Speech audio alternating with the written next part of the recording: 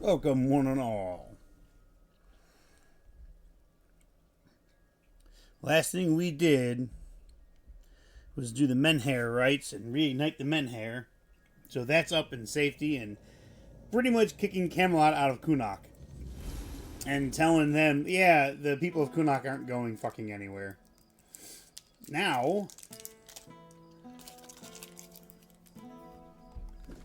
we have to try and go and convince a couple of people to go with the Lord here. To go with him on his quest for the Holy Grail.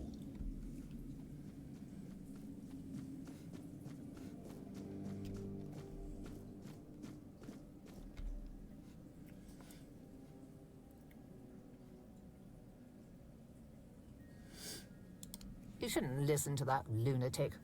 Every time I see him is under the influence of goddess only knows what. I suppose he's right and the menhir really can be reignited.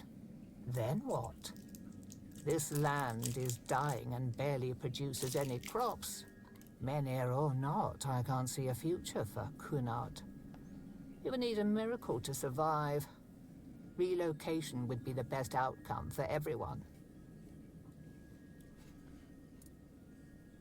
Here lies Lady Maeve, wife of Lord Yvain Tarion, my dearest friend.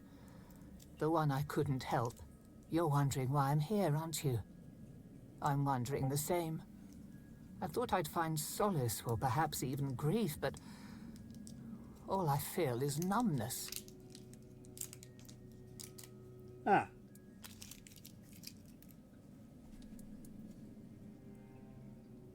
I know. I'm the one who suggested it. It's the only way to get Camelot to hold off moving the menhir. But I can't answer his call. This doesn't feel like my path. Not yet, at least. There is more than one way to spread the All-Mother's grace. Why shouldn't a priestess take part in leading the people she serves? Lord Yvain is in a precarious situation. He needs all the support he can get, and supporting him in this endeavor only benefits the residents of Kunad. Besides, my apprentice Ailey is very talented and can handle all the matters that require a more hands-on approach. Yeah, trust me, I've set her up fucking perfectly.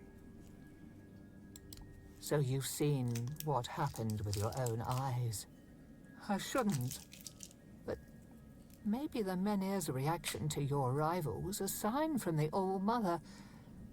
Maybe you are someone who can help. You asked me before whose grave it is. I come here because it's a reminder of how I failed those who counted on me, and I should feel sorrow. Oh, excuse me. Guilt. Something. But the truth is, I lost part of myself long before Maeve was taken. I stand here. I wait for a feeling to appear, and nothing comes to me. Not ever. At the corrupted temple, something happened when I was still a priestess out there. I feel like something was taken from me. Ripped from my very soul. And I've been hearing her voice ever since. Lorelia.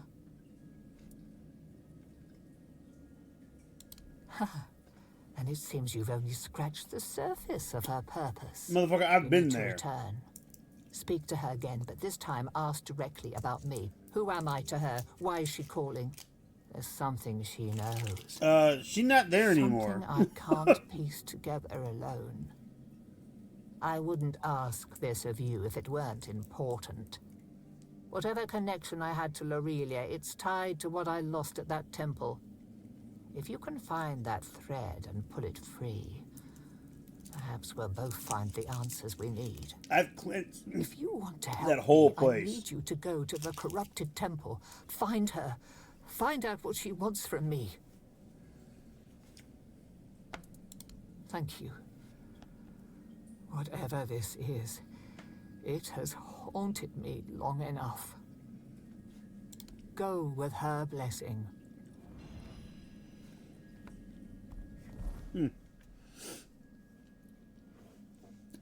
Nanette is a proud and disciplined priestess of the All-Mother, assigned to Kunuk under what she believes was punishment for her pride. In truth, it was meant to humble her, and attempt to teach compassion through service. Though intelligent and well-versed in the temple doctrine, Nanette, whatever, remains a distant and cold. She avoids the hospital she was sent to support, preferring the company of Lord Yevon. She holds open contempt for the Red Priest, who doesn't, whom she sees as the worst kind of believers, blind, fanatical, and willing to sacrifice anything for their profit. Her resentment toward Elia and toward the mundane burdens of her role suggests that whatever lessons she was meant to learn has yet to take root. Go with...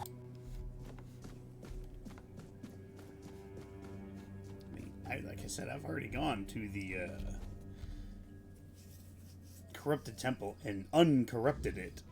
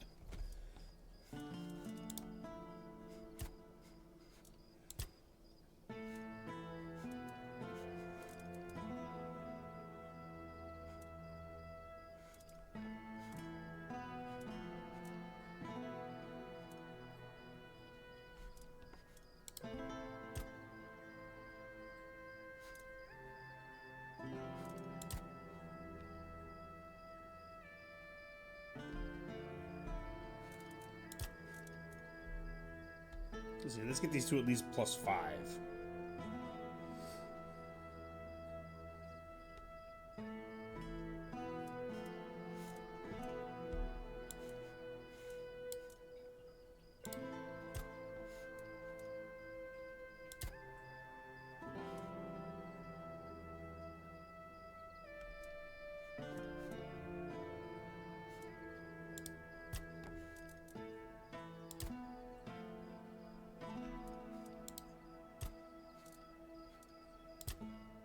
This is a +8.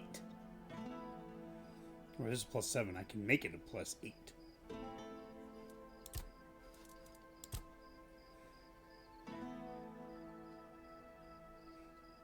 Attacks against targets at full health are always a critical. This is another reason why I have this.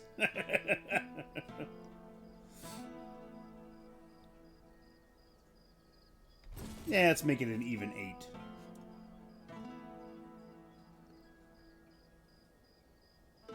Oh my god, the next upgrade will cost 17,000. Jesus.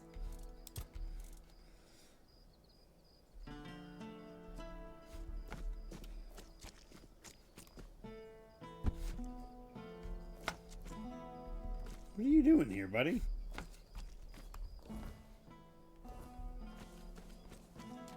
Suppose we can go talk to Maggot. He's probably not asleep. Ah, you know what? Speaking of sleep.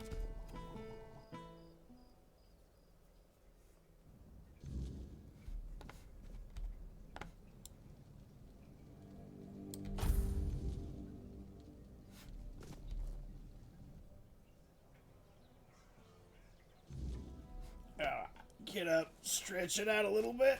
Oh.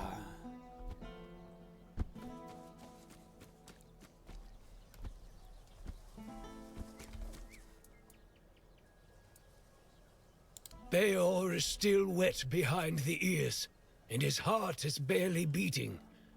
Until I'm sure he can handle things, I can't leave him on his own.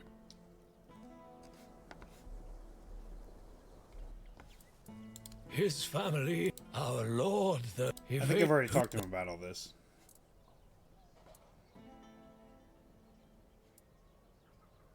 Beor is... You're just in time. The forge is ready.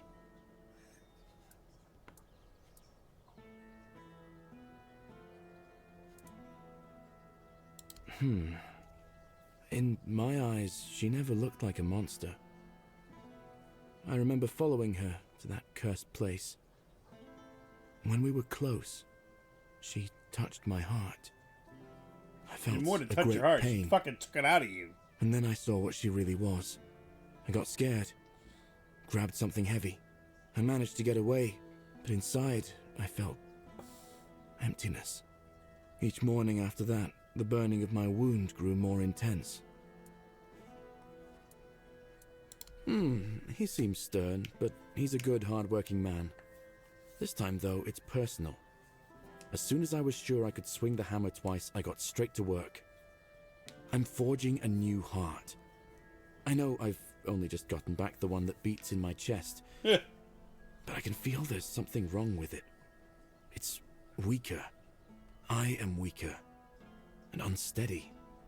It's easier for me to grow impatient and angry. More things seem to cut me deeper. I feel like my heart is poisoned. So far, all my attempts have failed. None of those hearts had the spark a forged replacement ought to have. They were far too weak to beat in a blacksmith's chest. There's a legend about the Stone Wardens. It tells that they could forge a heart stronger than any other. A heart that could make a man invincible. Sadly, I don't know much more than that. Right now, I'm just banging my head against the wall.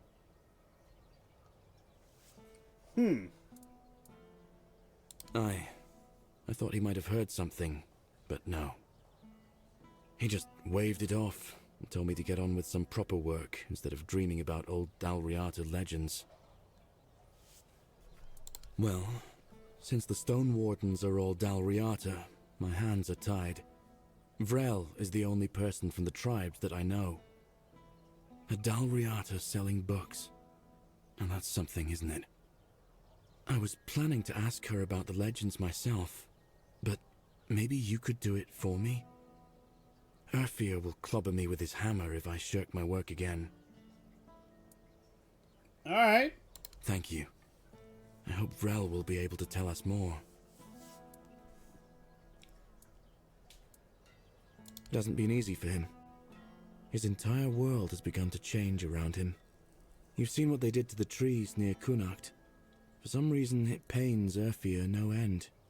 Even before I got sick, the Camelotians had commissioned a lot of work from us. I think he feels partially responsible for what's been happening around here. The men here in Kunacht is dying. The nights have become even more dangerous. People say the weirdness is creeping closer. Perhaps the Camelotians have a point. It is difficult for me to say anything more. I just want to do my job the best I can. Come back if you've...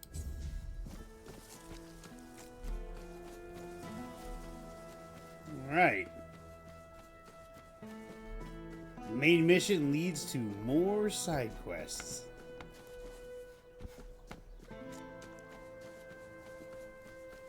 But the side quests will help the main mission go forward, so...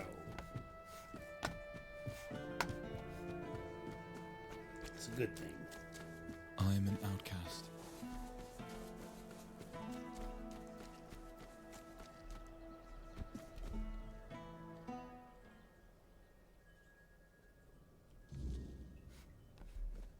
Hello. I swear, if I catch that bastard, I'll shove all 5 volumes right up his arse. What? Aye, something happened. Some blighter broke in and stole every book about the beautiful Liliana. Not a loose page left. That's most of my income gone in the wind. Aye, one of the soldiers. He threw a fit a few days ago, 'cause I wouldn't sell him the latest volume on credit. There's no chance I'd ever allow that. Give it 2 months, I'd be bankrupt. Not my problem. Aye, 'cause Denholm's got nothing better to do than go around asking his men if they nicked all the porn from the local Del Rita bookshop. I'd be laughed out of his tent. Can't say I wouldn't be grateful. The lad's name is Walter. He's, well, all in all, he's no a bad sort. Just a little hot-headed. So if you do find him, try not to rough him up too much, alright? Well, I've calmed down. Apologies. Welcome to Vrel's bookshop. No reading without buying. And if you're here for porn, then kindly leave before you start. Before you ask, no. I do not have any books personally signed by Merlin, nor will I fake his signature. That's okay.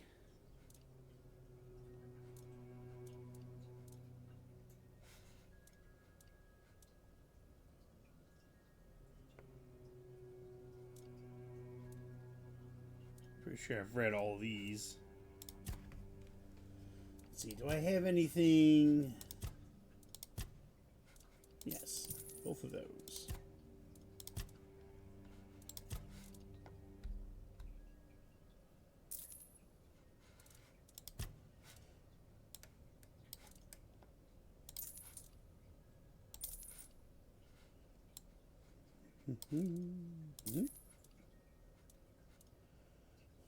War Club.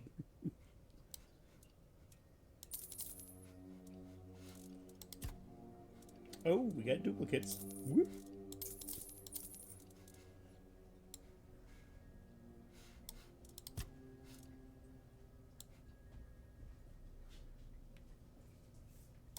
I'll be right back.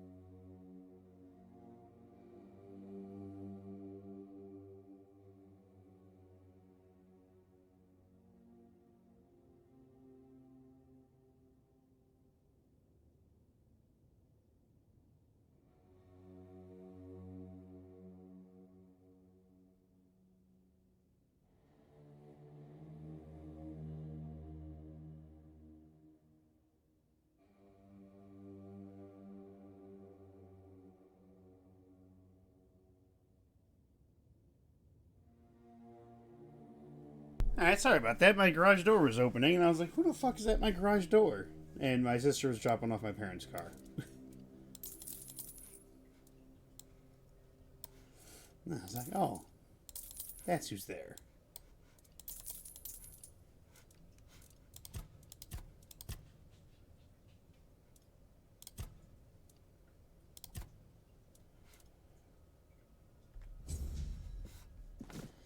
Jesus Christ.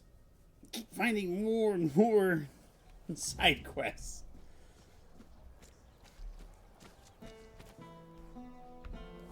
Okay.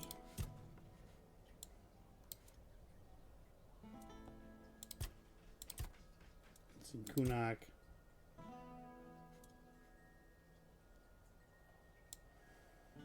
That one is also in Kunok. And Temptation. This guy's got to be close to the fucking city. Hey, it's right there. Hello there, strange-looking citizen. You lost, or just looking for someone? Strange-looking citizen. Who the fuck starts a conversation like that? A reputation? Me? For what? Standing around looking tough? No, for being Liliana's biggest fan. Funny thing, all the books about her are missing. Oi, wait a moment. You think I stole those books? Beautiful Liliana is sacred to me, all right? I'd never touch Vrel's stash, I swear. I was saving up for the new volume. Now it's gone? How the hell am I supposed to know what happens to Liliana next? No! I dunno. But there's this red priest hanging around who loves scaring the crap out of soldiers. Always preaching doom and sin, you know? And you know what's worse? That damn priest saying Liliana's, inspiring moments are why I'll be cursed. He told me I'd grow hair on the inside of my palms. What kind of nutter says that to a bloke? Is that even a thing? Damn brother Ismat got me paranoid. Yes, it's a thing. A very serious curse. Completely real. No, he's a paranoid one. You'll be fine. Oh, he's probably at the Red Church headquarters. That's where they're always praying and doing whatever it is that Red Priests do. Just be careful. The man's got a way of making you feel like you're already cursed. Creepy bastard. Take care now. Oh, the fucking Red Priests. Hello there. They annoy me. You know what? Do you have any more treasure? Good to see you. Luck or Never mind. You got shit.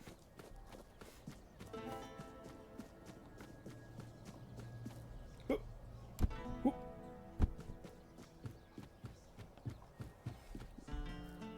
Ooh. You can find another way down.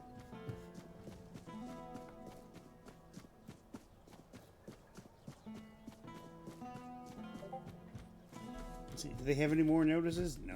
Sad.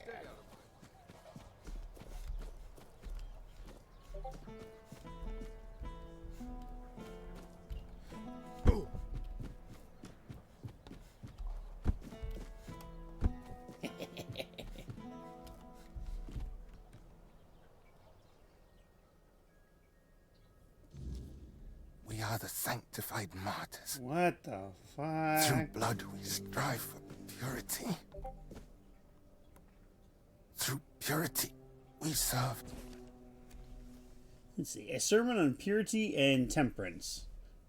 Hearken, ye children of the earth, to the wisdom that is not of man, but of the prophet.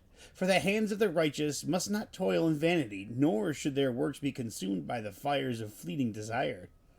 Yet it is not the act of the hand that condemns, but the heart that guides it astray. Beware, then, of selfish indulgence that builds no kingdom, brings no fruit, nor serves the good of others.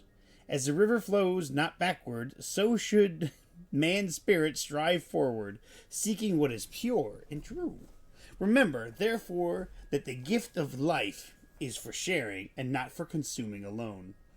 But it is crucial to find holiness where it truly resides, and at the same time discern where excessive zeal is unnecessary.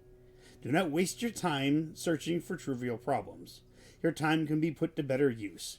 For Kai calls not for the denial of the body's workings, but for the elevation of the spirit through the understanding and grace. We are the sanctified martyrs. Through blood we strive for purity. This is another one. A sermon on the paths of discipline. Brothers and sisters, heed this wisdom. The body is a vessel of the prophet's will, and its purpose is not to squander, but to glorify. Hands that stray toward idle pleasures build no temple, for what is taken in secrecy profits not the soul. Let not thy flesh govern thy spirit, for the fleeting flames of indulgence consume the heart's purity and leave behind only ash. Treat your body like a sacred place, not a disgusting brothel, as the pursuit for bodily pleasures is like blindness. A blind man cannot fulfill his service either to his kin or to Kai, which makes him barren and lost forever. Yet the prophet's judgment is not swift, but discerning, full of care and justice at the same time. It is not the act alone that is weighed, but the intent and the fruit thereof. A hand that lingers on selfish desire serves no purpose higher than itself, but a hand that labors for love and creation walks the righteous path. Know this, the seed is sacred, meant not for waste, but for the cultivation of life and the service of a greater purpose. Thus walk not in shame, but in understanding. For the prophet judges the purpose, not the motion, and not the vessel's nature, but its fruit. We are the sanctified martyrs. Through blood we strive for purity. I confirm the receipt and payment of the order. This receipt has been issued in 2 identical copies. Ooh. A collection of books within the Avalon's adventure. I'm just going to go ahead and... We are the sanctified martyrs. Through blood we strive for purity. I think I just read this one. We I are read the that one. sanctified. And I have not read this one. Clarification, purity, and temperance. Let no soul be led astray by words misunderstood, for the prophet's wisdom is to clear those who seek it. And the labor of hands, whether in toil or in rest, is not in itself a matter of sin. For sin dwells not in the motion, but in the intent. It is the heart that corrupts, not the body's natural course. Was it not written in other great texts, to every season a purpose, to every act its time? So too must this be understood. The gift of life and the body's design are not given in shame, but in wonder. All that is done in secret shall be known, as well as acknowledge that we are people, and as people we sin. Idle hands are those which cease to build love, care, and connection.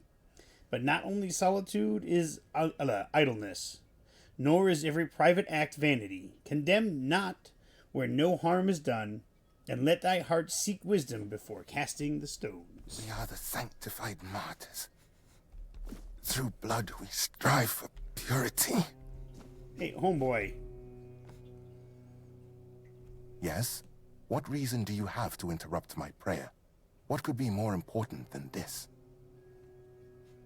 A self-flagellating priest, not one in prayer. I spoke with one soldier who told me you filled his head with some strange notions. I know which sinner you speak of. I also know he intended to read those books, tainted with lechery. I could not allow that, because I know all too well what they do to minds prone to living in impurity, as I know what that man intended to do with his sweaty hands panting over the next chapter.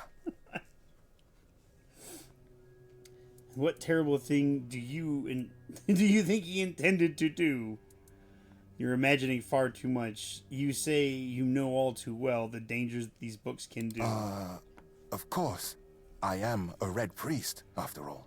I know much about the struggles of the spirit, about what shatters a person's dignity, about the acts that cloud the mind with a fog.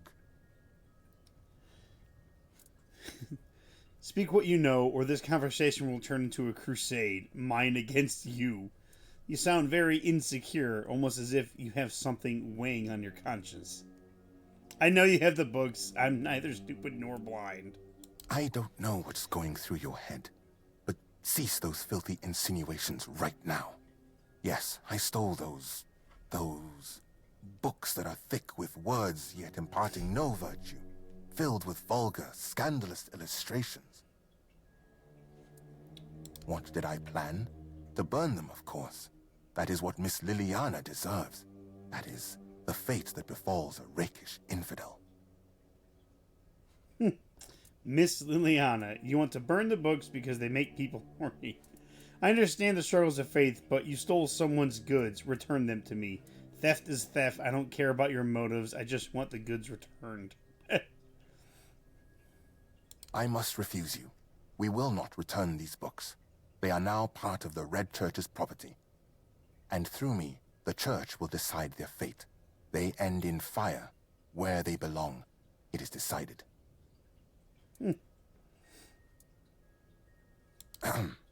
Yes, you heard correctly. Do you think I don't know what's in those books? I won't deny it. I took a peek inside. I needed to understand the sheer scale of depravity we are dealing with. I acknowledge that sin is a natural part of the soul, yet equally natural should be penance, to free oneself from that sin. Chasteness does not come easily, but that is why it is a virtue, granting oneself relief through such primitive and vulgar acts, engaging with something as vile as these books. Have you read A Sermon on the Paths of Discipline by Brother Flamen? He makes a proper statement about those types of deviations. Hands that stray toward idle pleasure build no temple. I've read some of the Church. I would gladly familiarize myself with the sermon and then return to you. So, what has someone like you gleaned from them?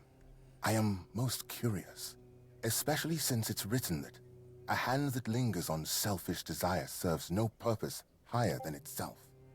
Know this, the seed is sacred, meant not for waste, but for the cultivation of life and the service of greater purpose.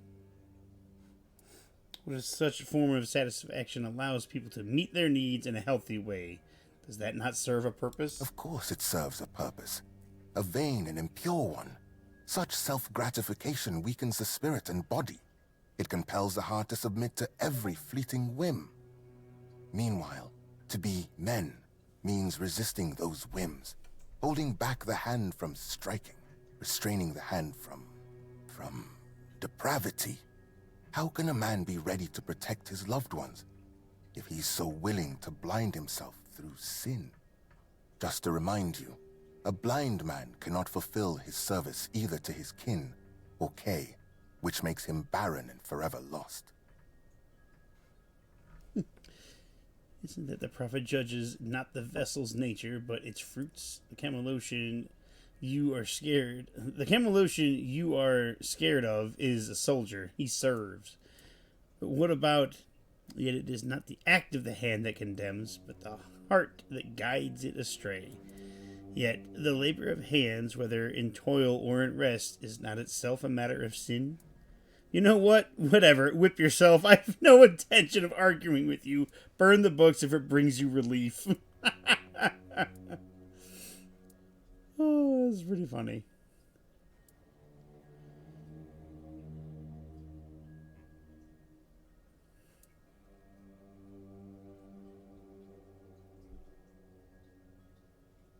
For sin dwells not in the motion, but in the intent. It is the heart that corrupts, not the body's natural course. I know that clarification by Sixtus. Some may call him rational, but for me he is nothing more than a pervert, trying to justify his depravity. Speaking on these matters, you seem to adopt an accusatory tone. Your language is full of accusations. And what about thus walk not in shame, but in understanding? I fear that sometimes this tone is necessary in priestly service. We know human nature all too well, do we not? Avoiding an admission of guilt does not mean avoiding punishment. Someone may treat my teachings with disdain, but ultimately, they will still stand before Kay and her word. Your words, however, are wise, and they lead towards reflection. You quoted that seed is sacred. Perhaps we should treat those subjects as a natural part of our life without unnecessary sanctity. And there it is, the image of modern humanity, knowing no virtues. Stripping purity from every aspect of life. You kill holiness, and then, in the face of life's hardships, you ask where grace has gone. You should let heart seek wisdom before casting stones. For the prophet judges the purpose, not the motion. To be frank, I think Kai doesn't care if someone takes matters into their own hands. I think you allocate sanctity into the wrong things, but it is crucial to find holiness where it truly resides, and at the same time discern where excessive zeal is unnecessary. Yeah. Do not waste your time searching for trivial problems. It can be put to much better use. Yes, you might be right about that one, stranger. An excellent observation, and a keen use of the passage from A Sermon on Purity and Temperance, I must admit. So it gives you the right to control what a person does with their own body. This is not about control, my child, but about opening the eyes of those who cannot see. Would it not be better if each of us were ready to receive the prophet's word? A body that succumbs to temptation is a weak body. That is precisely why we must maintain purity, to be ready at any moment to receive the grace of the prophet. As Brother Flamen says, treat your body like a sacred place, not a disgusting brothel, as the pursuits of bodily pleasures is like blindness. Insignificant. You're focusing on insignificant matters, as Guy calls not for the denial of the body's workings, but for the elevation of the spirit. It is really, but is it really for you to judge? The same sermon says, yet the prophet's judgment is not swift, but discerning and full of care and justice at the same time. Isn't it true that we already know well what people do in private, as all that is done in secret shall be known? So where's the problem then?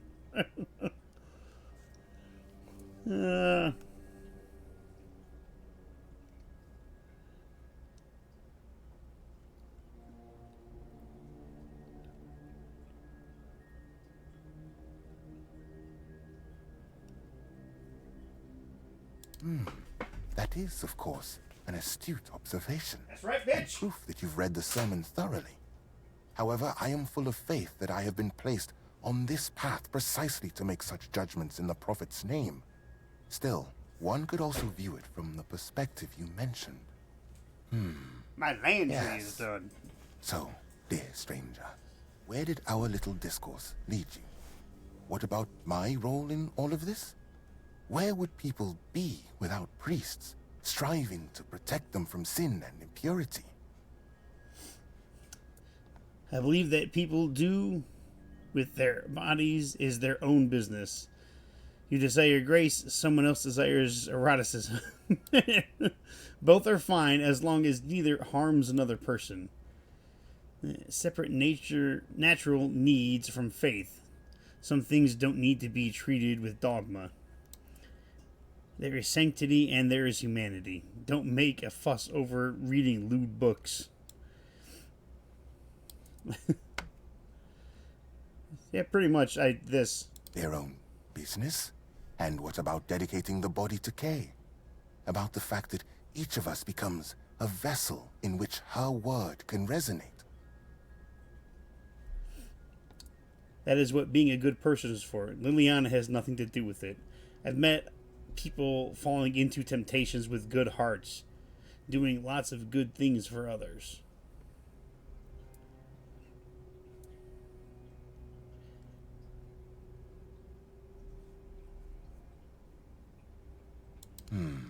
But a hand that labors for love and creation walks the righteous path. I suppose then that those who succumb to temptations can still do good. Enough, stranger. I see you've tried, but I won't debate matters of faith further. I remain unshaken. The books will burn. Now, let me return to my prayer.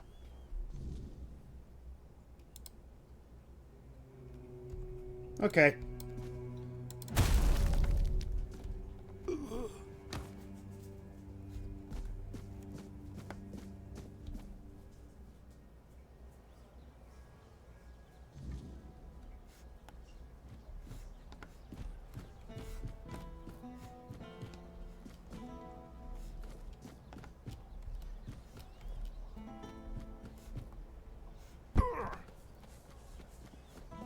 If I have to go around and kill all the other red priests to get the rest of the books, I will.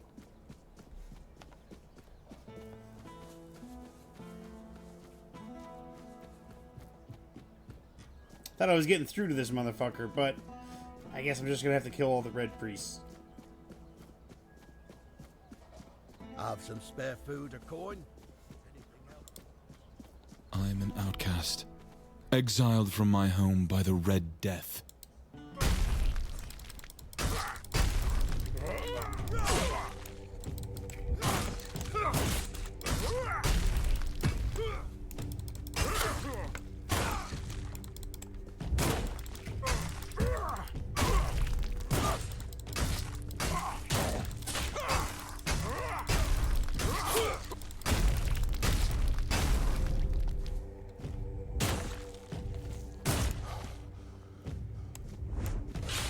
How is Homeboy not dying?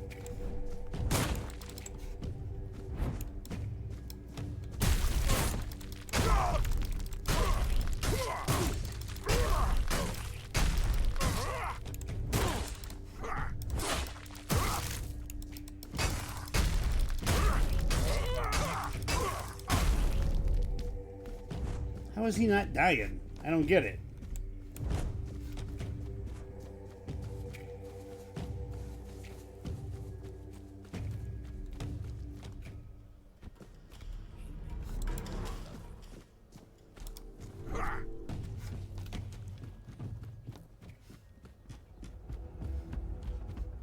Aha! You'll never catch me now!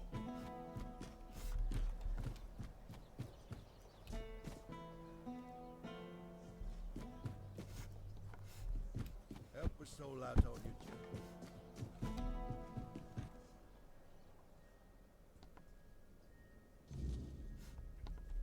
Welcome back. Damned red priests. You'd think they'd have bigger problems than a bit of questionable literature. They don't have to like it. But nobody's forcing them to read it either. Well, thanks for looking into it. For whatever it's worth. One more thing. I can see you're alright. And I hope I can trust you. We need to talk. Somebody stole the porn again. No this time. I'm not in the mood to even joke about that. This time, it's serious. A matter of life and death, you could say. There's a stone tablet in Lord Devane's manor. A Delrida relic. You know, just... Hold on. I'm gonna do that here in a second. I just want to see if I can't get all these fucking books back. You doing okay?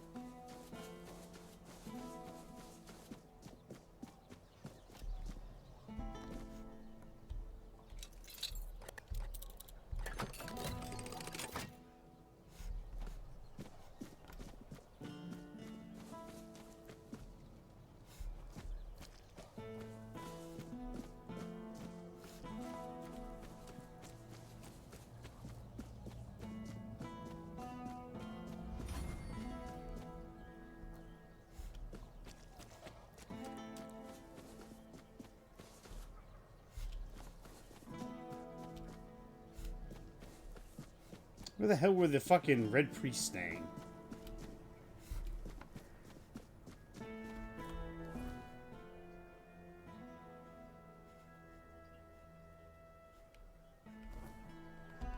Doesn't matter, because I'm gonna see if I can't redo that conversation.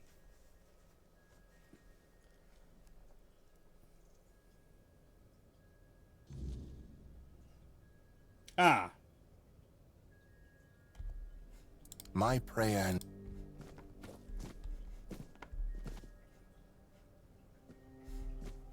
Oh, but where are the books?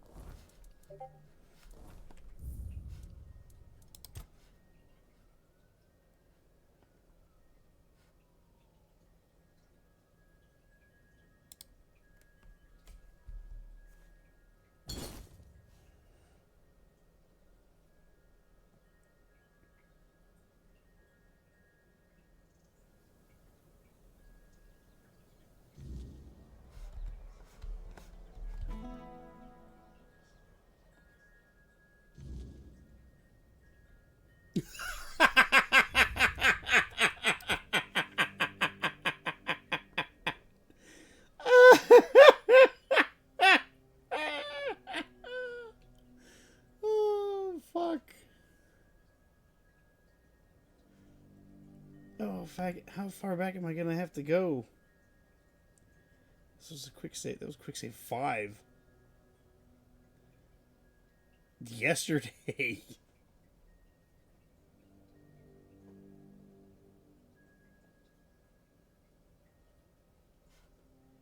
Auto save. That's after I already had the big conversation.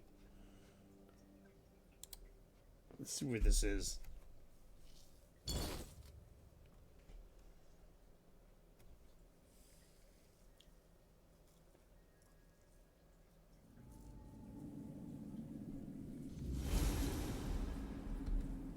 Oh, this is too far back. Okay. Yeah, fuck it, and we're not gonna get the books.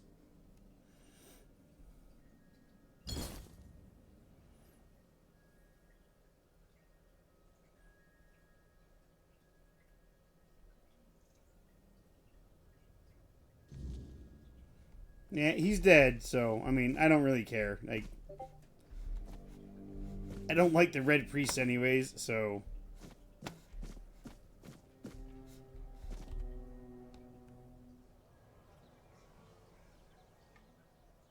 He says he's gonna burn the books. Hey, how are you gonna burn the books when you're dead?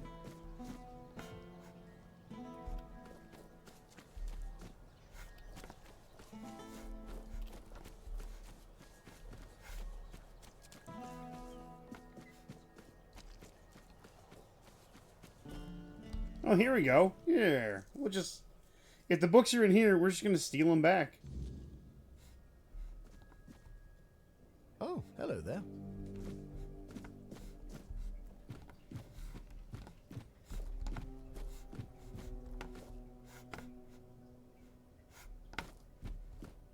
Ah, you must be the one I've heard so much about. A curious figure. Navigating the shadows of Connacht. Solving problems where others stumble. Allow me to introduce myself. Brother Vitus, humble servant of the Red Church, or so the official title goes. I prefer to think of myself as an architect of change. Change? What kind of change? The kind that reshapes institutions and realigns priorities. Uh-huh. The church as it stands is stagnant, weighed down by those who use it as a platform for ambition rather than service. Fabius, for instance, is a fine example of what I aim to correct. I seek reform. Nothing so dramatic as rebellion, of course. A more elegant approach is required. One must lay the groundwork, build alliances, and ensure that when the time comes, the transition is seamless.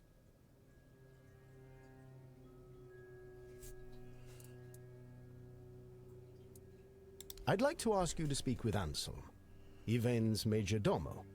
He's a man of considerable influence. He holds the respect of the people and the keys to the court. Should Yvain's position become vacant, Anselm will step into power. A useful ally, wouldn't you agree? But Anselm is cautious. perhaps even suspicious of anyone bearing the church's seal. This is where you come in.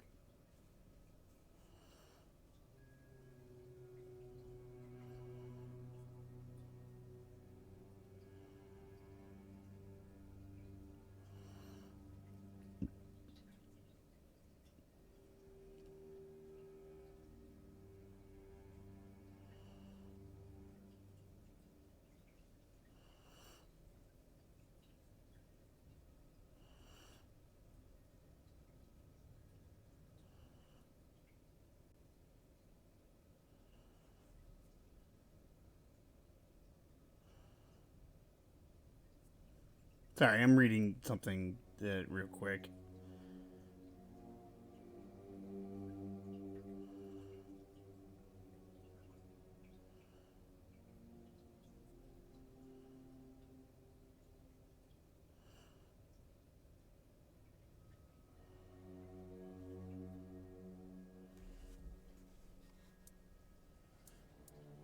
I have instructions for him. Guidelines to keep the court safe from the plague. Simple, practical advice, but to gain his trust, you'll need to offer more than words. A caravan from the island asylum is on its way to Connacht, carrying valuable supplies, plague potions, masks, gloves, and other tools for survival. Deliver these to Ansel, along with my message. What's wrong, baby and girl? he'll see the value of our Do you have to go outside? collaboration. She doesn't have to go outside. She just likes running around and barking like a little butthole. One.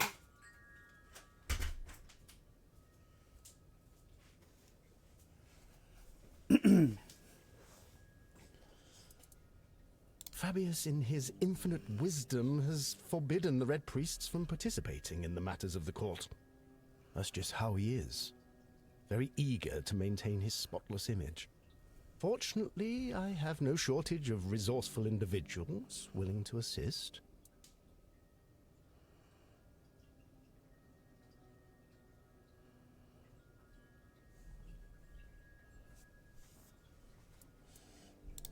You misunderstand me.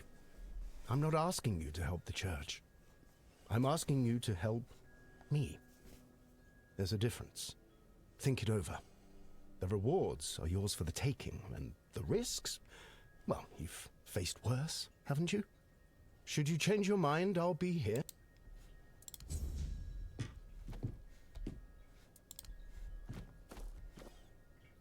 Look, man, I'm just looking for the books that what's-his-face Eyes fucking forward, stole. and mind your step. Motherfucker, I know you ain't talking to me.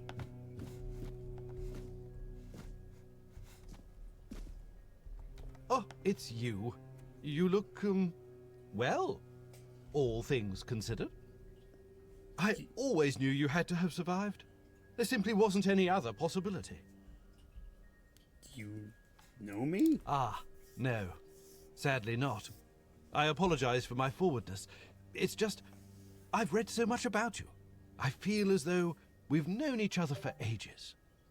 I've spent hours poring over the drawings of your vascular system.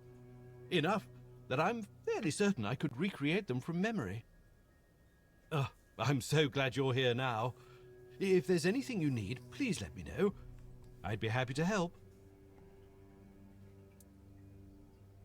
Oh, no. That honor fell to others. I was merely a silent admirer. Though I have to say, I do think they were rather heavy-handed with you. I've heard no one had much faith in you. But that doesn't excuse carelessness, don't you think? You know why they did this to me? I don't think any excuse is what was done to me. Why, indeed. I have my suspicions, but nothing I can say for certain. Not yet, at least. You left so suddenly. Your case was in chaos.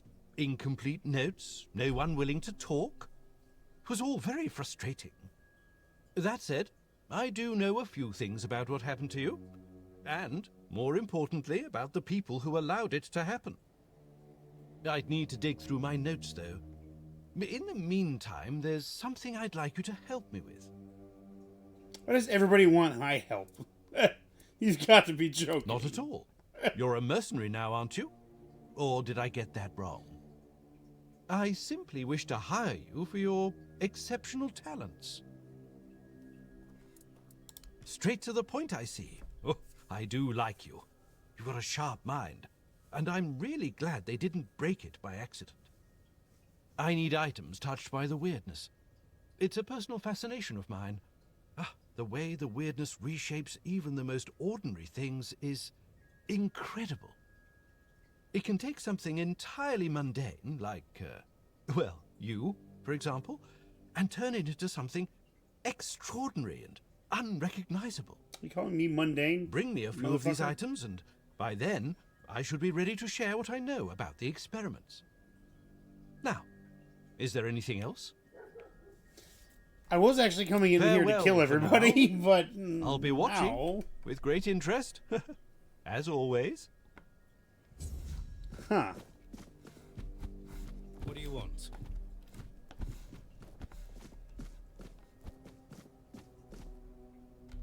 Oi, and who do you think you are? I saw you with the priests. Trying to cozy up to them, are ya? Vitus gave me this job, so you'd better stay out of my way. Boy, I will fucking slice you up and down. Vitus thinks you're unfit for the job. That's not true. I swear. I'll figure out who Lily's been running off with. I wanted to follow her, but she's just been sitting at home, so I lost my nerve. Please, tell Brother Vitus he can still count on me. I won't let this harlot spread sin among Kai's faithful.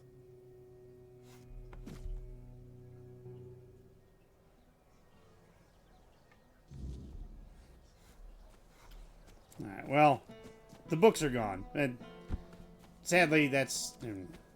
It can't be helped because of where the save was and this and that and whatever. I'm not too worried about it anymore. Besides, that red priest is dead, so I mean, the criminal was brought to justice, so that's all that really matters, isn't it?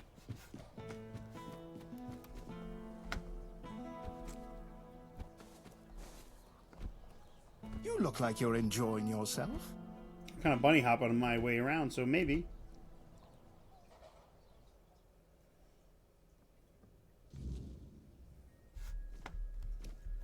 Before you ask, no. I do not have any books personally signed by damned red priests. Yeah, I know. You'd think they'd have bigger problems than a bit of questionable literature. They don't have to like it. But nobody's forcing them to read it either. Well, thanks for looking into it. For whatever it's worth. One more thing. I can see you're alright. And I hope I can trust you. We need to talk. I need to ask you for something. It's serious. It might even be a matter of life and death. There's a stone tablet in Lord Devane's manor. A Delrida relic. And I need you to get it for me. No everybody gets an open door invitation to the Lord's manor just for showing up in Cunicht, you know. It's not like I haven't tried. I spoke to that snake, Anselm, but he practically threw me out the gate. He set a price so high, I'd have to sell my bookshop and still come up short. When I told him about the danger, he accused me of lying. Said I need to learn how to haggle. What a smug, spineless wee worm. The tablet was made by the Theud tribe and given to House Tarion as a token of friendship between the Delrida and the people of Cunicht. It's cursed, I suppose. Look, I'm no Theud. I don't pretend to understand their magic. But I do know the tablet causes nightmares. The thicker the weirdness, the worse they get. And, well, we all know what happened to Lady Maeve. If that tablet killed her, it can't stay in the manor. A cursed tablet. That doesn't sound very honorable. If it's so dangerous, maybe it should be destroyed. Maybe it should. But it's also history. If the Stone Wardens are right, this tablet is one of the oldest examples of Theud craftsmanship. A piece of Delrida magic that survived on Avalon for centuries. Still, if it comes down to it, if it's a choice between taking it or leaving it behind to do more harm, destroy it. I'll deal with the Stone Wardens afterwards.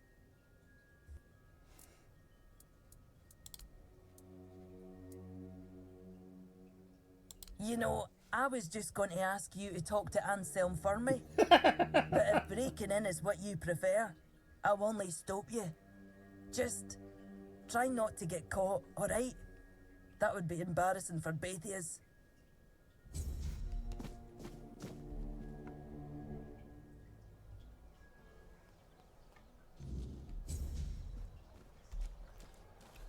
Oh, hello there.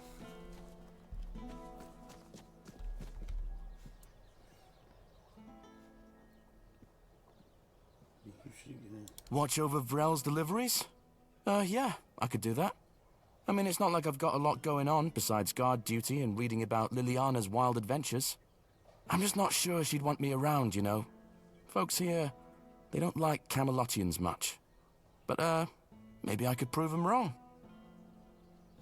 Girl doesn't care about that. She just wants someone dependable. Ah, well, if Vrel's all right with it, maybe I'll give it a shot. Besides, it'd be nice to be around someone who doesn't judge me for where I'm from. All right, I'm in. Tell her she's got herself a new delivery guy. All right.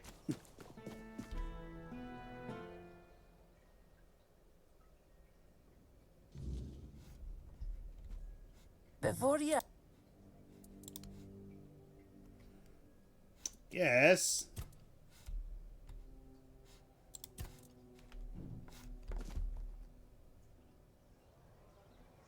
Anyway, I should have done that before going and talking to the Red Priest and then ceremoniously killing him in his own house. What's great is nobody knows. No bounty was placed, no nothing. The guy's just dead. Which is fine. It's just like when I was playing Kingdom Come and that Inquisitor tried to tell me that I was the devil, and so I killed him and his little entourage. Nobody seemed to give a shit, because nothing else came from it.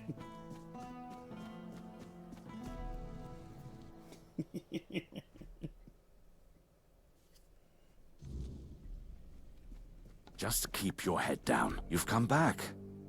Let's hear what need. Are you now?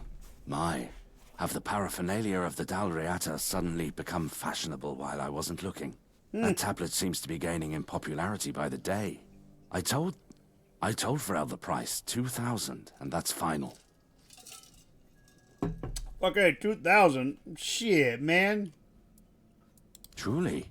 Well, I suppose there's no accounting for taste. Still, better you than Dalriata. She put us in a terrible position, you know. She came here and demanded we hand over part of our treasury, just because it was once theirs. As if we could afford to show any more weakness. Take the tablet. Do whatever you wish with it. I never want to hear about it again. Alright, well. 2,000? Woo! Man, I thought they were gonna ask for a lot more. I'm fucking rich, bitch.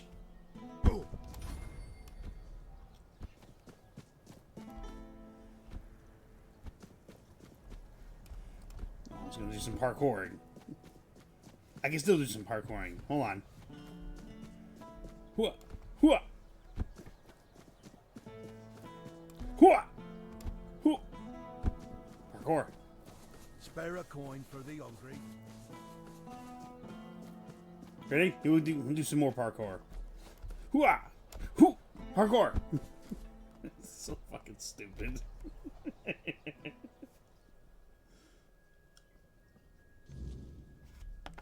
Before you... Shut up. Aye, it would be. Delrida know how to work stone in the most intricate way. But we're also quite fond of grandiosity. I'm afraid I'll have to ask you not to part with it just yet. The Stone Wardens are waiting for it, and I can't really be seen lugging it around. And you're very strong. You can handle it with no problem. Here's the reward I promised. And I'm sure Kvor, we'll have a little extra something for you tea.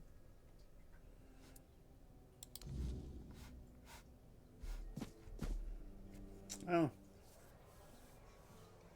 I guess all in all, I'm only out 1,700, which is fine. And I just got another quest to go to the Forlorn swords. Okay. No, not that one. Not that one.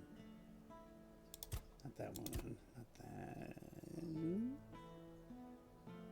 Yes.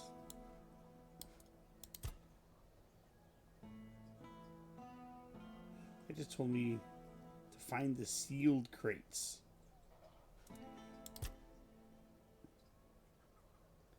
Crispus has asked me to gathering unidentified items from the bodies of weird beasts. I mean, that could be easily done. Just gotta go out at night.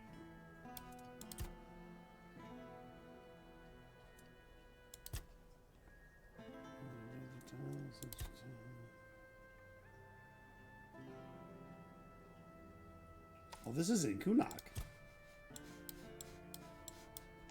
At least it claims it's in Kunok. Oh yeah, it's right. Oh yeah, they're right over there. All right, I suppose I'll go there and I can fast travel.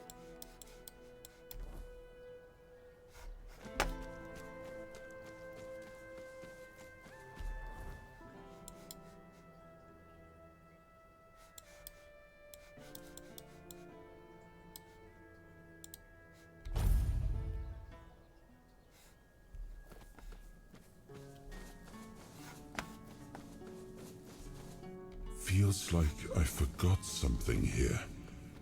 Not something you can touch, but it matters. Let's look around. I can't leave without the shield.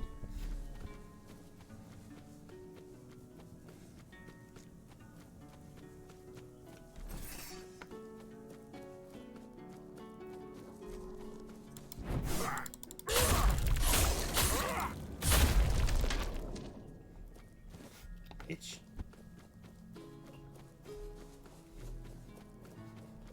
Seems the undead have returned. This is fine. I haven't been here in a while, so.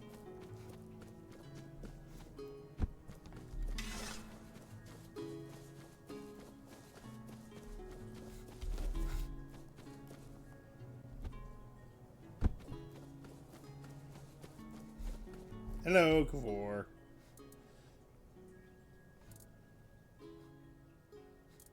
A gift? Ah, I see. And you lugged that thing all the way from Kurnacht? For that alone, you have my respect. Now, let's take a look. Ah, so that's what happened. The stone chipped, and the meaning of the runes changed. Sweet dreams turned into living nightmares. This is why I don't trust magic. The simplest, stupidest thing can end up killing you.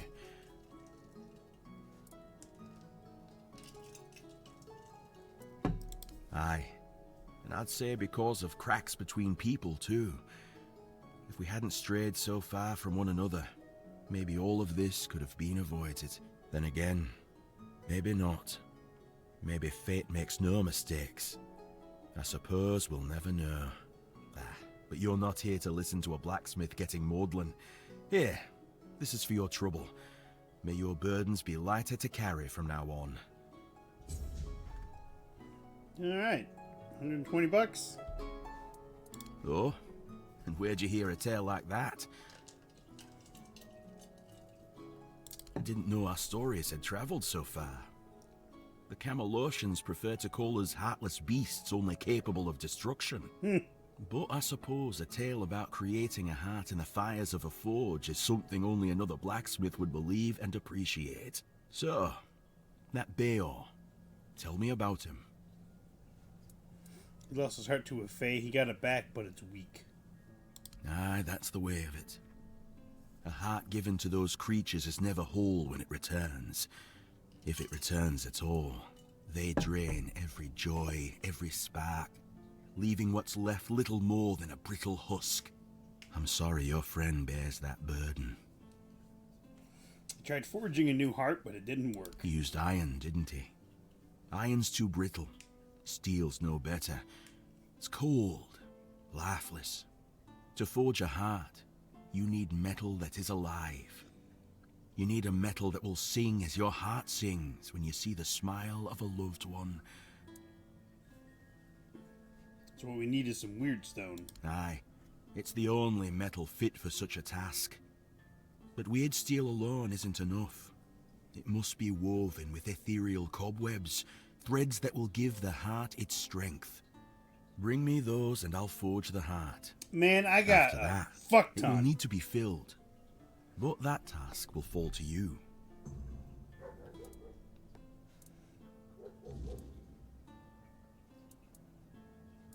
I invited you to our fire, not into our business. We mean no harm to anyone here. That's all you need to know.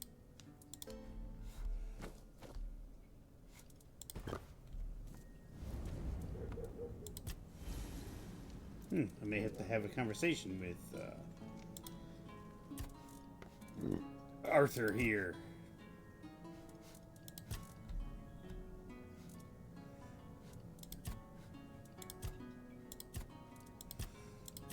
We need some weird stone. I don't know how much we need, so I'm just going to take 10.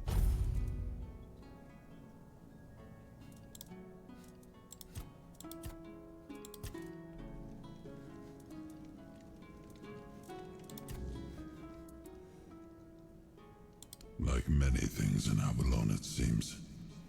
But yes, they used to be quite influential. Sometimes unnervingly so. They had the ears and hearts of the people, and they made them rather bold in voicing their opinions. As you can imagine, we didn't always see eye to eye. That led to some unfortunate confrontations. I couldn't allow people to openly disagree with me, no matter the influence they thought they held among my subjects. The temple's representatives didn't approve of my use of the weirdness during the war, and they made their opposition public. I decided that such opposition deserved punishment. Silencing voices is tyranny. Good. War is no time to question a king's authority. Sometimes it's necessary. And that was one of those times. In times of war, a leader cannot appear weak, cannot afford to look uncertain. Call it what you like, but war demands obedience, not debate. See you later, Arthur. Good. Give me a moment to find the right song. I only needed 1. I gave him 10. I haven't lost my touch. Here, your friend will have a strong, beautiful I heart. prepared 10. At least in terms of craftsmanship. The rest is up to you. The art is just an empty vessel. It needs to be filled to start beating. Well, there are 2 ways. Through death, or through sacrifice.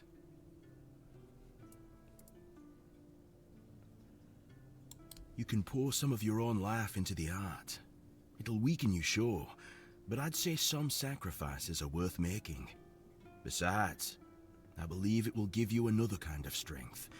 Something far more valuable than what you've lost.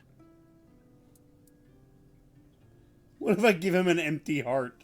Then he'll have a cold lump of steel in his chest. What do you think? No, of course not. You can fill it with the life of creatures you kill, but it will take some time.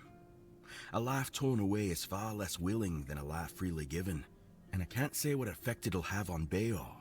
It's not a method we use often. If you want to fill it up with the energies of things you kill, just hold it up when you fight. It will collect life, and at some point, will give you a sign that it's beating again. Come to me and I'll bind life to the heart. If you decide to fill it with your own energy, just tell me. Either way, come back with either a full heart or when you make up your mind. Oh, I'm gonna lose a maximum of 30 health. Yeah, fuck it. Of course. Ah, this part never gets old. Remember, don't resist it. Let go of your instincts and focus on the heart. You'll feel a bit weak afterward, but don't worry.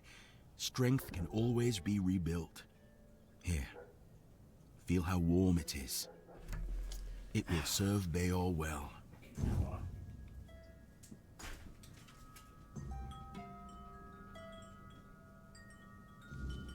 Get in here, Miss Barky. Just bark at everything, you little shit. Alright. So I lost a maximum of 30 health, so that kind of sucks. I was at 180, now I'm at 150.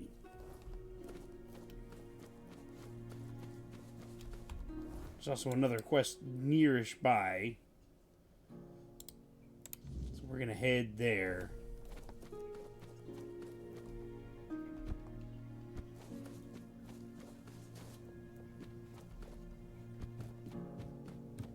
This is where we picked up that douchebag in the barrel.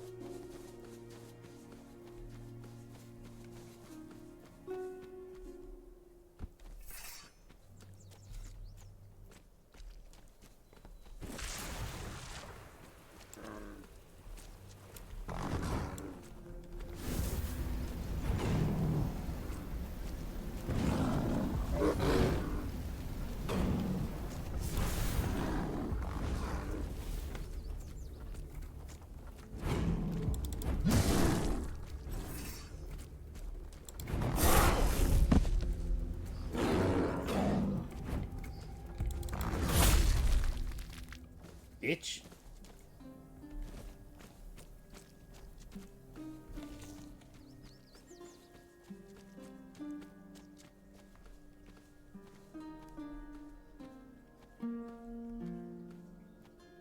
Prepare for battle.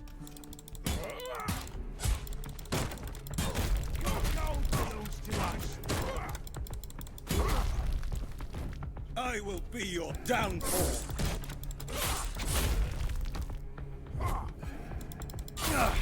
I'm not beaten yet. You're beaten.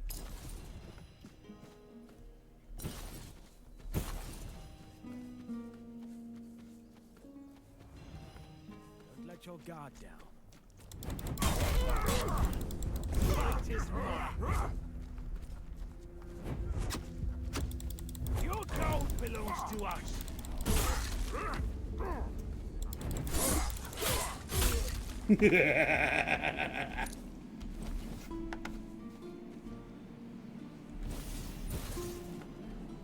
My gold belongs to me.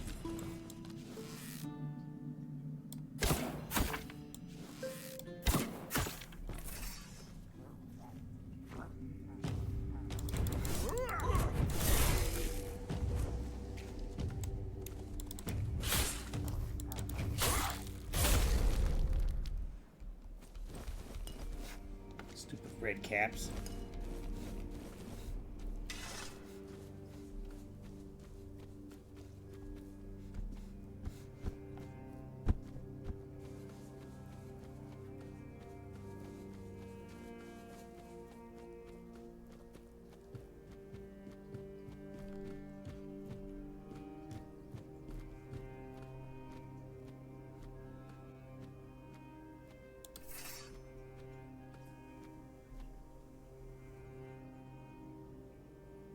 Let your guard down. Your wealth!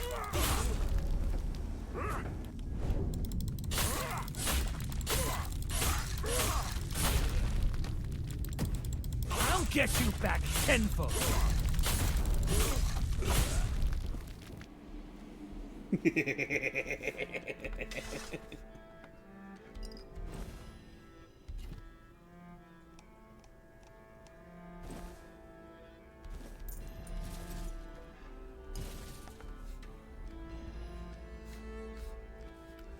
I'll get you back tenfold. Yeah, no you won't.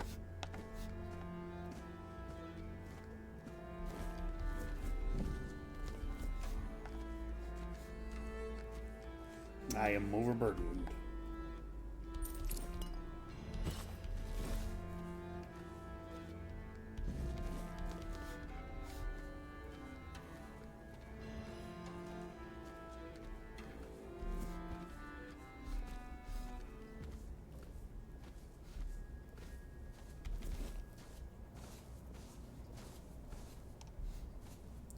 It's just corpse. Alright, so that's 2.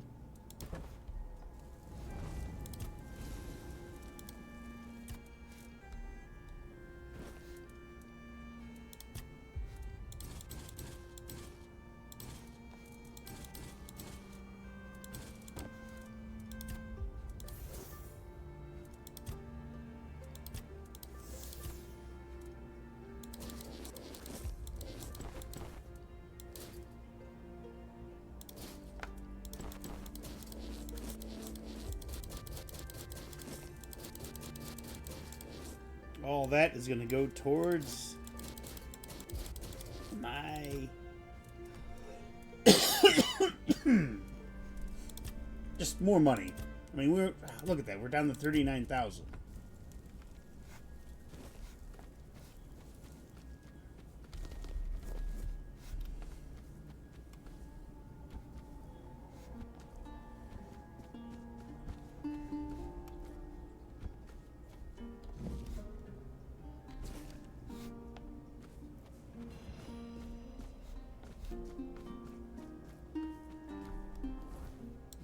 Any other quests on the way? No, but I can go ahead and deliver the heart to Bayor before the day is done.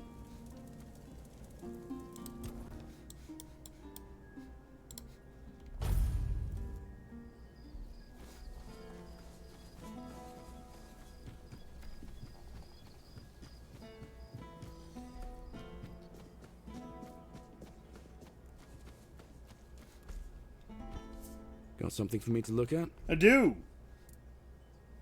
What?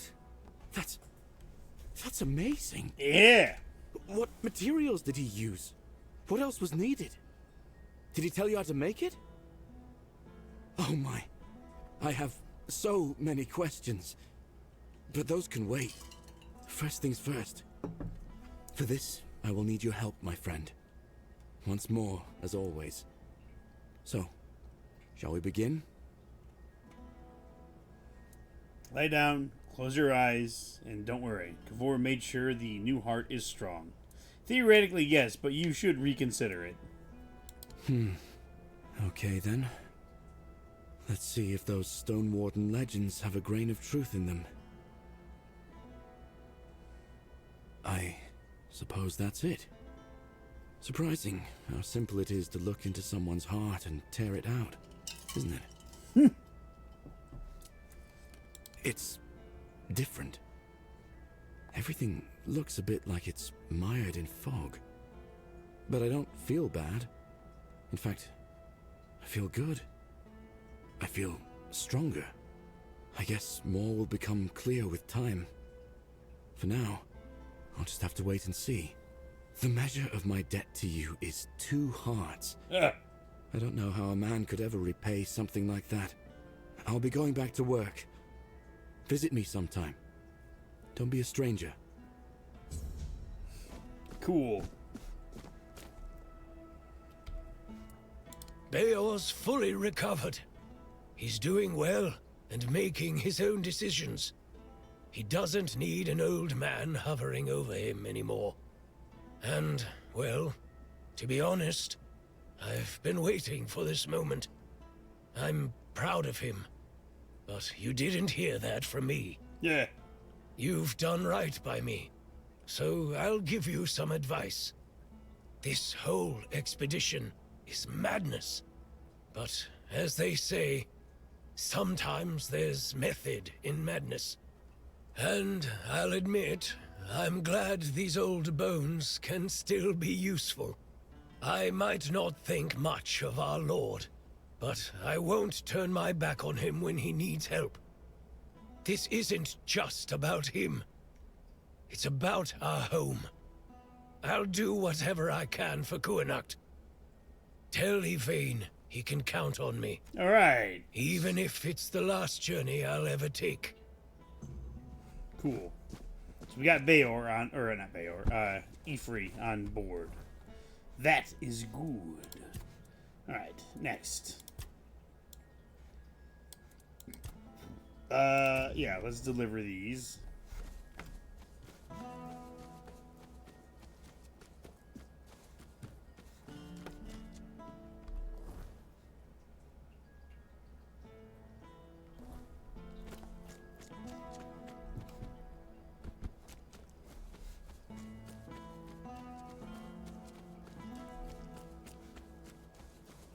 Is there a quick way up there?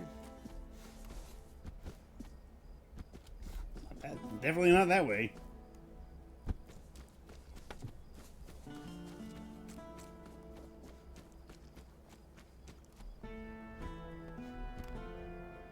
Funny thing is, I probably should have done all this earlier.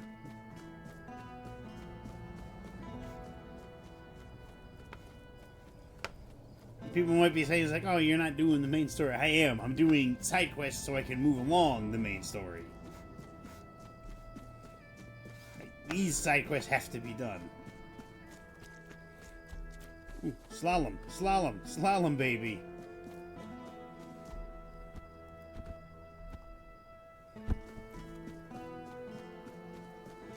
Didn't expect to see you here. Yes, I'm not staying.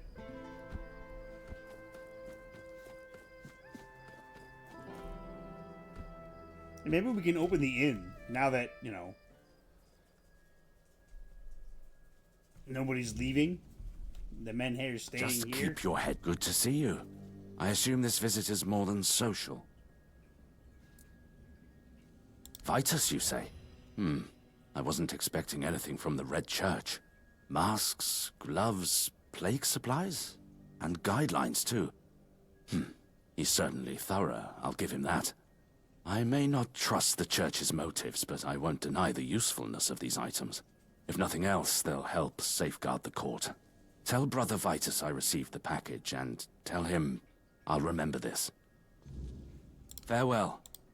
All right.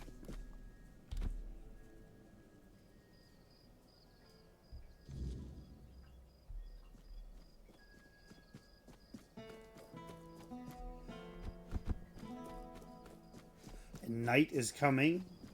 With that, Eyes forward and mind your step. we'll go ahead and just head out into the wilderness and kill a bunch of motherfuckers. 'Cause we need to get a bunch of unidentified items. I think, what do we need? Like 5? We can do that. We can do that pretty easily.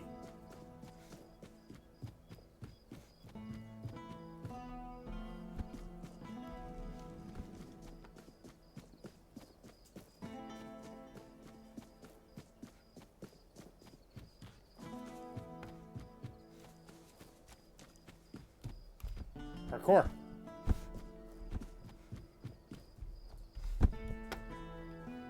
Parkour.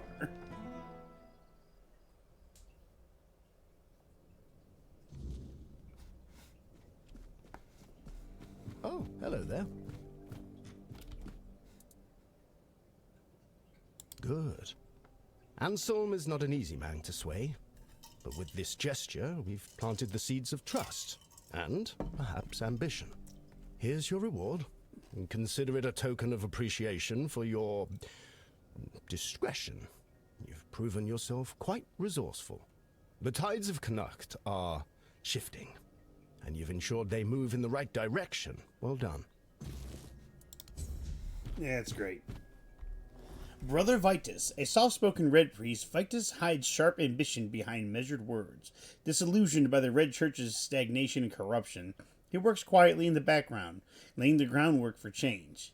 He sees himself not as a rebel, but as an architect of reformation. One who views figures like Brother Fabius as symbols of everything the Church must leave behind.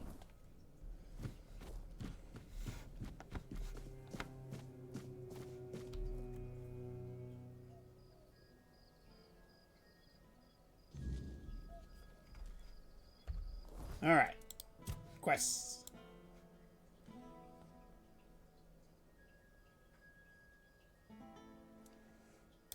So, let's see. Not that one. Not that one. Not that one. Not that one.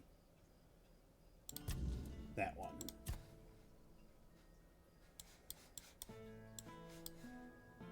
What we can do, because nightfall is coming, we can go to the farm, and there we're sure to find a bunch of monsters to kill.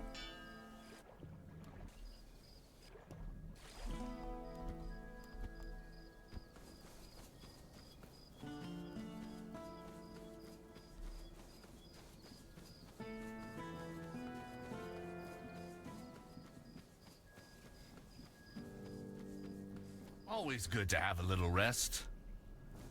Oh my god. Look at them all. Why are there so many out in this field?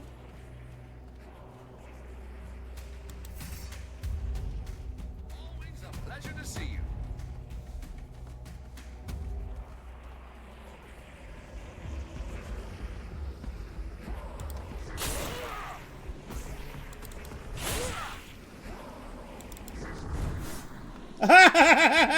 Motherfuckers, that's what you get. Nice to see you. I have an idea. I don't know if it'll work.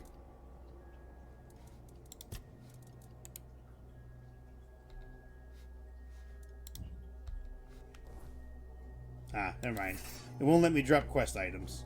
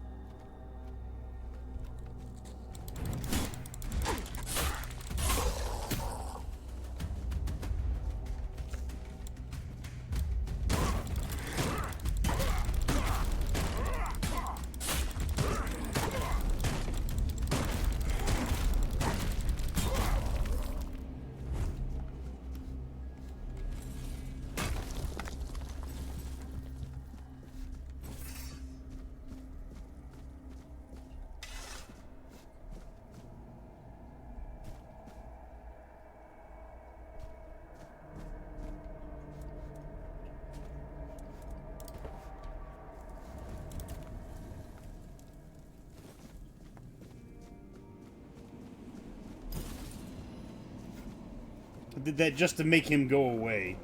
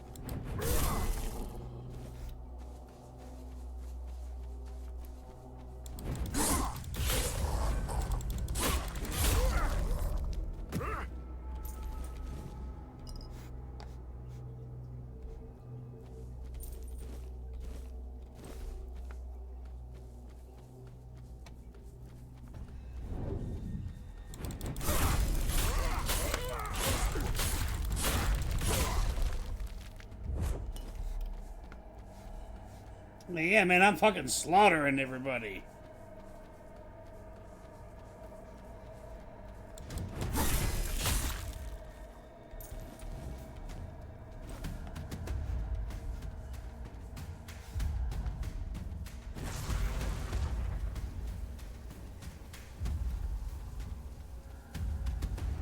See if I can't get a bunch of little guys to follow me.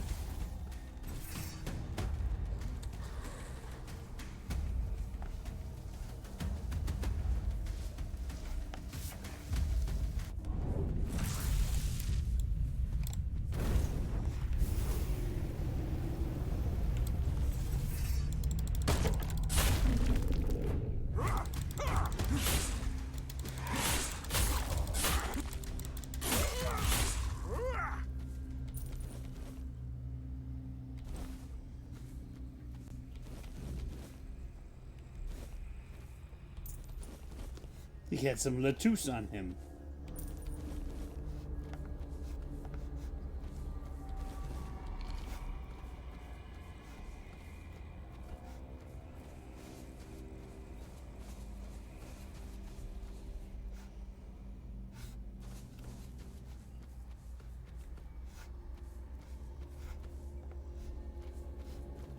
Well, I've got all I need for that quest.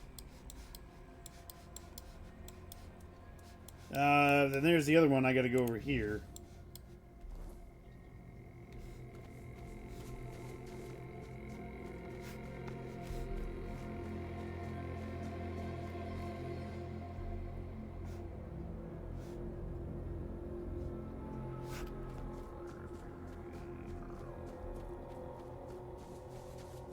There's dipshit. From this fucking aura farming thing.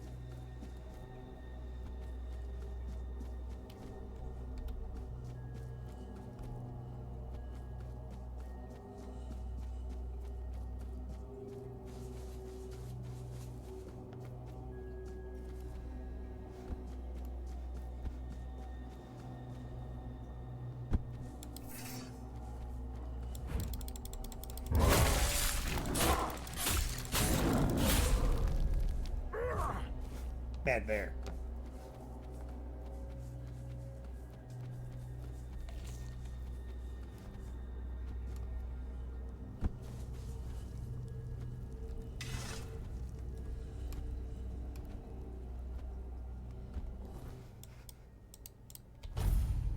It's just gonna be easier than running.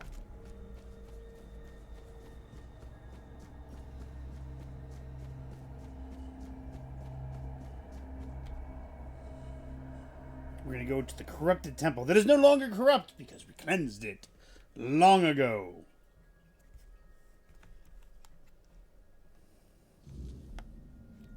We super cleansed it.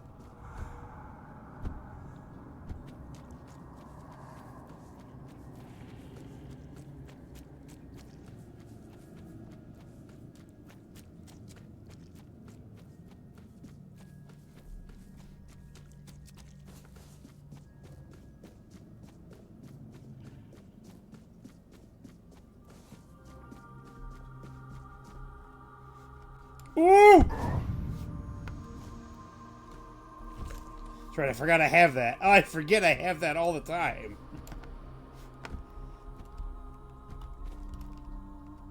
Oh, come on. It's not that high of a jump. Let's go. Just get up there.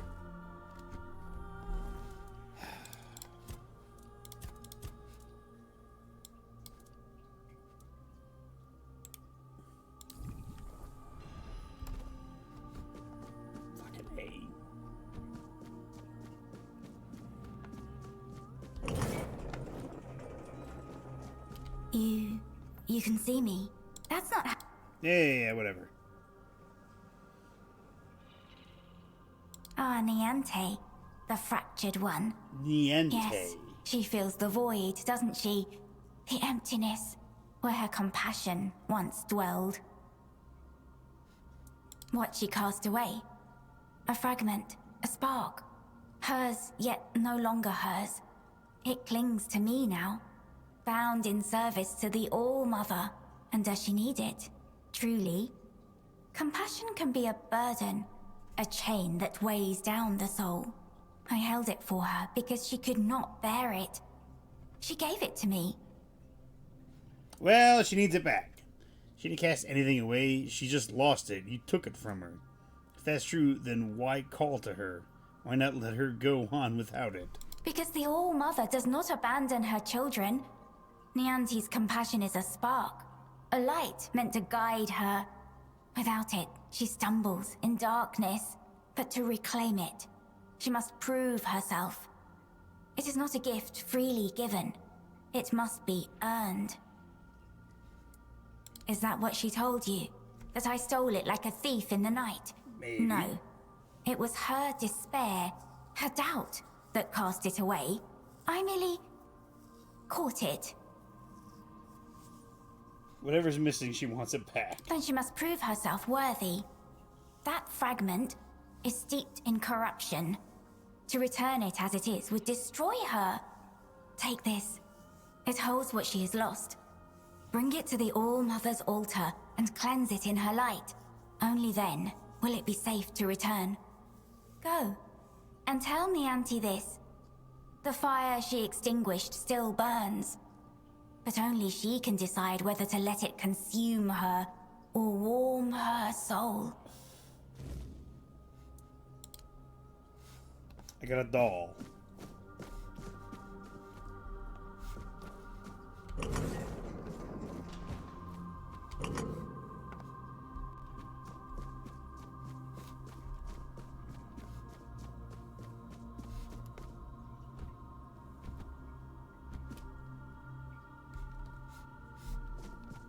So this looks kind of altar-y.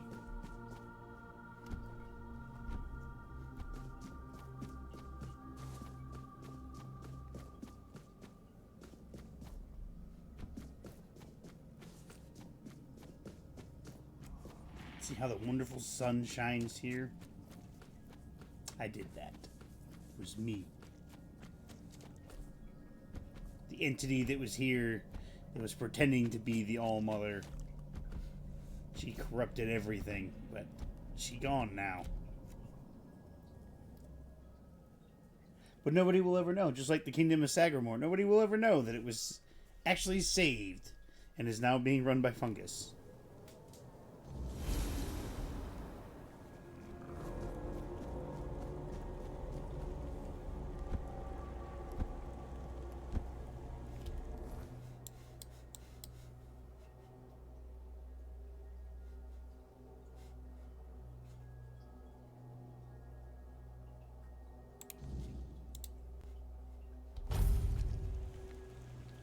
He's probably not asleep, right?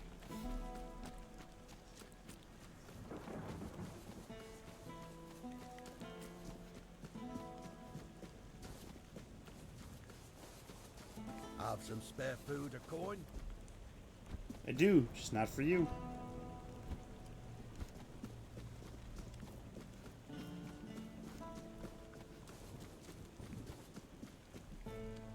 Spare a coin for the hungry? Nope. Everybody thinking, he's like, oh, this guy's just a cold-hearted bastard. I've given these motherfuckers money. Especially that one. And he's like, it's the root of all evil. Man, he's not even grateful. Just a bitter old motherfucker.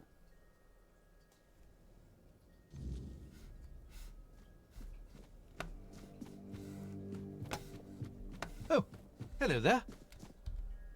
It's always a pleasure to see you. Uh-huh. I just want to know what the fuck happened to me. Potential is such a malleable thing. Yeah, shut up. Here.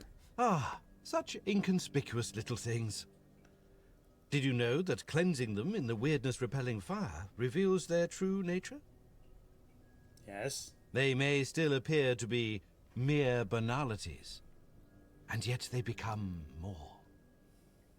To think, you ventured into the weirdness and returned unscathed.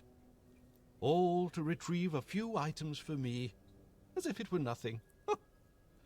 You've become a true marvel. Okay. Yeah, yes, let's go. Of course. What happened to me? now that you've proven the success of what was done to you, some things have become clearer to me. You see, from all the documents I've read and the research notes I've studied, I always believed that the way your treatment was conducted was for the greater good. It was meant to be the key to curing the Red Death. But now, I'm not so sure that the people who orchestrated your stay with us had the same goal in mind. No. Of sorts. I hope you'll forgive my little ruse, but I needed some answers myself. And you've delivered them in a most satisfactory manner. Not that I expected anything less of you. Okay. Who were the people you mentioned? Are you saying I was captured because I was special? Do you know what was done to me? Those who arranged your escape from the island asylum were also the ones responsible for your capture. Everything that was done to you was at their behest. I don't know much more. They've always been incredibly secretive.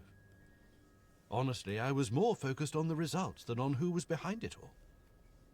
But then they took you away, before anyone could achieve anything meaningful. I don't think so. From everything I've seen, you were just supposed to be ordinary Avalon rabble, but with the potential to become something more. I don't have all the details about your case, especially concerning the Red Death, but something must have been done right, since you're not infected now.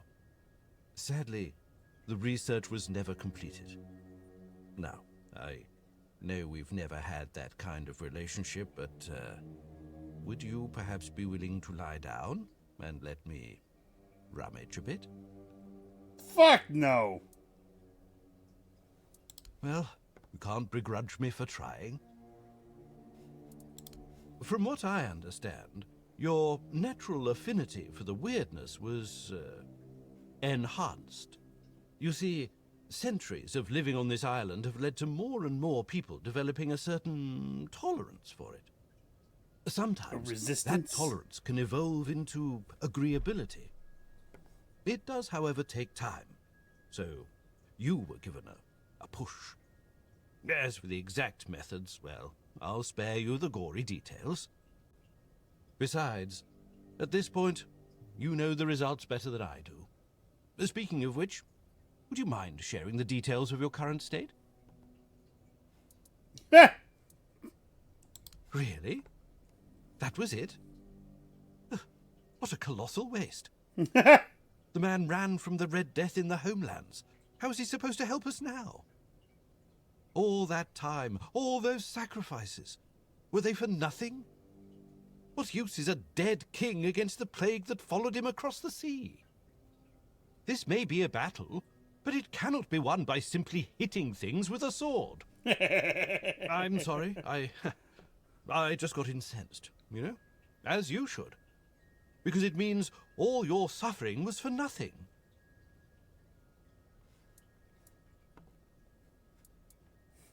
So, we were all used. How does it feel?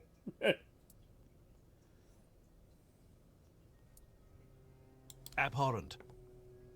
I was made to believe that by studying the weirdness and its application, we might be able to find a cure for the Red Death. We have suffered failure after failure, and now you're telling me it was by design.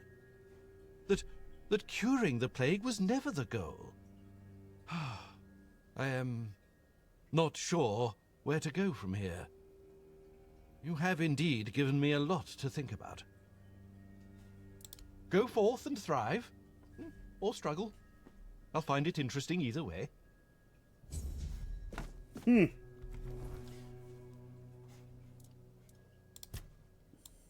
Alright, Brother Crisper.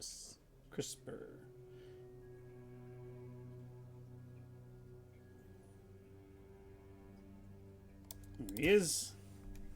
A Red Priest formerly stationed at the Island Asylum and one of the key figures behind the experiments conducted there. Crispus is methodical, unfazed by suffering, and fascinated by the potential the weirdness holds when bound to flesh and bone. Now active in Kuanok, He observes those touched by the weirdness, searching for signs of what he considers progress. Always polite, often unsettling, and never to be trusted. Okay, so that's finished. Now we're on to that one.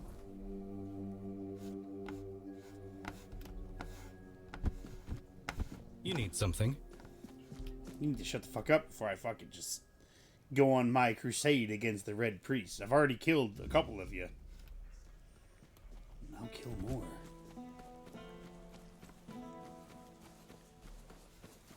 Like the Red Priests that were down here in the city, or the quarantine part. Yeah, I killed them.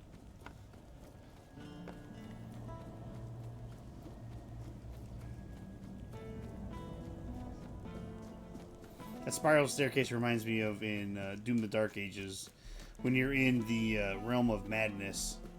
There's a room that you go into it and you keep running, and it's just a circle. It's just like an endless loop until you, I don't know if it's until you stop and just head the other direction and then come back. I don't know if that's what actually triggered it to end. But that's what I remember doing, and then it was like, oh, look at that, I'm out. Aurelia's voice, it's different now. I take it you're the reason for that. Take this doll, Aurelia said. It holds what you've lost. So, this is it. The piece of myself I've been missing all this time. It feels familiar, yet strange and deeply corrupted. If it truly is mine, I cannot leave it in this state. If I try to retrieve part of my soul from this thing, it will poison me as much as it heals me. She's right. Surprising, considering the things she's whispered to me all this time. Meet me at the statue of the All-Mother. There, in her light, I will perform the cleansing ritual. You've already done so much for me, but I must ask for one more thing. Your presence. This is something I can't... This isn't something I can face alone. I did what you asked. Now you need to take care of yourself. By yourself. Thank you. Wow. May the I All-Mother love how guide us often both. you can decide just to be a complete asshole.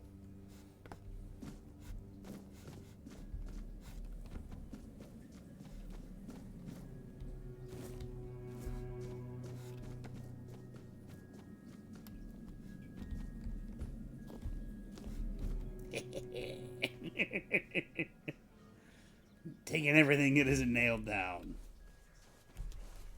Alright, where is she? She's all the way over there to the left.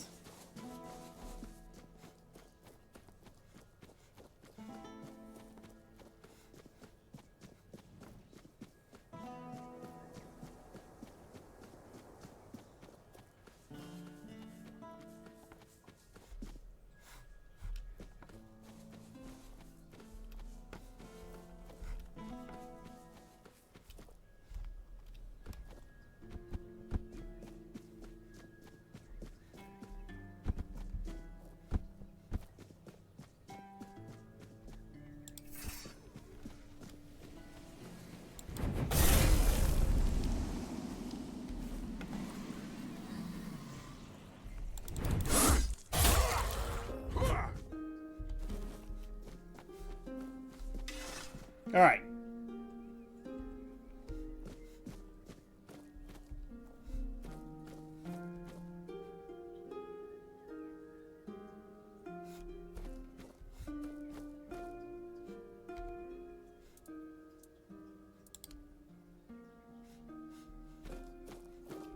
Ooh. Question mark back here. Oh my!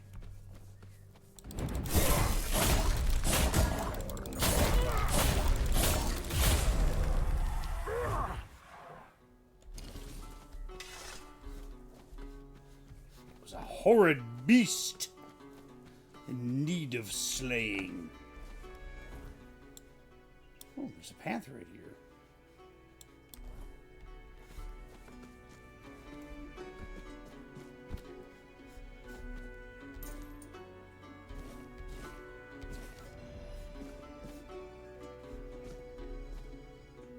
Does that look like something that's mineable? Is she no longer cowering? Good. Look, I've cleared the area of stuff, so we should be good. The All-Mother's light will reveal the truth, or burn it away. Are you ready? Then let's begin. Ooh.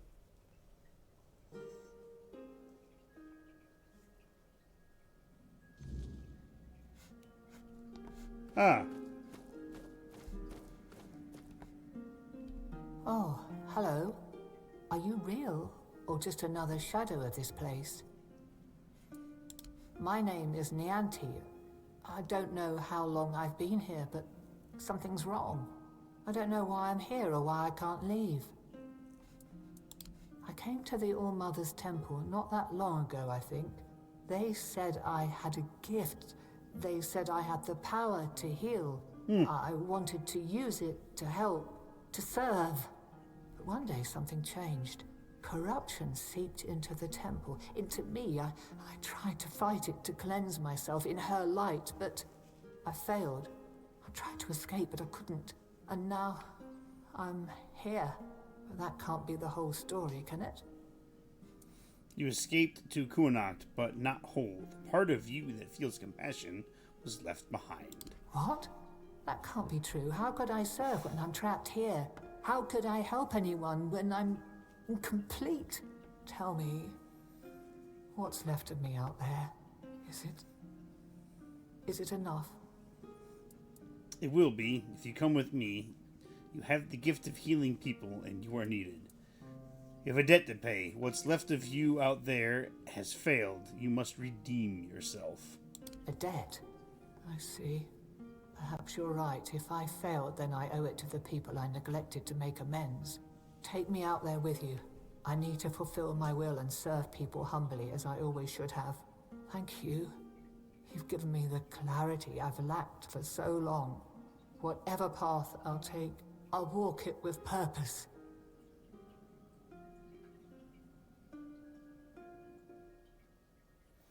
Hope I didn't just kill her.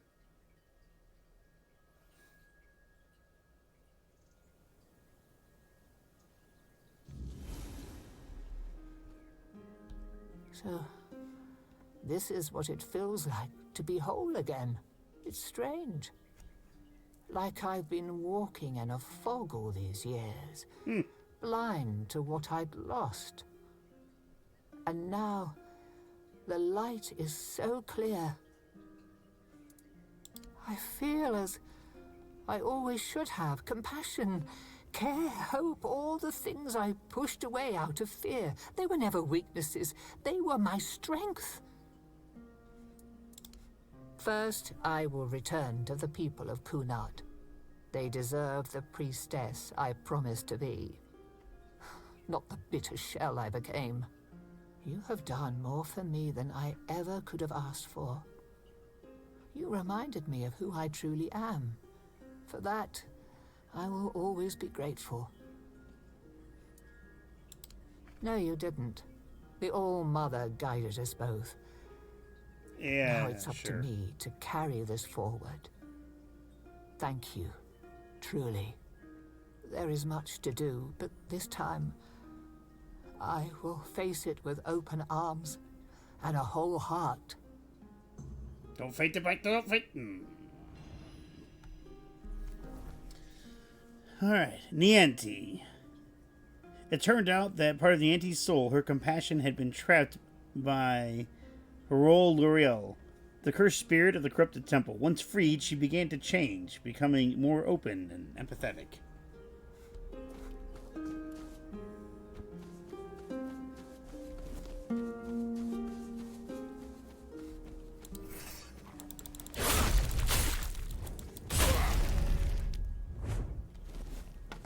Just kind of stumbled upon that asshole.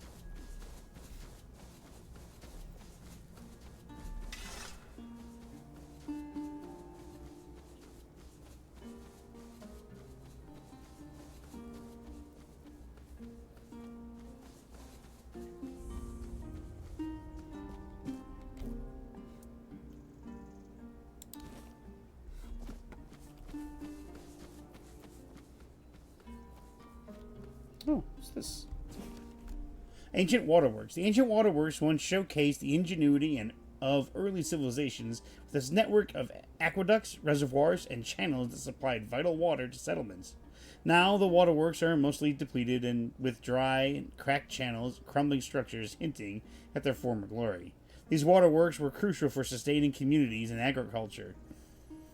The remains offer insights into early engineering and daily life. Though largely in ruins, they remain an important historical site. Visitors can admire the remnants, but should exercise caution due to disrepair and potential hazards. Stay on the marked trails for safety.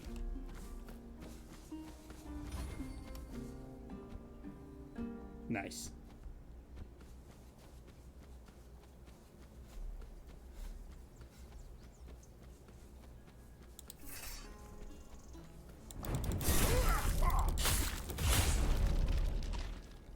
Did you hear? Stay on the marked trails.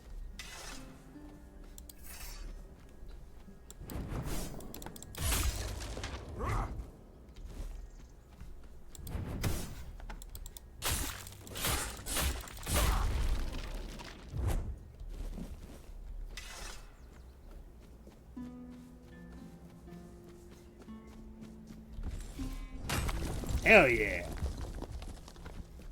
Oh.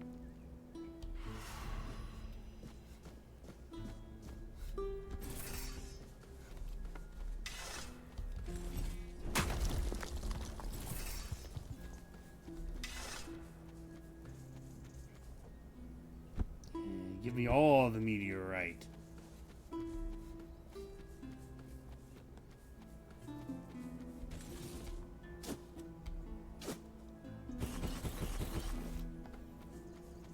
Hey, you know, just some venison buried in the ground. I'm sure it's fine.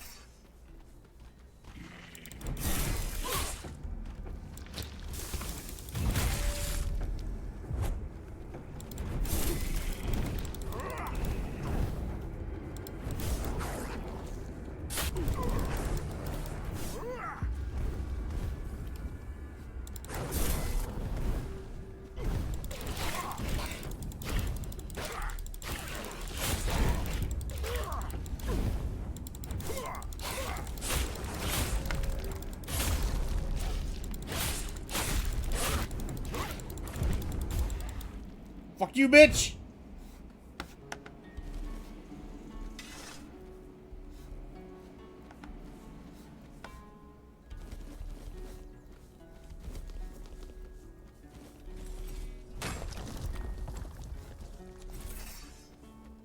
Those little assholes are actually really tough.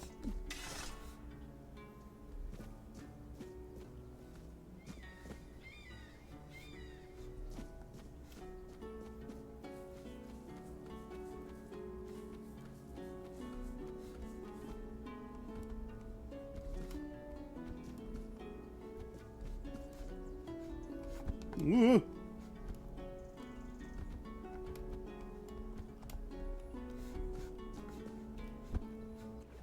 All right.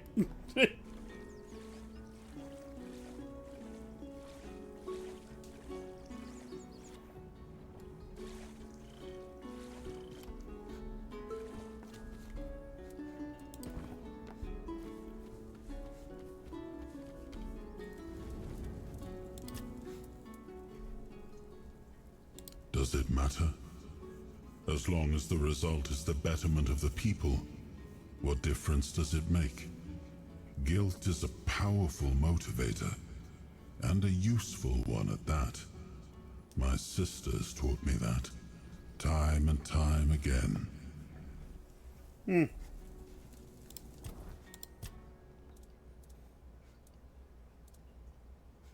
needed, what, perception up to 9? I can use that new bow.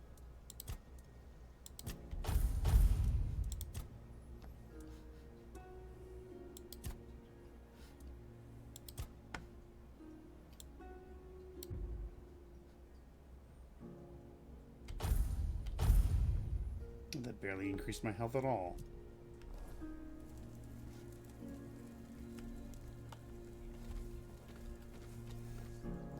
Okay.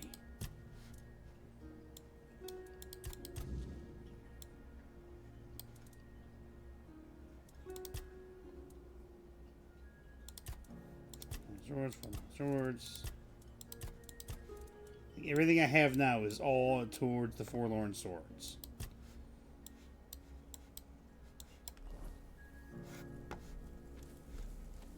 Do I want to be lazy? I do. I got 940 of these fucking cobwebs. It's fine.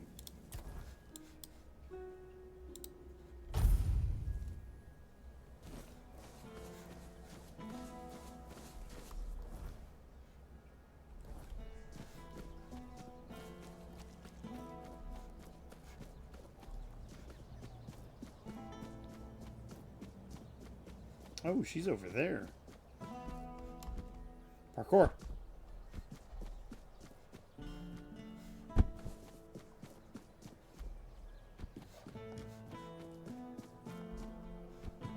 Have I ever come up here? I don't know if I have.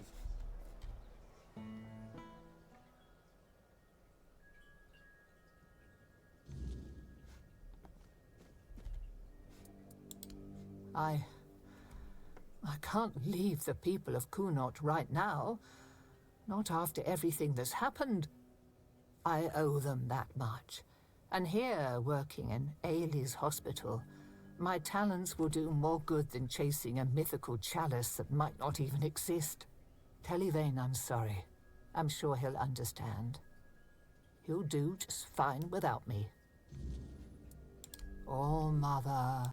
That's great. I don't need to listen to you anymore. Alright, let's go talk to Maggot. Just one more person. Uno mas. Canine meat.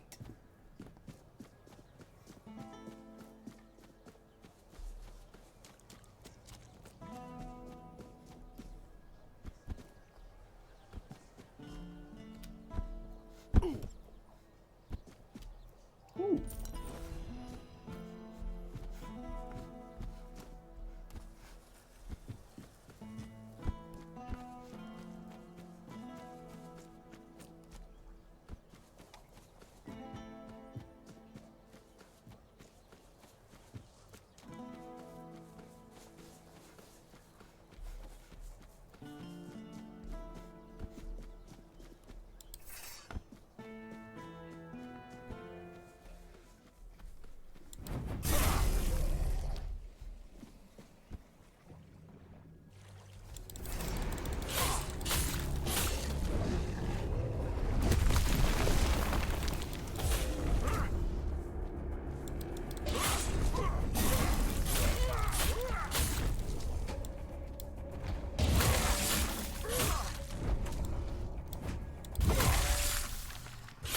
Bitch.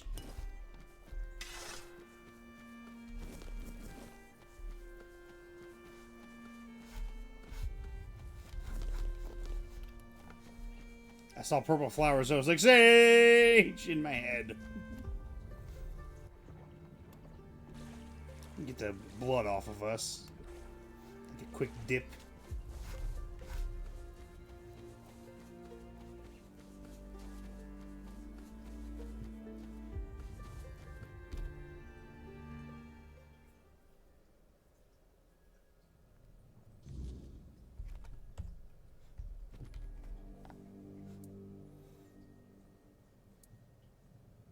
They say he dreamed of becoming the next King Arthur, and did everything he could to live up to the name.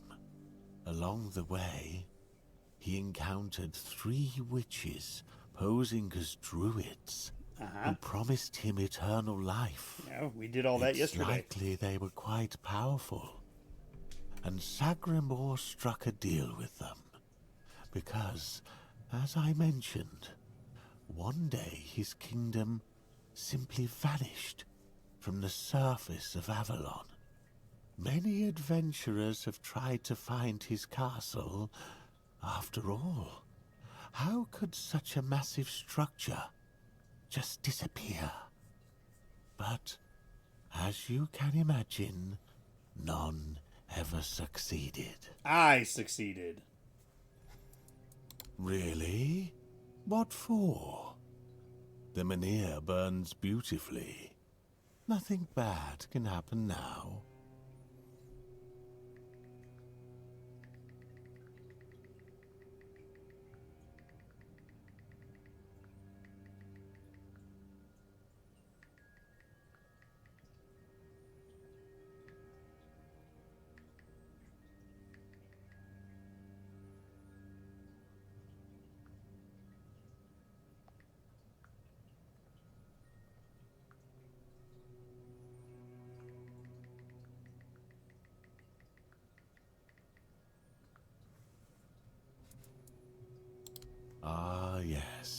That makes sense. I can see it now. And he sent you to me. How unexpected. You know, recent events have really given me a lot to think about. My head feels, lighter somehow. Turns out the world isn't ending after all. And I don't need to stock up on mushroom brew to survive.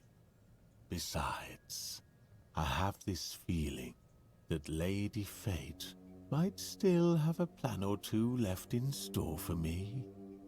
Joining the Holy Mission. That sounds like one of them. Tell Yvain I'm ready to join the expedition, and I'll gladly stand by his side.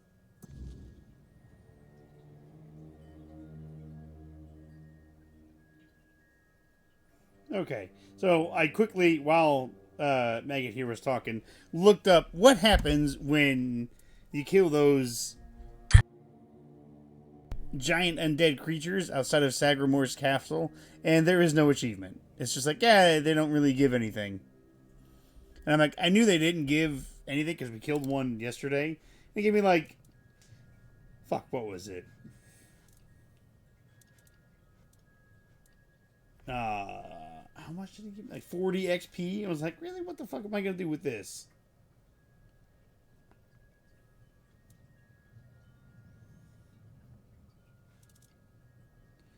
Soul Draining Talisman. Restore 5.5 mana when an enemy dies.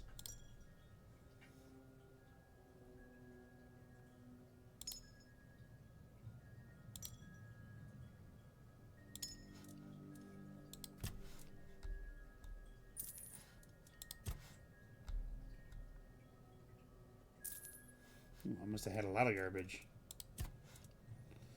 Alright. Sell, sell, sell. Sell, sell, sell.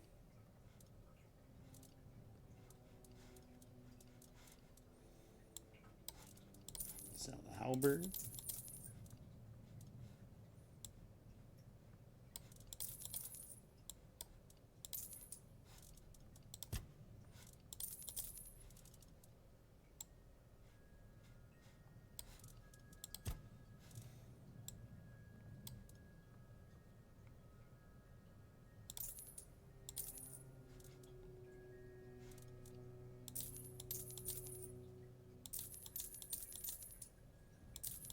Actually grabbed a lot of these helmets, huh? I didn't sell the Priestess Hood? I could have sworn I had sold that yesterday.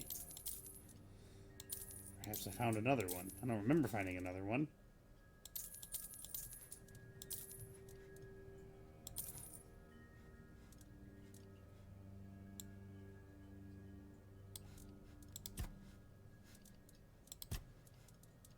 Did I accidentally sell the Butcher's chestplate?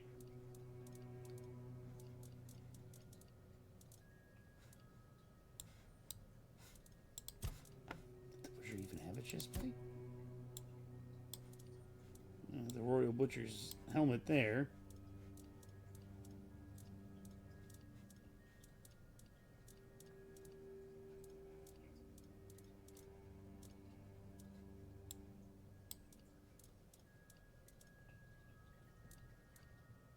Huh.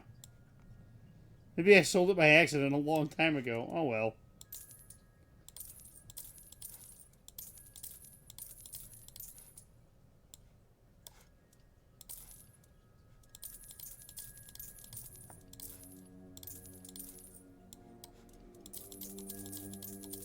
God.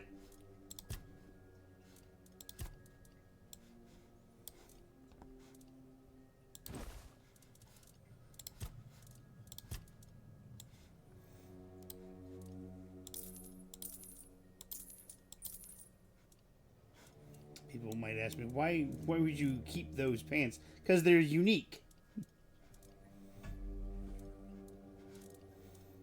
And for whatever reason, I like having like one of everything. Except when it comes to these. Those are nice to have.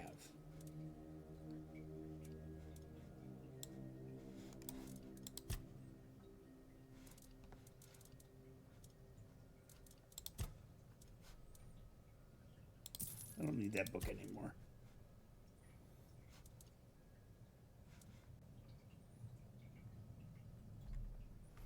All right. So, Maggot's in. The only person that's not coming is Nianti.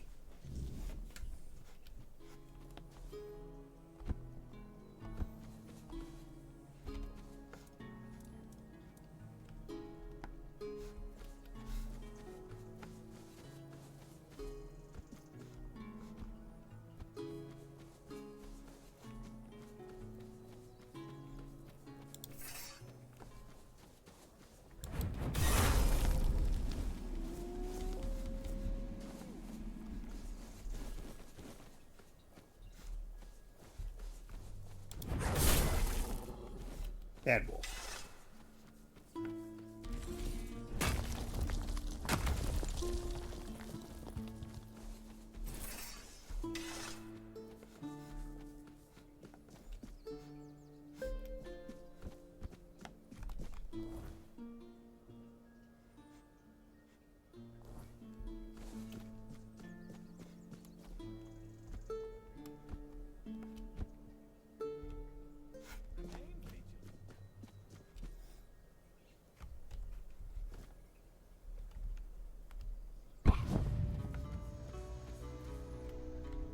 We're fine.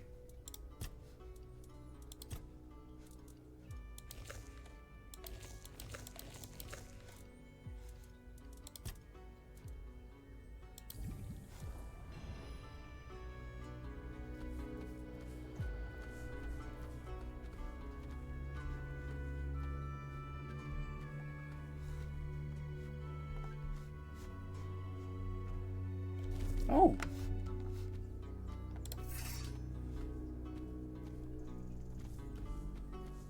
We may be in for a fight. I'll strike you down. Here's just a flesh wound. Yeah, was that a flesh wound too?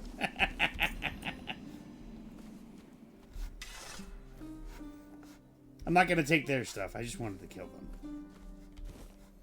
If that makes me sound like a monster, then I guess a monster I am. Butter!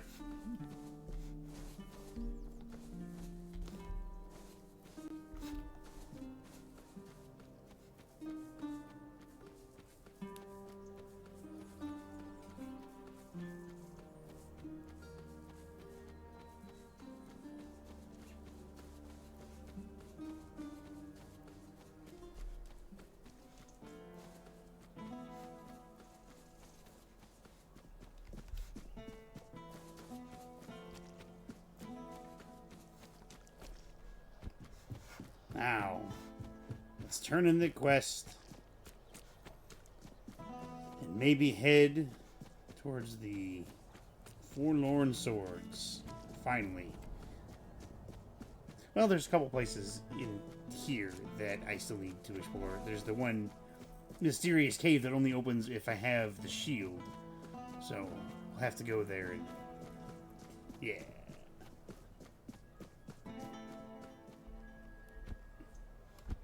And tell this guy, look, man, you got 2 out of 3 coming with you. It's gonna have to be good enough.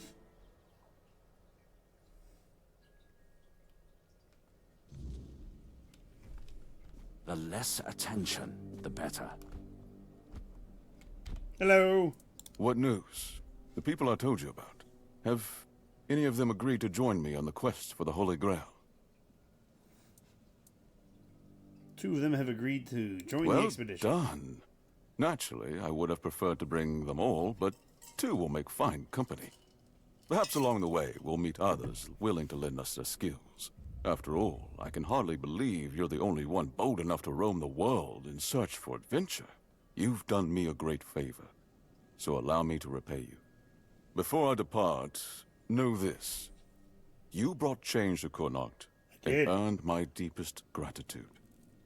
Let my repayment be the blessing my lineage received from King Arthur himself. You gonna give me the shield? Give me the shield. Be the shield that watches over Connacht, as House Terion has done for generations. Did he lull me to sleep?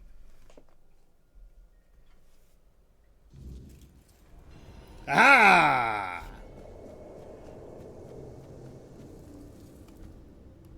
We got 3 out of 4 relics. I think the next one is the crown. I am his oath, the weight of duty that shields the faithful.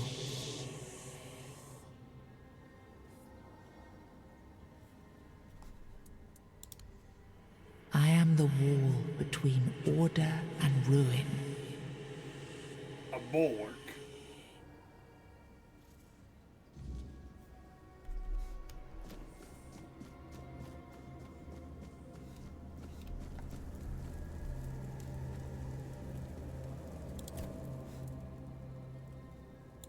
It is a bold decision, and I am glad he finally made it.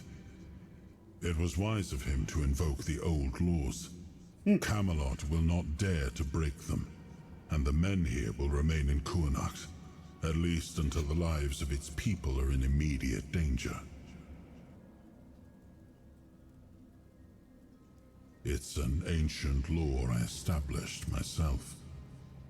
It is good that he is not going alone. I honor the courage of those who follow him, although none of us can say if they will return. Even if Yvain does not return, his actions will be remembered. Of that, I am certain.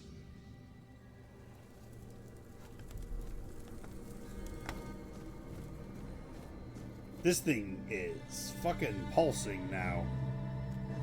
You can't just allow for things like that to happen. Not ever again. Not when the kingdom is beginning to find its way. You're the king, and that comes with a whole lot more responsibility. You can't let people like Merlin do what they want, even if their intentions are pure. You must see the danger now. The memory of Seawall is my burden. Harder to bear than I'd like to admit. But I've realized that his story is what happens when power answers to no one. Then do something so that a tragedy like that never happens again. Palamedes, you've always spoken your mind, even when I didn't want to hear it.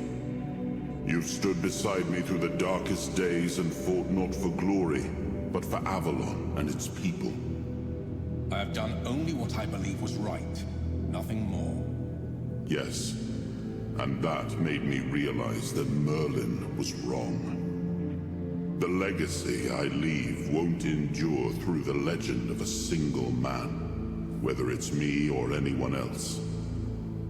I decided to give my sword to the Horns of the South, to bind them not to me, but to the people. But Avalon needs more than that. It needs structures, memory, and resistance to corruption.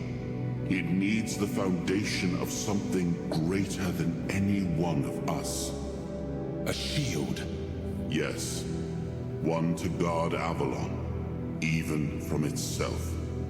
You've proven yourself time and again, so my shield is yours, Palamedes. Not just to wield, but to become. Let your bloodline anchor what my reign could not. And you believe I am worthy of such a responsibility? I will not fail you, my king. Don't carry this burden for me, Palamedes. You never have. Carry it for Avalon. And may your name be a blessing upon this land for generations to come. King Arthur was a tall motherfucker. Or at least, you know, in the game.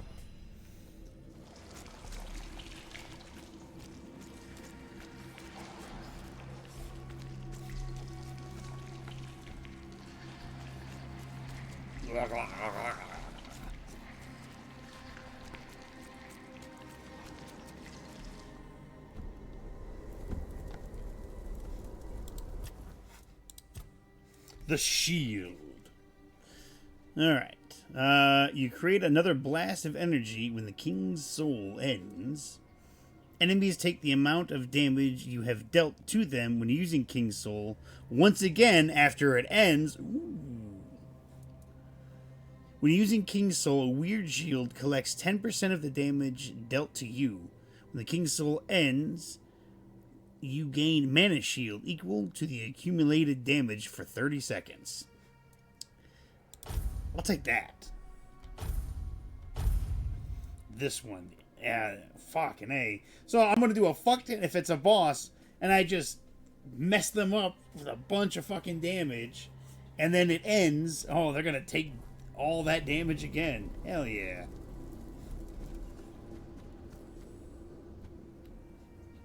Now I understand. The shield isn't an object. It's the bloodline itself. But I also remember the shield was meant to resist. Not enemies, not blades, but corruption, compromise, cowardice. Palamedes understood that. Nothing I've seen here reminds me of him. Nothing resembles the kingdom we were trying to build. Lord Yvain, a joke of a man. A mere shadow of his ancestor. Not worthy of his title, nor of leading his people. Aren't you being a bit harsh? I tried to build something lasting. Something that wouldn't depend on me to survive. I distributed power, tied it to oaths, not blood. Gave regions autonomy, left behind symbols to bind them. But what we've seen so far, that's not a kingdom. That's theater. People playing at being lords and commanders, taking on roles they don't even understand.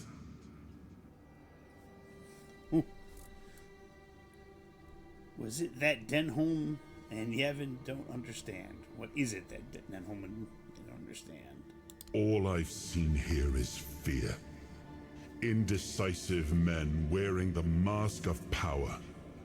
But their power comes from symbols they don't even understand. And when a decision needs to be made, they hesitate. When danger appears, they flinch. Denholm, commander of Camelot's forces, is incapable of acting without direct orders. Yvain, a descendant of Palamedes, yet too weak to stand against choices that harm his people. Their fear breeds indecision. If you cannot choose, you cannot protect. And if you cannot protect, Avalon rots. Well, you're not wrong. You did choose to seek the Grail. That has to count for something. It was you the men here responded to, and you who rekindled it. You did all the work, turned the situation into something Yvain could exploit. Without that, Kuanakt would still be waiting. For what? A miracle? That's why I have to come back. Without us, without hands that act, this land just waits and rots. You told him Merlin may disagree. What did you mean? Merlin wanted me to become a symbol. But I realized that one person, one myth, won't be enough. This kingdom needed more. It needed to stand on stronger foundations.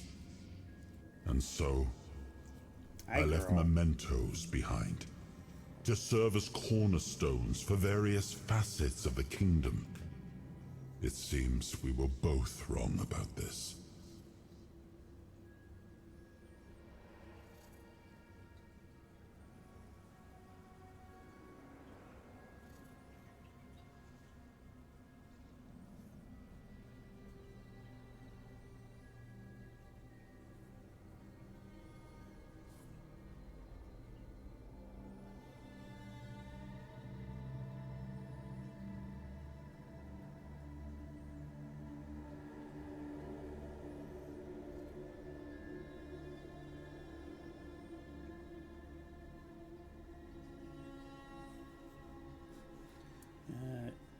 You make it all sound obvious, but this is a rather complex political situation. Yes, the situation is complex. But that is precisely the burden of a leader. Complexity does not excuse paralysis.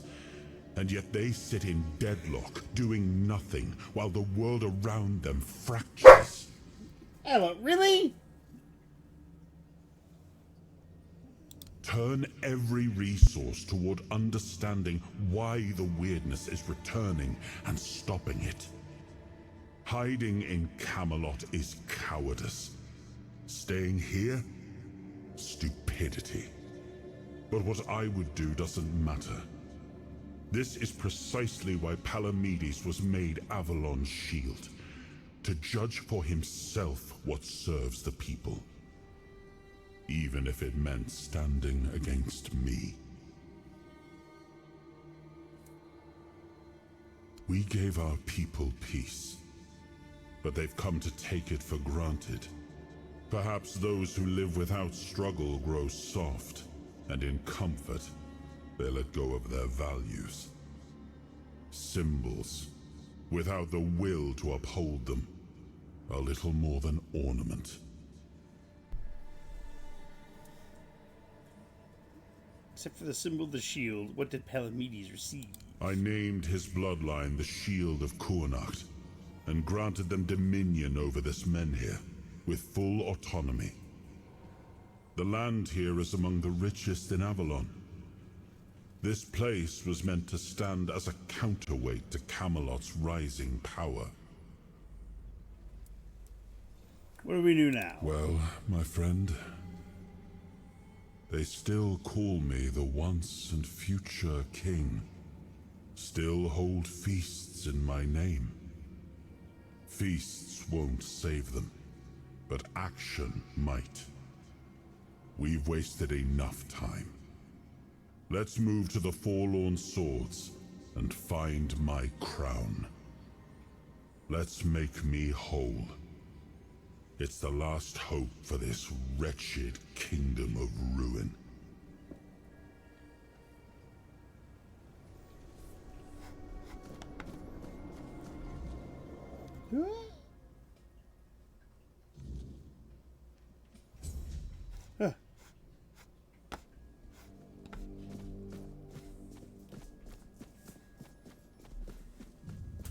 The less attention, the better.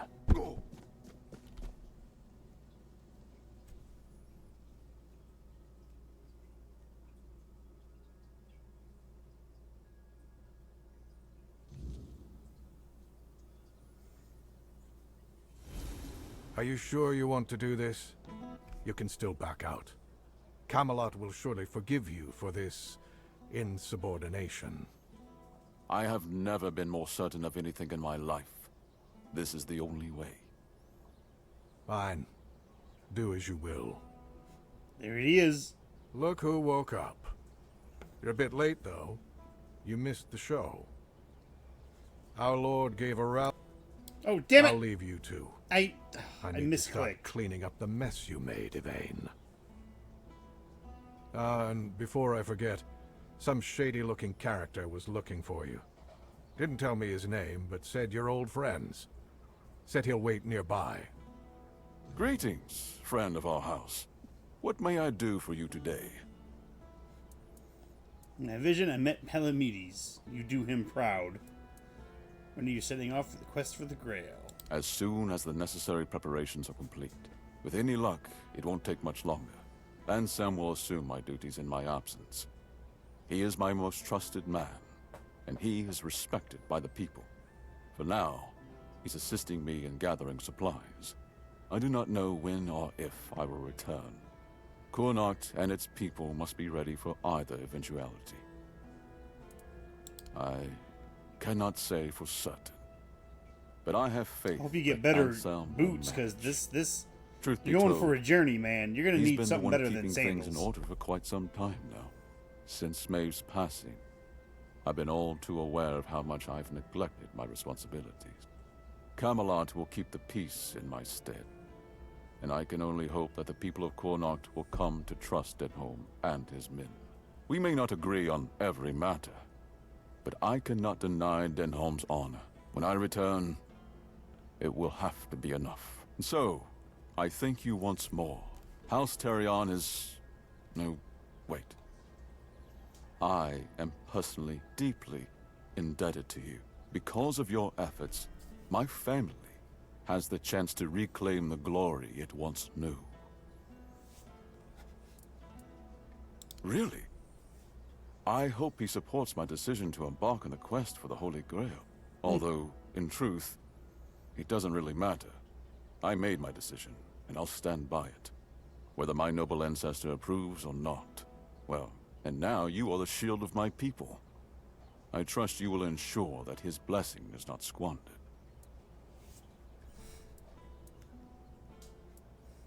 And from Connacht will carve his name into the pages of history. Shizen brings glory back to the house.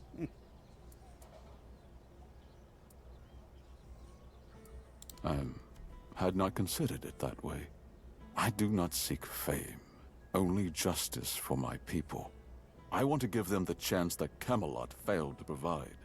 But your words are kind. The story of my family began in glory, and in glory it will end. Farewell.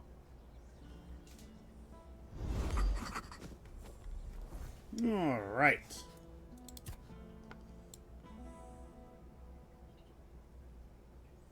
Let's go through this little by little.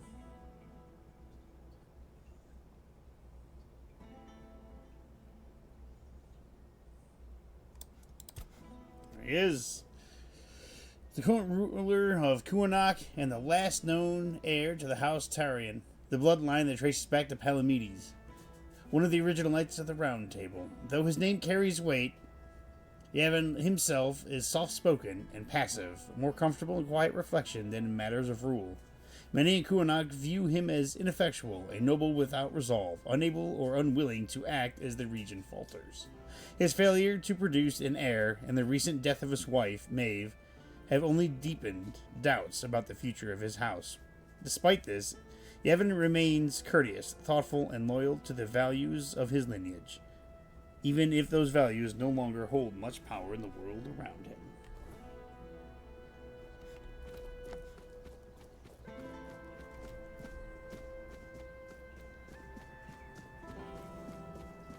Now, look who it is. Well, well, look at you.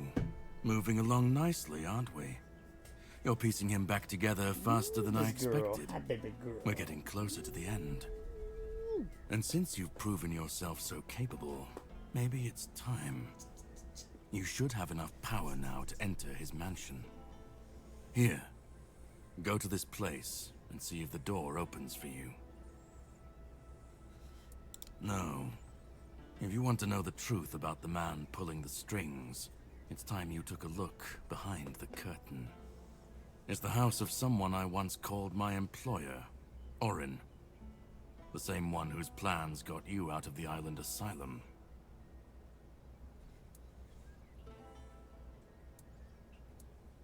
I don't know. We stopped seeing eye to eye on certain things, and our relationship soured. No, not really.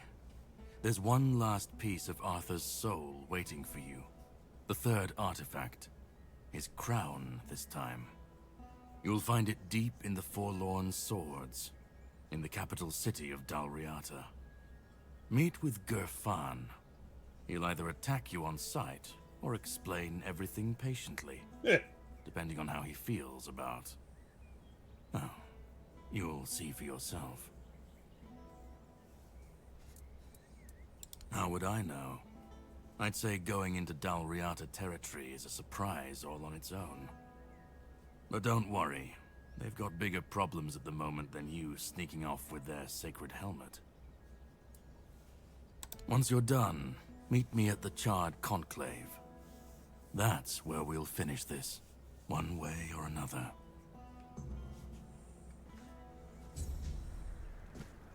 The Hidden Hand.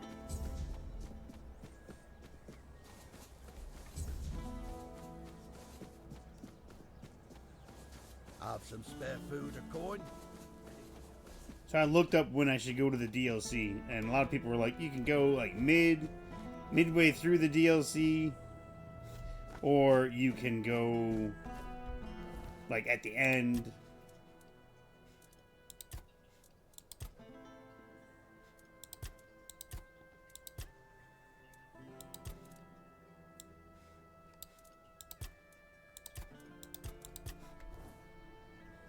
Can I pull this out though?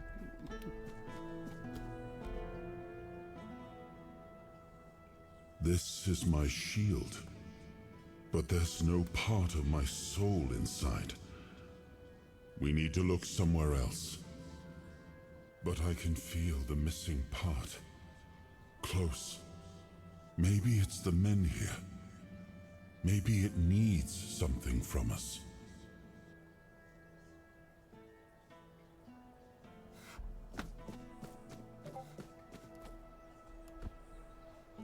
You doing okay? So we have the descent tract.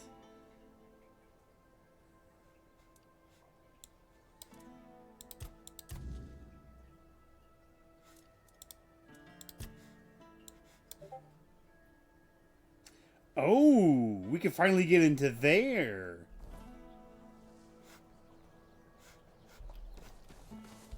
There's another place that I want to go to first. And it's over here. It's the stone altar. This one, I think, is closest.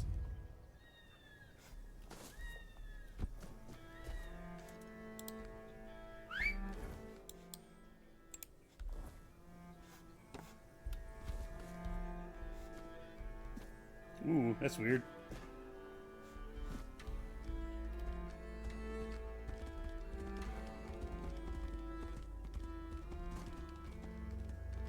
It's that giant griffin.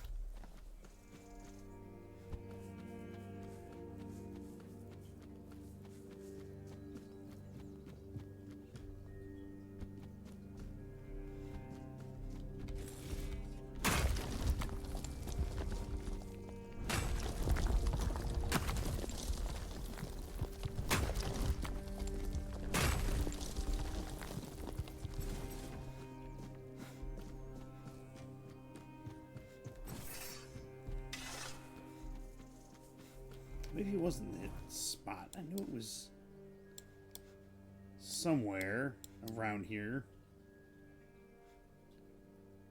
The Forgotten Gate. That's what it is.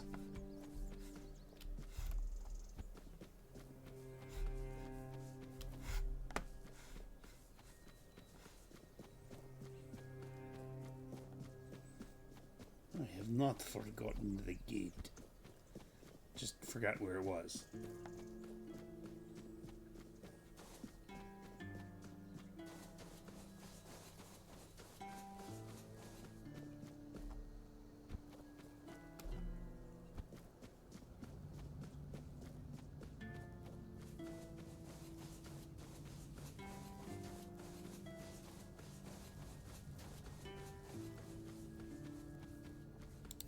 Stay focused.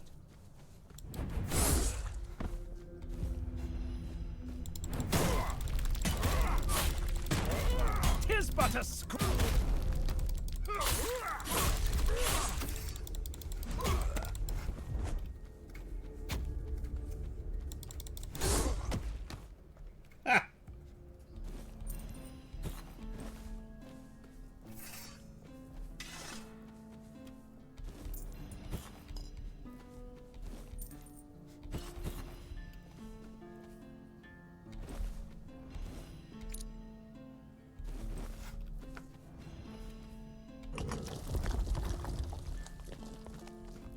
I've wanted to see what was in here for so long. Training grounds.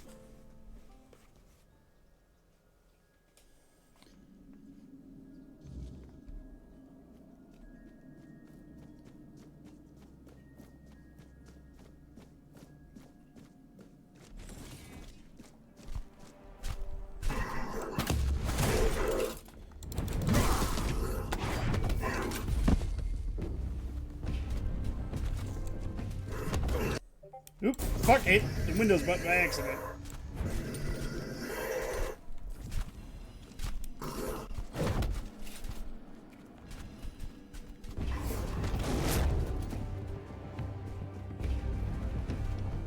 Wait, did I actually do damage to him?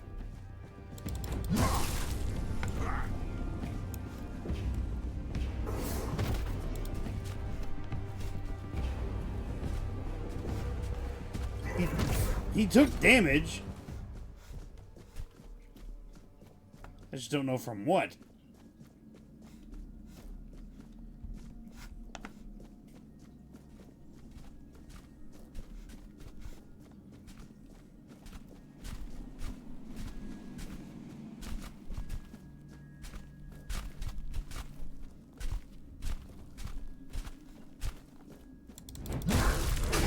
Woo!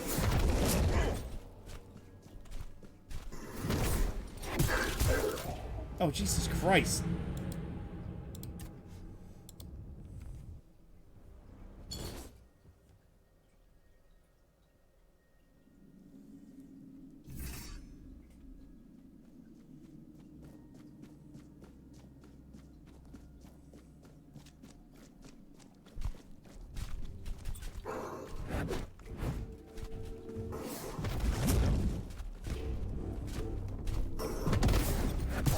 Yeah, that shouldn't have hit me.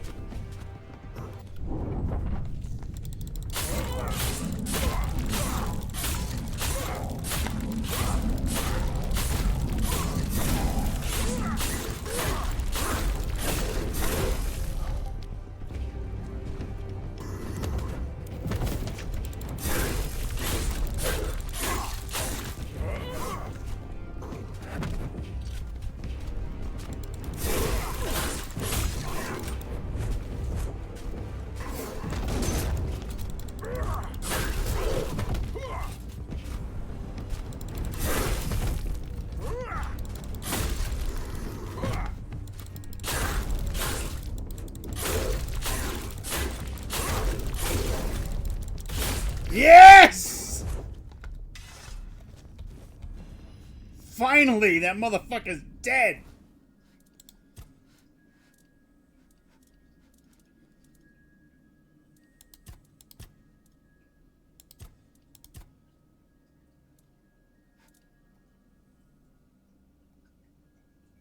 Ooh.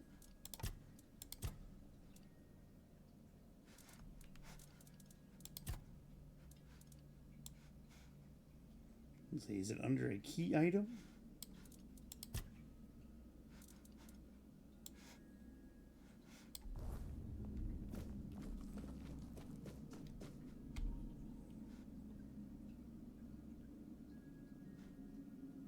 What is happening?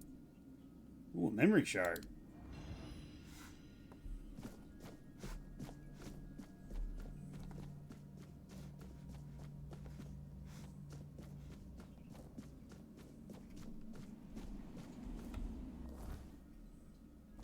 Finally killed that motherfucker.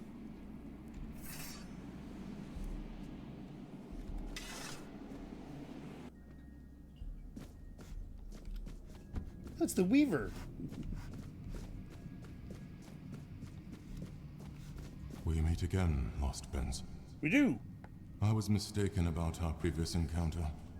I erred in thinking I had unraveled what the Pale Lady had planned for the both of us.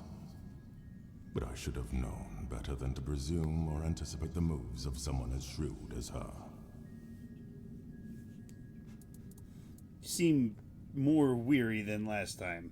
I am tired, Prince. I am so terribly tired.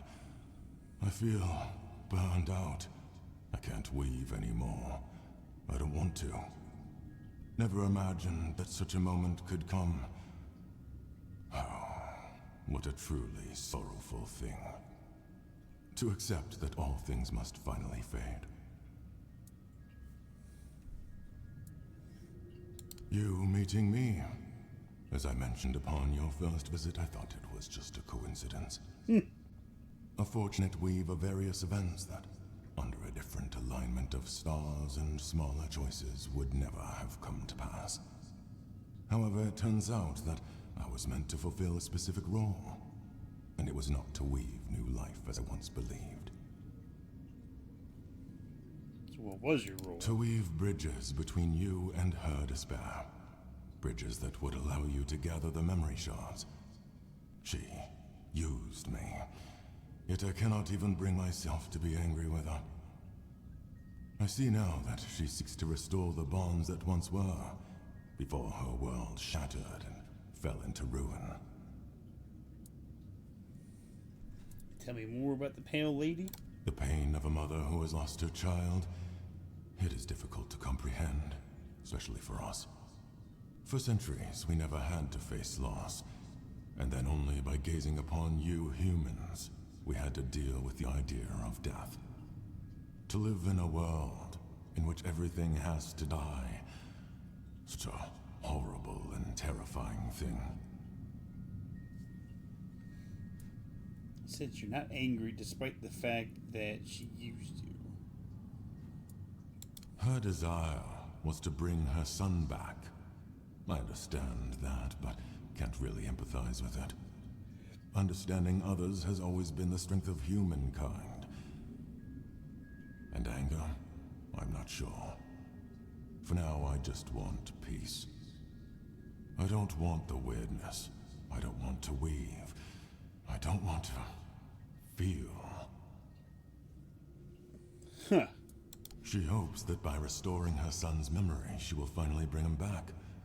The Pale Lady wants to put you on a proper path. Yet she does not realize how daunting and impossible this challenge truly is. But those driven by despair rarely measure their actions with reason. Places like this one, or the one where we met before, were chosen by the Pale Lady for a reason. On their own, they're nothing more than aberrations twisted by the weirdness. To bridge your reality and ours, someone had to weave the passages. That someone was me. In both instances, I believed all my efforts were aimed at weaving a new Fordweller, for the first time in centuries. But the truth was far from that. You weren't able to weave a new Ford Dweller for centuries. Why? The Archspire was a bridge to the place where her son was born. In that cave, I wove the prints from the threads of the weirdness granted to me by the Pale Lady. They were resonating with great desire. It seems the place we stand in now was marked as the place where I had to create the next passage. Since we lost the war against your kind, we retreated to Tuathan, severing ourselves from the rest of Avalon. All the while, the weirdness has continued to change. It has grown wilder, more untamed, and far harder to control, even for us. For centuries, places like this seemed lifeless, stripped of their potential. And then the spark began to return. It was then that I resumed my work. I do not dare to peer beyond my lost prince. I feel that what lies ahead is bound to a profoundly intimate and ineffably personal aspect of the Pale Lady. I'm just happy I killed that fucking It is thing. between you and her. Prince, it is time to go. Leave me behind. I played my role in this spectacle. Hopefully that will grant me freedom. Farewell. Can I get a finger? I need a finger.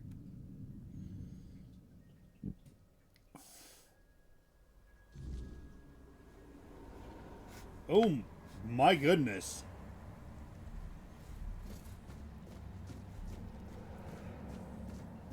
There's no greater joy than watching how a son, born of desire, grows.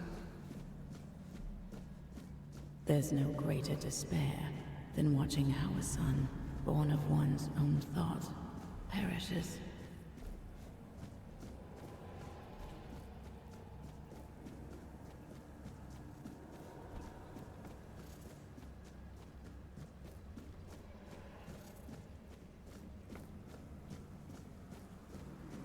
And now you stand here, hidden deep within, and even I cannot fathom what my heart feels.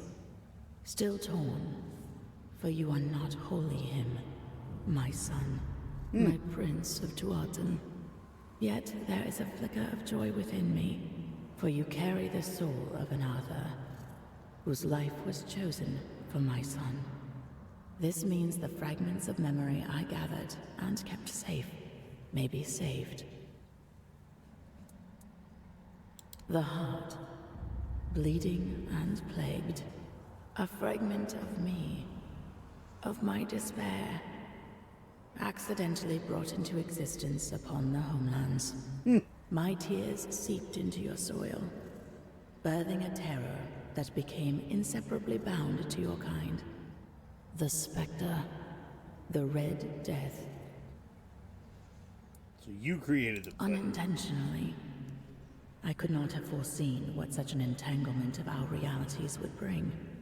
I could not have known the depths of pain wrought by the loss of a beloved child. When it started to spread, I couldn't find a way to stop it. I am so terribly sorry. Arthur believed that abandoning the homelands would stop the plague. The Red Church committed truly horrific acts in their desperate attempt to halt the blight. Yet, no matter what you humans do, the plague will always return. It's like a curse cast upon your kind. And so, you will drown in my tears. I want my son back. You walk your own path, yet you will be faced with choices. I hope that, among them, you will find a way to bring my son back. However, I cannot impose my will upon you. It took me a long time to understand that not everything should be demanded by force. I believe so. And you are already working tirelessly toward this. I am. Whether you realize it or not. Working tirelessly towards Since a my bunch of son's shit. fate became entwined with that of Arthur, the king of mortals, it is necessary to reconstruct the soul of the ruler whose essence you carry within your heart. You will also need the fragments of my son's memory. The ones I so carefully concealed for you to find. Beyond that, the Weaver may possess something helpful. His life-giving spindle.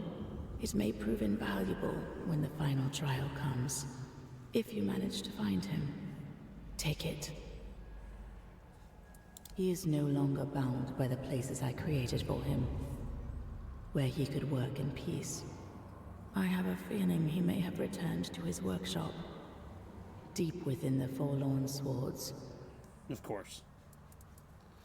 I want an explanation. Arthur, you, your son, how is everything connected? It is a tale about the Prince of the Four Dwellers, who unexpectedly became the king of humankind. Arthur. We are connected. In the homelands, he heard my call from beyond the mist. It guided him to Avalon. I met him during his journey. I gifted him with the sword, the Spectre, of which you now carry within yourself. He is someone very dear to me. Someone I lost decades ago, whose soul found a new body in your lands. Reincarnation, how is that possible?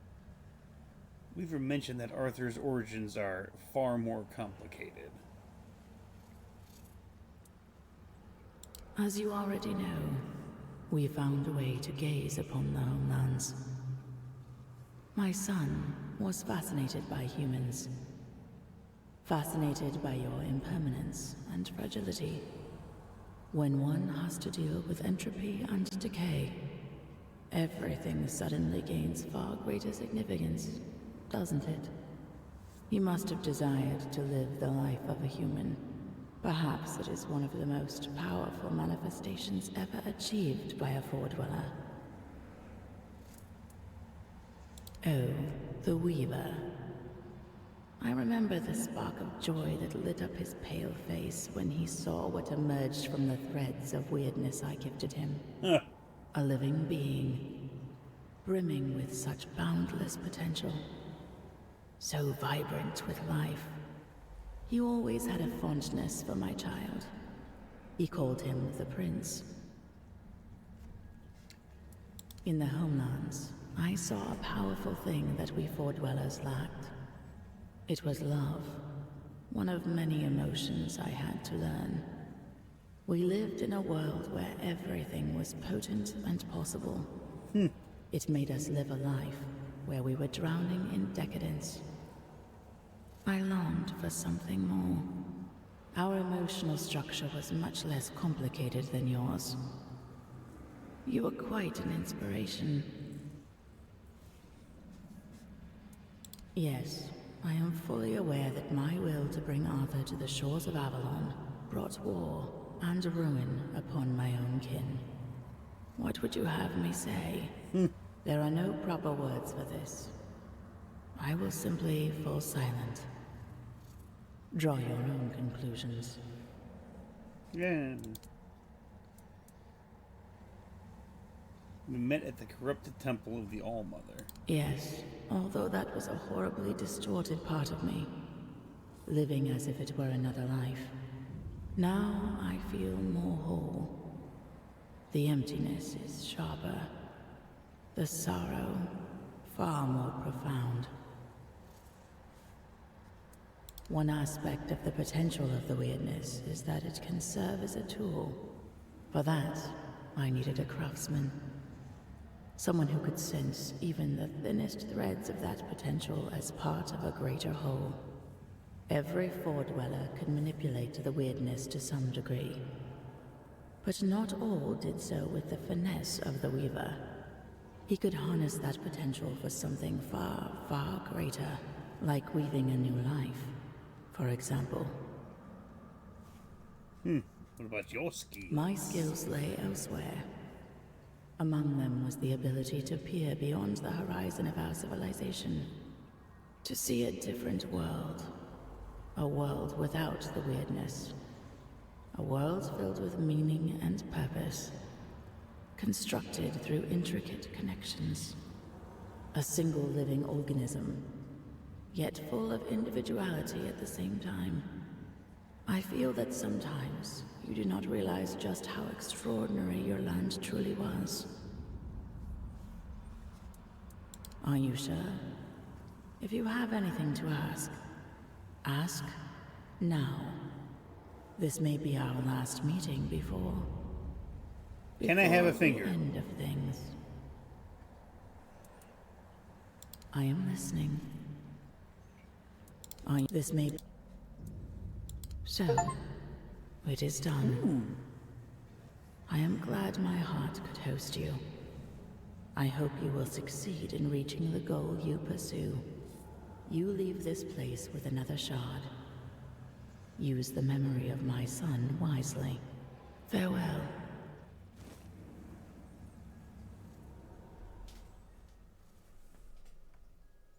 So did she give me another shard? So I got 2 shards? Or just the 1?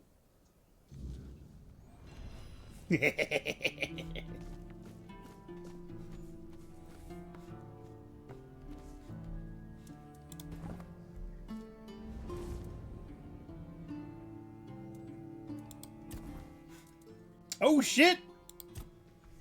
We got 3 more King's Souls. When using King's Soul, your damage increases by 50% for each enemy killed. Finishers restore 400%. I've only done a few finishers.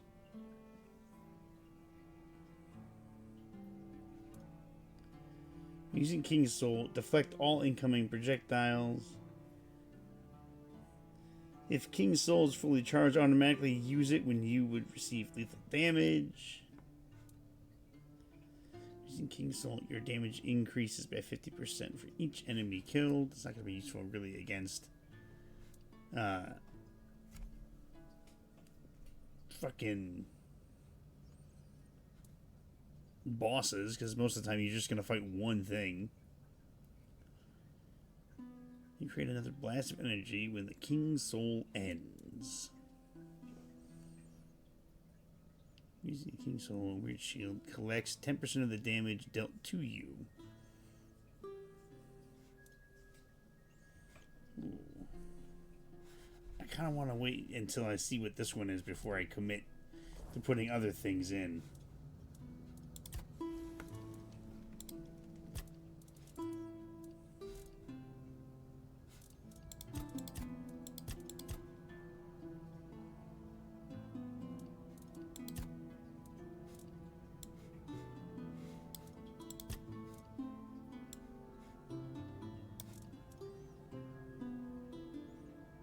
Oh, that's what it was, the weird prism.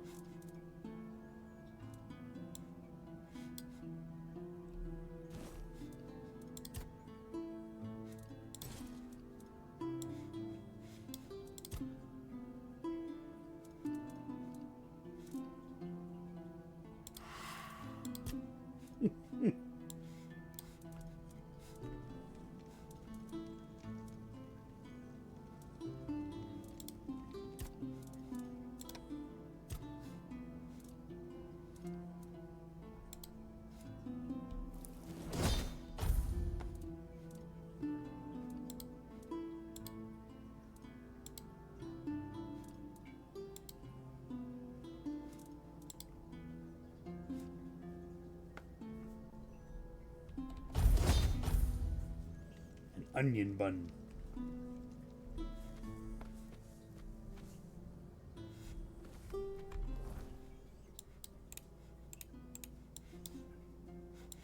Alright, I can't remember if there was another spot for me to use the shield. I mean, I know there's a spot for here.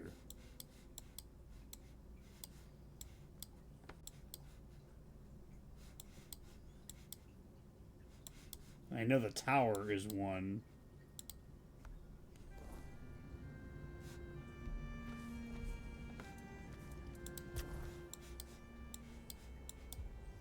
We're gonna head to the tower right now. Something's not right. Blow for blow.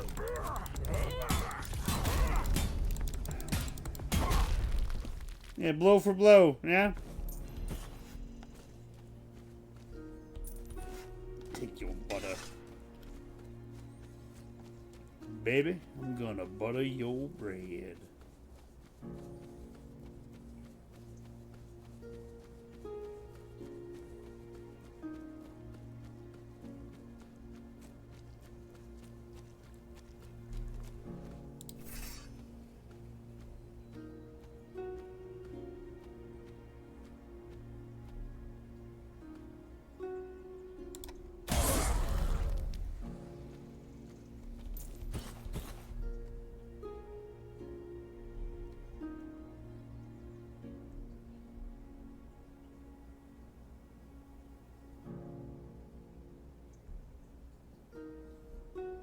That's right. Sit back down.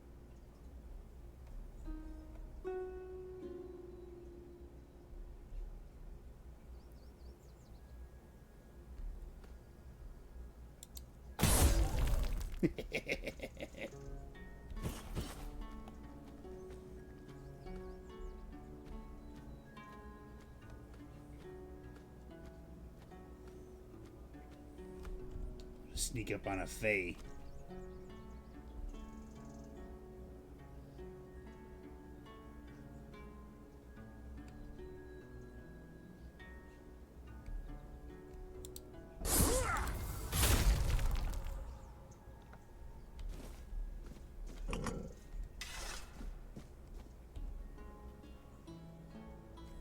See what's in this weird ass tower. Greetings, my king. If you're seeing this mess... Orin's Solitude. Hidden deep within the Weird Realm lies a place known as Orin's Solitude, a quiet refuge untouched by time, once home to one of the Merlin's apprentices. Orin came here in pursuit of knowledge, continuing his master's work on taming the weirdness and exploring forbidden theories surrounding the resurrection of Arthur. The halls are lined with books, scrolls, and forgotten research. Alchemical devices, both familiar and foreign, still hum with dormant energy. Though Orin himself is long gone, the chamber remains intact, a sanctuary of pure study, ambition, and obsession, left untouched as the world outside changed. It means Caradoc has fulfilled his task, and the wheel of destiny has begun to turn. I am Orin, your majesty's devoted servant, and the apprentice of your friend Merlin. Nothing would bring me greater joy than meeting you face to face. Alas, that must wait, for our paths have yet to cross, though I hope it will be soon. In the meantime, please treat my home as your own. Make yourself comfortable. Rest from your hardships, and seek the knowledge you acquire. And you, brave vessel, remember to heed your lord, King Arthur, now and always.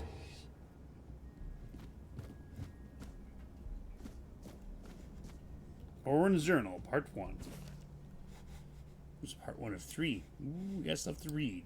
Today, once again, I was asked to summon the king. They claimed that civil war was reason enough to bring Arthur back, to restore order. All of my arguments were in vain. I warned them, the more often we wake him, the worse his state becomes. Naturally, the Knights of the Round Table were quick to remind me of Merlin's binding oath, and that when they call upon me, it is my duty to summon the once and future king. So I did as they commanded, and yes, it's true that Arthur's appearance struck fear into the hearts of their enemies. No surprise there, Arthur no longer resembles who he once was. He appeared as little more than a twisted heap of flesh, unable to speak, growling and waving his fist. Thankfully, that was enough to crush the rebellion before it could even take root. Afterward, I spoke with Lancelot. He agreed that Arthur's summoning must be halted, at least until I find a way to bring him back into his true form. Personally, I believe Merlin's method deserved a second look. It was he who instructed me to call upon Arthur according to the aspects suited to the crisis in hand. It's hard to accept the idea that my master may have been wrong, but I know the nature of war and how quickly decisions are made when blood is on the ground. Perhaps he missed something. Perhaps he didn't have time to weigh every risk. Tearing a soul apart is powerful magic. It should never be done in haste, and yet he swore he had no choice. The only difference is I have time, and I intend to use it.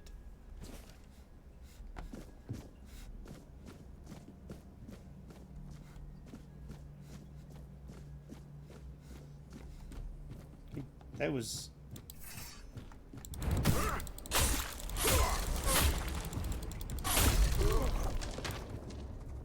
Yeah, burn, bitch! Yeah, that's what he did. Right there, that...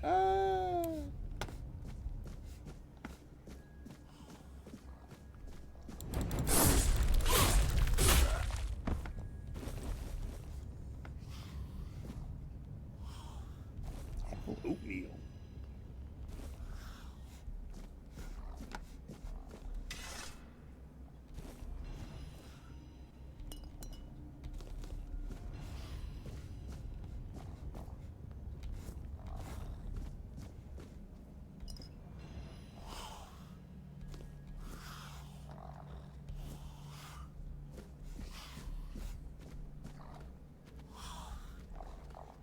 Ooh, secret passage.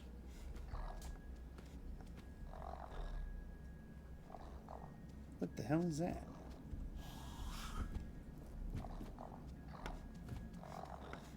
That's a weird little bunny.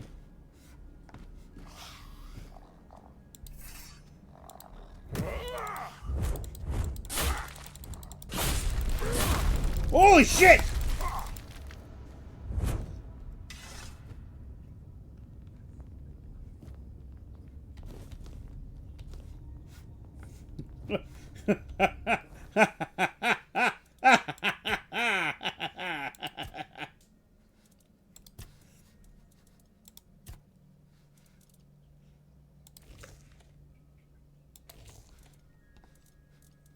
So that was a play on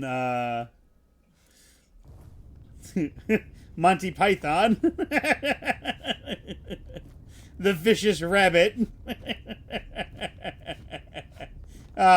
You see how they barricaded it in here.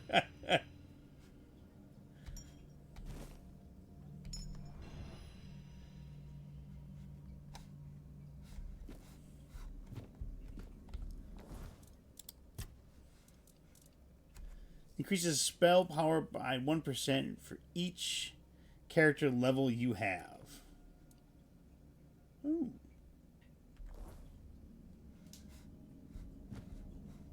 Well, what, 53, 54? I'm up there. It's actually not a bad pendant if you're going to be a magic caster. It's a good thing I got that cheat death thing.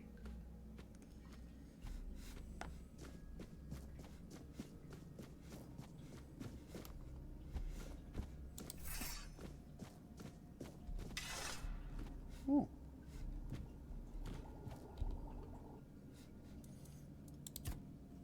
It's been a minute since I've made some potions. Does nothing unless you don't know that.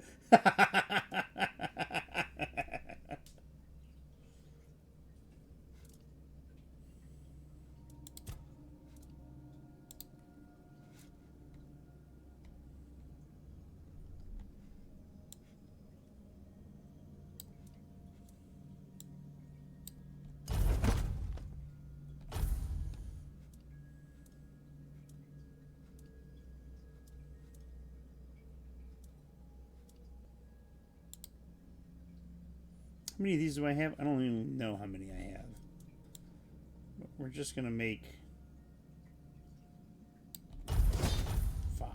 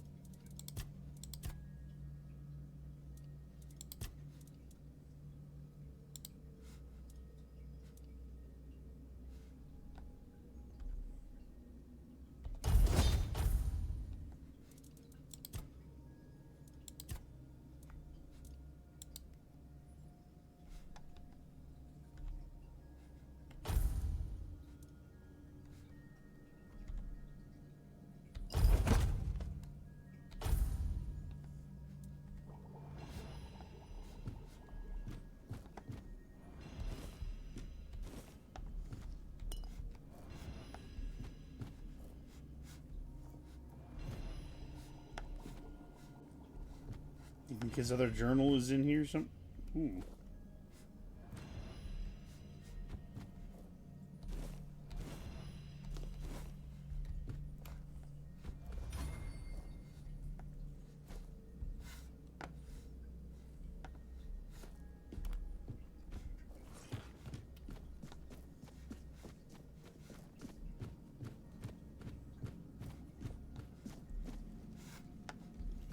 That goes down. Okay, we want to go up, though. Let's go up.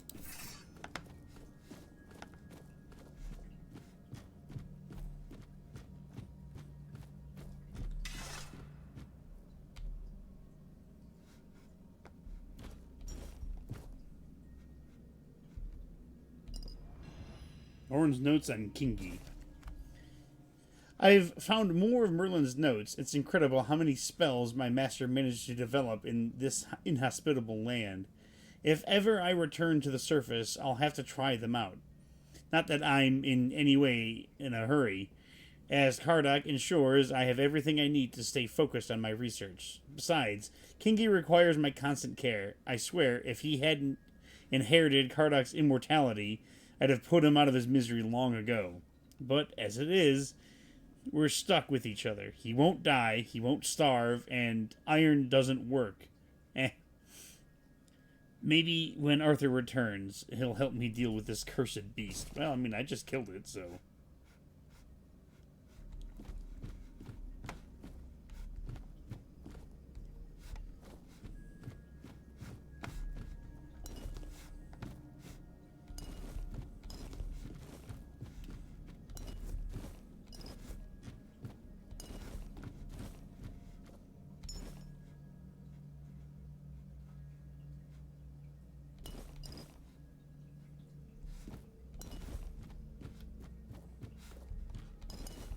Yeah, that milk is still good.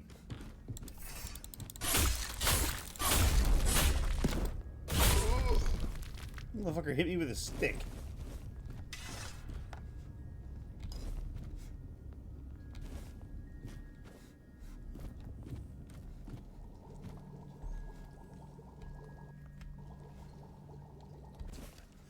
Orin, I do wonder sometimes what possesses you to ask me these questions again and again, even though by now you must know exactly what my answer will be. Is it madness? Simple pig-headedness? Or perhaps old age is finally catching up with you, despite your best efforts?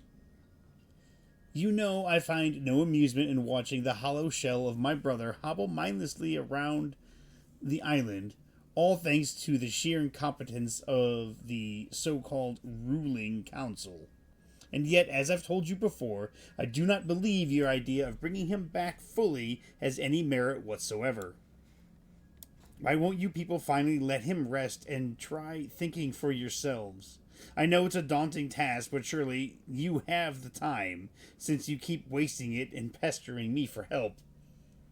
As for my answer, I've attached a few notes about my latest design. I recommend you follow my instructions. And when it's done, shove it where the sun doesn't shine. Respectfully, M. Maybe C will find it handy, not for internal use.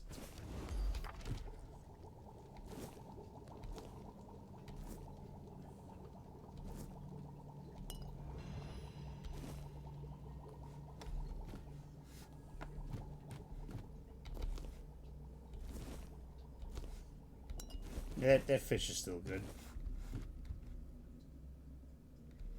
More of Orin's notes on Kingy, huh?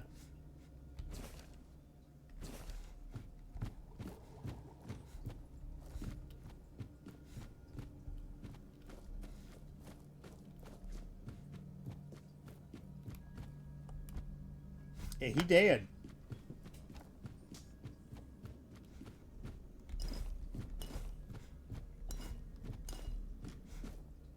Oh, the pantry.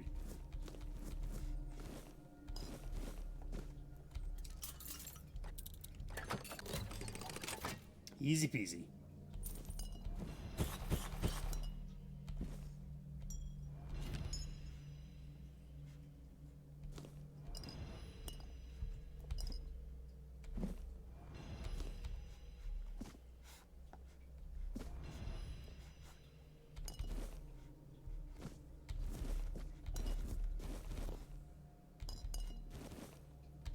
Big coin purse.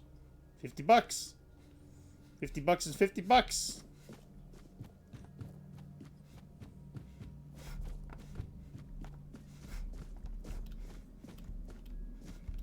Jesus Christ.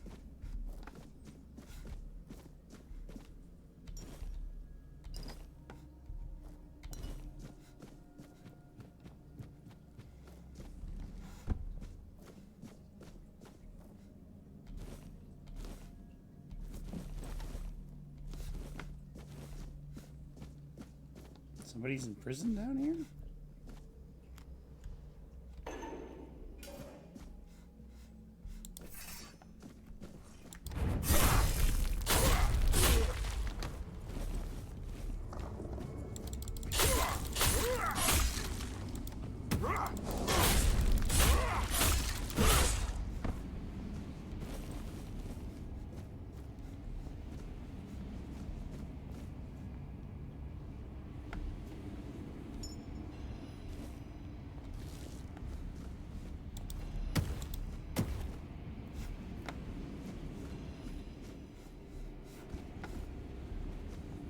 Fairy Tales of the South, Volume 2.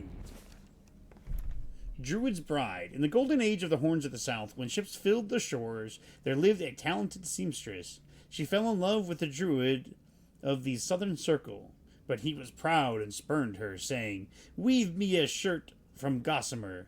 Only then will I take you as my bride." Undeterred, she walked into the weirdness that night and found a thread light and strong, and sewed it in the shirt. When she gave it to him, he demanded, "Now make me gloves of pure weirdness. Only then will I take you as my bride."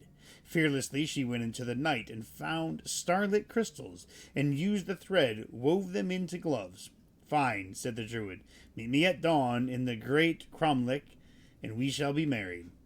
But when she came to wed him, the druids caged her, forcing her to weave the weirdness until her death and beyond. For druids care not for love or devotion, only for power. Orange notes, if the gossamer thread equals the ethereal cobweb, and the starlight crystals equal the weird stone, it would make a powerful armor. Needs an additional binding agent, though. Hey, new recipes!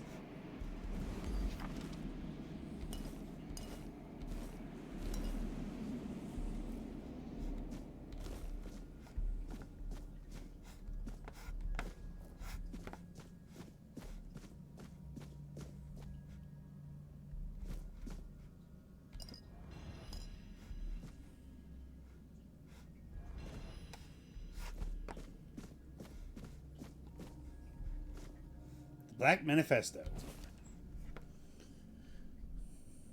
Author, Slugdrug. My dear brothers, who saw fit to cast me out of the circle for going against nature, know this, I have not spoken my last word. I will not deny your accusations, for is going against nature not the logical next step after mastering it? Nature is not merely to be respected or obeyed, but to be subjugated. Neither life nor death should be set in stone. You draw power from this land, yet you fail to see its full potential. The end, any end, is but an illusion. The great Merlin understood this, but you chose to turn your backs on his teaching, calling them irresponsible. Mark my words, brothers, one day you will pay dearly for your cowardice. This world is ours. The secrets belong to us. Its laws should be shaped by us. There should be no aspect of Avalon beyond our control. I will not stop my research. I intend to leave a long and lasting mark upon this world, and there is nothing you can do to stop me. A bit insane, but he does have a few interesting ideas.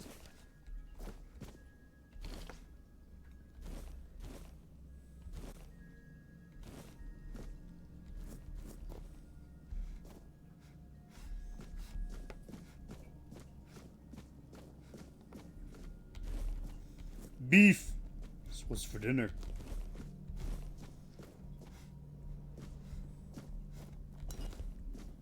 I think all the books just kind of come out like, hey, butter.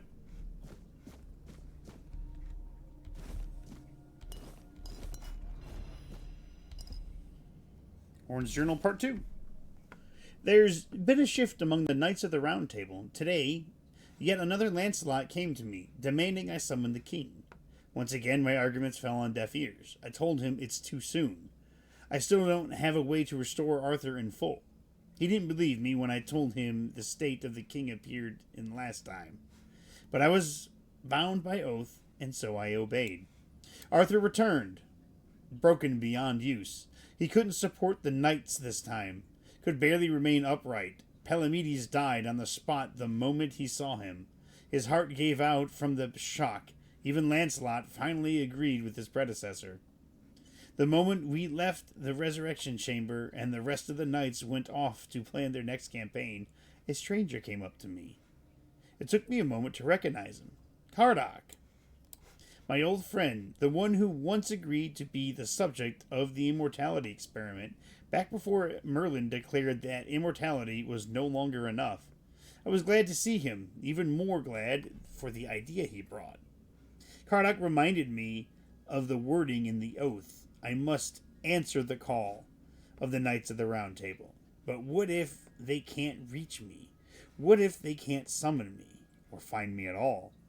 Right now, they use a summoning spell to call me into service. But if I can create a space where the spell cannot take hold, they'll be unable to reach me. And so, I will not be able to answer. That would give me what I had never had. Time. Time to work in peace on a way to restore King Arthur in all the glory and majesty he once commanded and still deserves. Oh yes, cheese.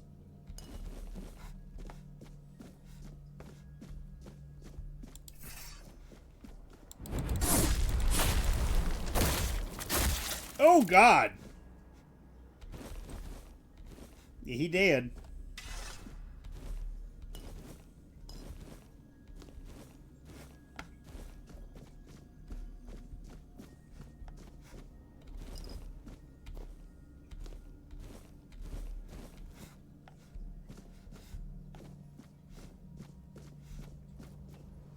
Well, where's part 3 of his journal?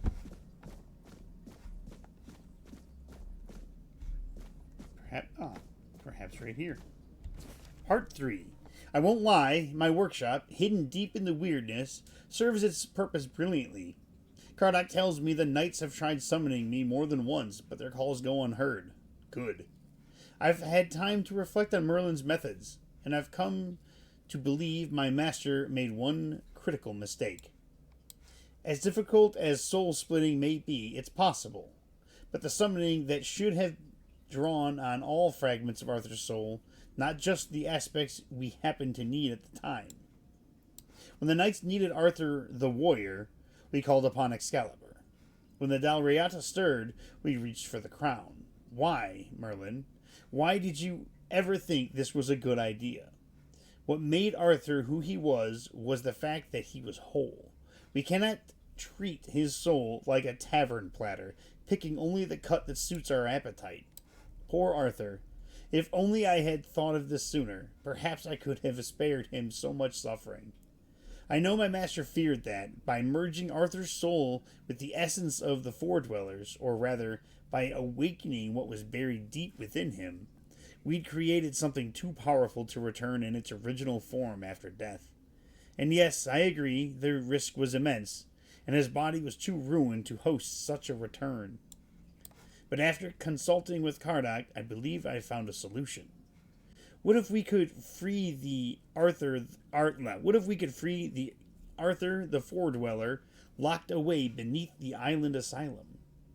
If I could convince the Red Priest to begin experiments that strengthen body and mind through the weirdness, perhaps we could create a vessel strong enough to carry all the fragments, one capable of pulling them home. I'll ask Kardok to scatter my writings across the asylum. Let him speak with the Pope. Let him explain that the weirdness, a pure potential, might just cure the Red Death, and that their research should follow this path. Soon, my king, we will meet again, and I will restore you in glory and in light, even if I die trying. Well then.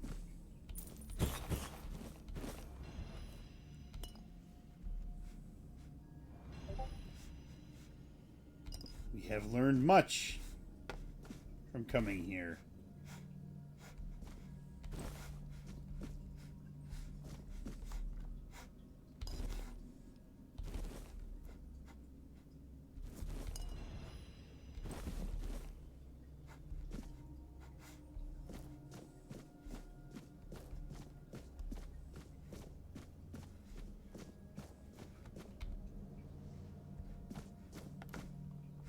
Fine, Orin, I didn't want to talk to you anyways.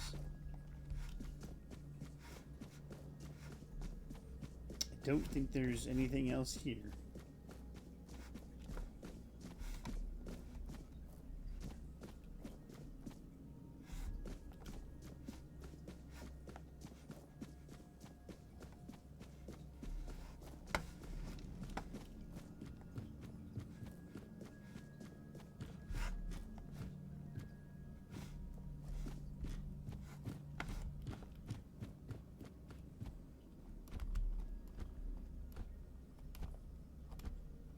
I can't see him in there. I don't think he's in there anymore. Because I think He's dead and gone. He's rotted away. The Crucible Wand. Multiply spell power by 0.5. Spells deal 10% of their mana cost as damage to the user. Ooh. Flame's Embrace. You take 50% less damage from burn status effects, increases mana regeneration and stamina regeneration by 33% when burning. Gambit Scale. Increases your dash invincibility window by 0.02 seconds. Receiving damage has a 25% chance to lower your movement speed by half 3 seconds. No. Hex Grip Van Braces. Increases physical damage by 50% of your spell power. Not bad. And Iron Frost, and then here we go. Ring of Reduced Conjuration. Reduce the mana amount blocked by summons by 20%. Not bad. I'm going to eat that apple.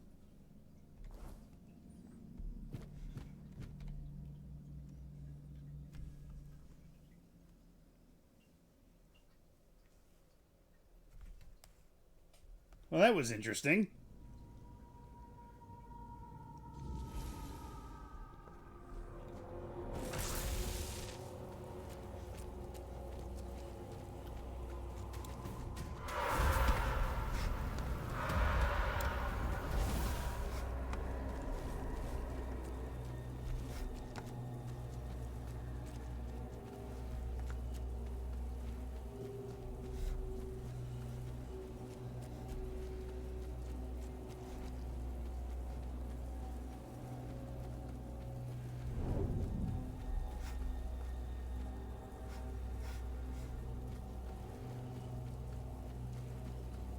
I think he's dead. I think he's really gone.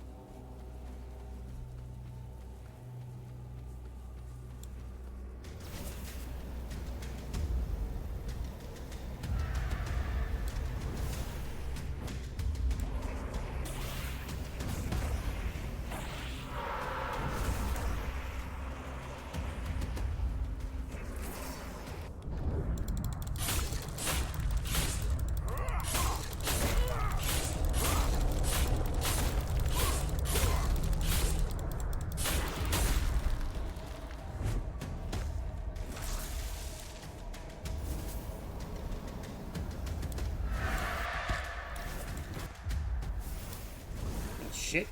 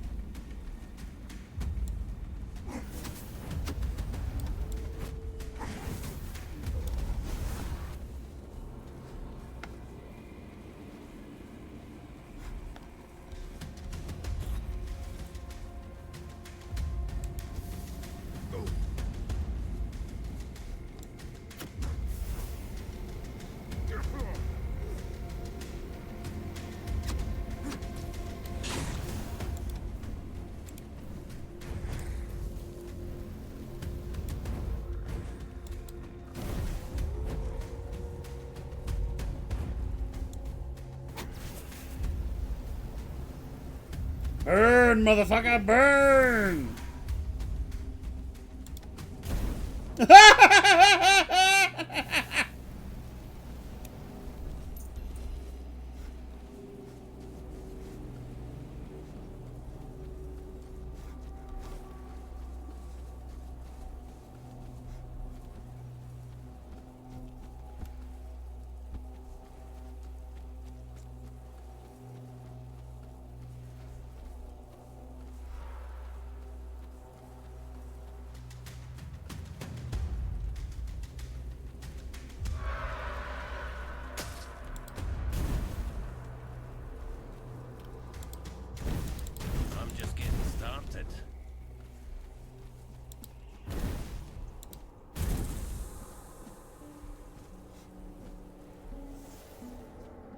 brings you here?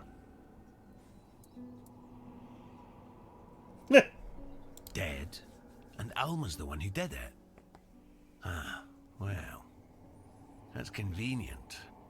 Since you've met her already, how about you take my notes to her? And feel free to look at them yourself. You might pick up something useful. I'll stay here for now. Alma's far better at this than I am anyway. Just don't let her know I said that. May Mather's strong arm... That's great.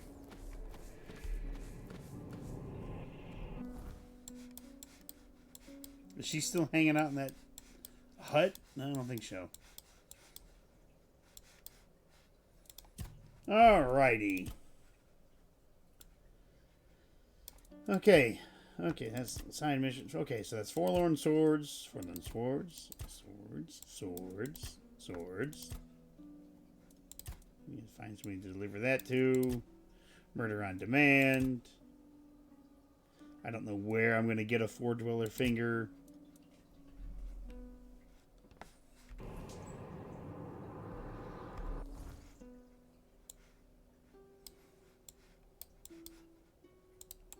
But it's time to head into the abyss, I think.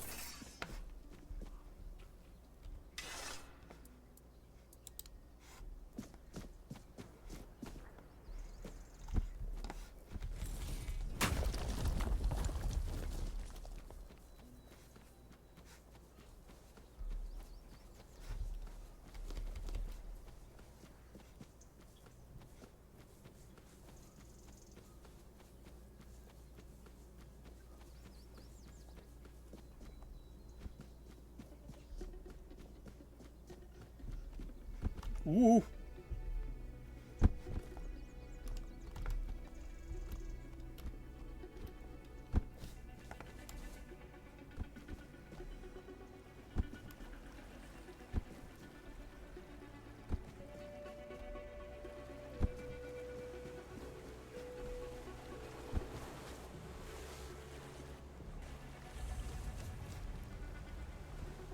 Who's this dude?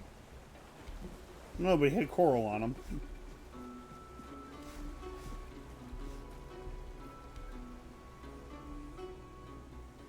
Into the depths we go. The DLC before we continue on and finish the main story. I mean, we're not going to finish it today. In fact, once I get to an appropriate spot, I'm probably just going to stop for the night.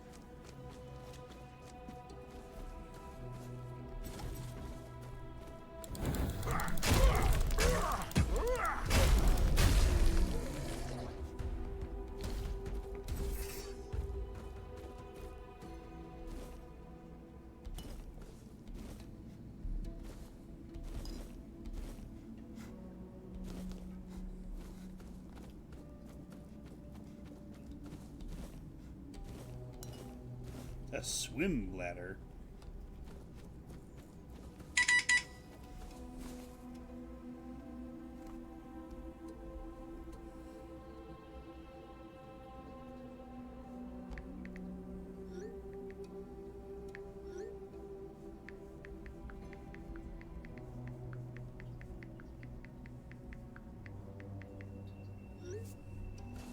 My sister is on her way over.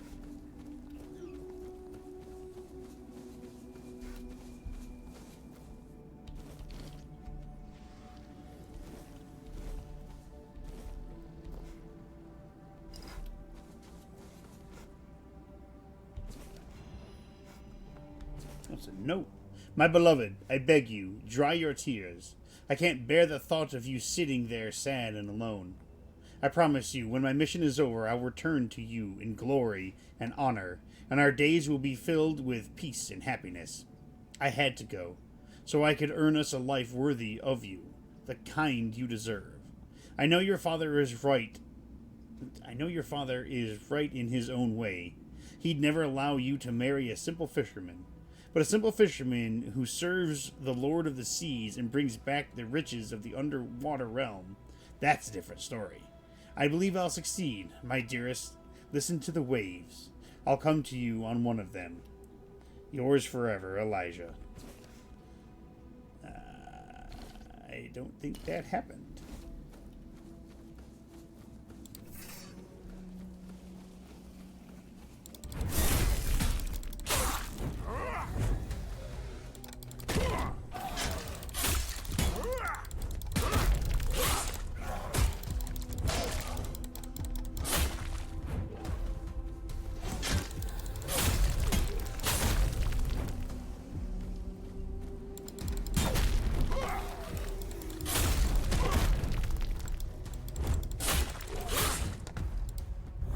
Ah!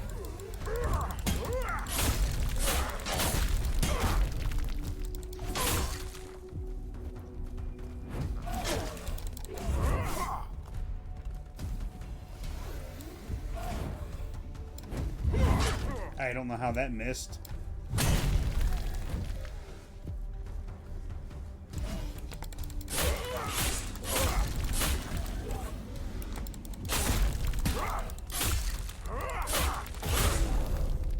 That was a tough motherfucker. He had a great sword +7. Chestplate +7. That'll be valuable to sell.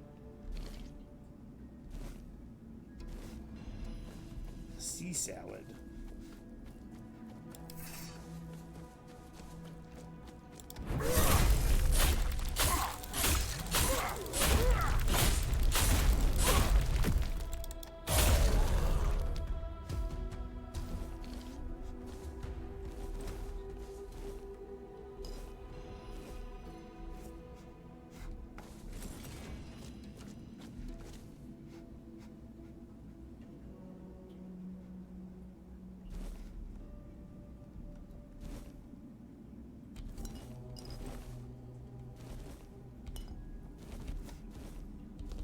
Even down here, they got peppermint.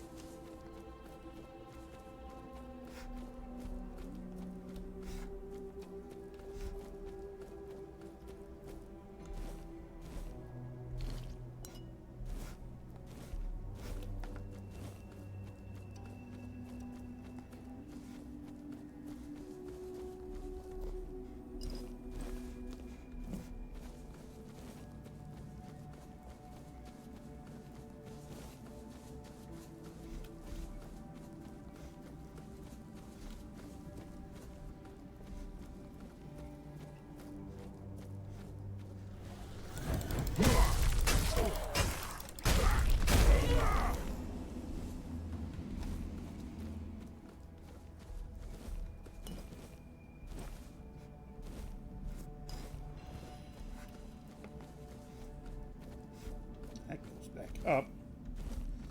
Cheese! Probably wet cheese. That sounds gross.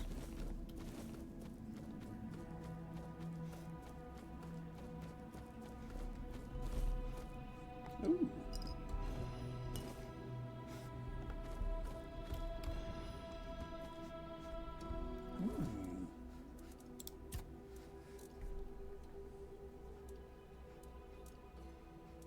A menhair figurine. +5 maximum health permanently. Yes. I think I've already read that before. If I haven't, it will let me know in a moment. I found a warm coat. Oh, grants an additional optimal dash. Okay, I did not read that before.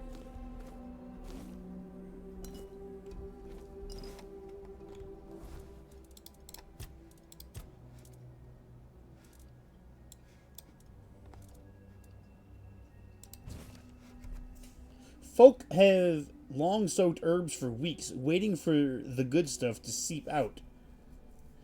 But there's a better way. I found that warming Weirdstone just right during the soak speeds things along. The stone gives off a steady heat, no flames, no scorching, and somehow pulls more of the plants without ruining the delicate parts. A slow stir now and then keeps things even, stopping all the grit from settling at the bottom. The result, a stronger brew, quicker made, and cleaner than most would expect. No grand secrets, just steady your hand, a bit of heat, and knowing when enough is enough. Simple, but it works. So I think I found another way to make things.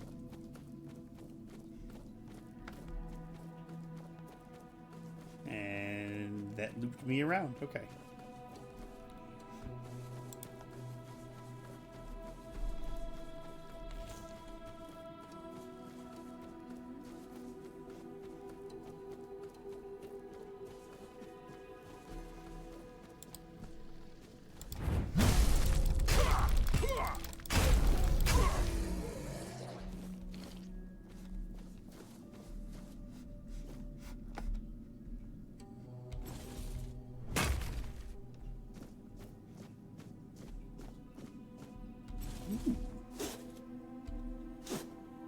Deserter's notes.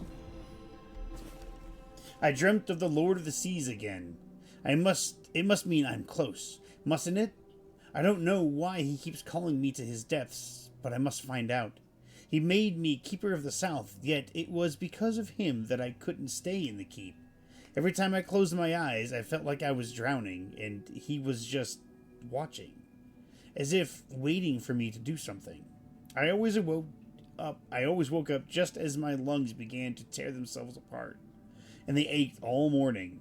I know desertion means death, but staying in the keep was killing me.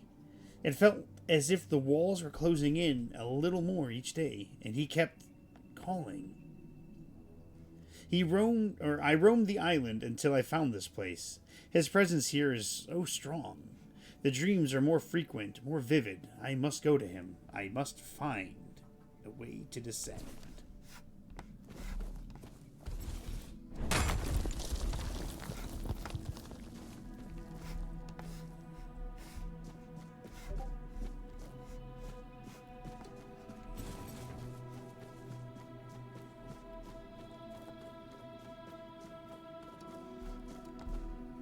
Ooh.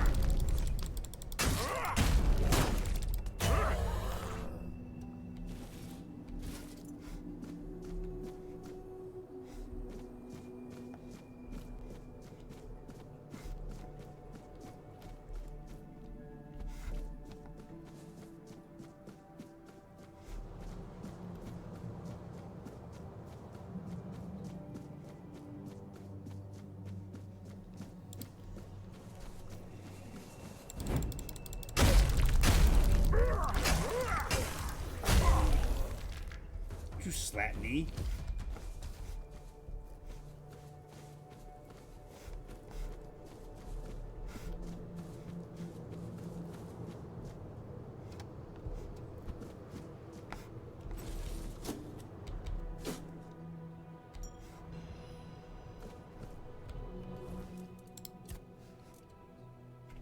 Warded Guardian Seal. Increases armor by up to 5 depending on missing health.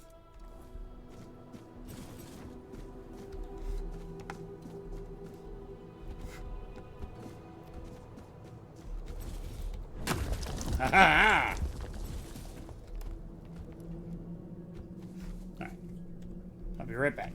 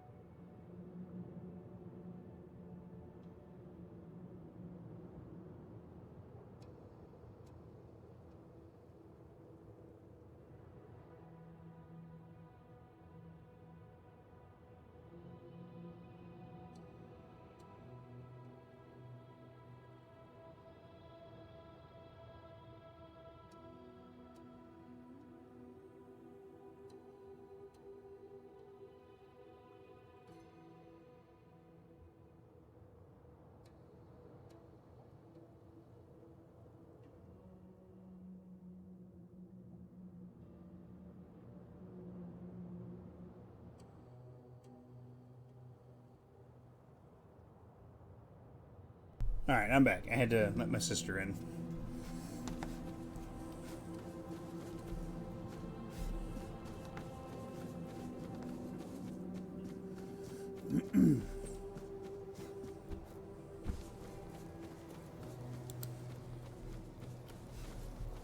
Oh.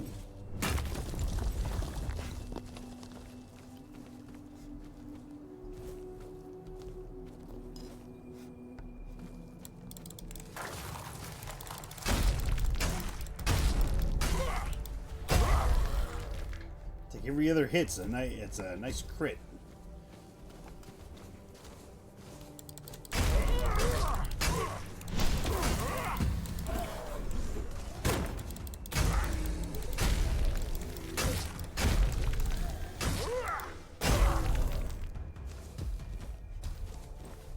I don't want his tunic. You know, get that out of here. Get out of here.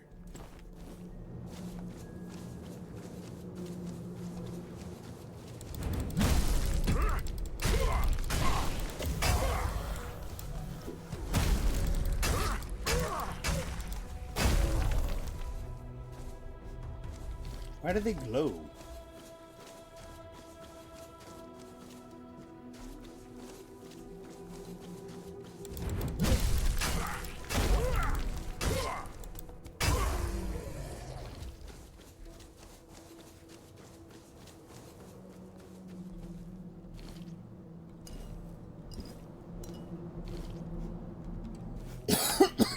I think I saw a thing that said grog. I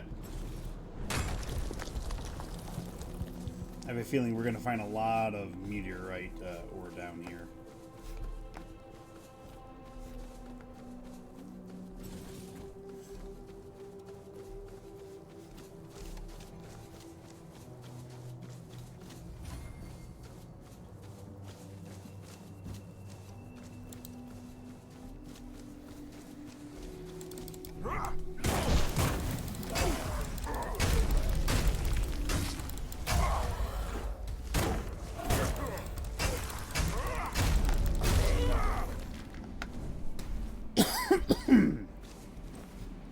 Little bitches are stronger down here.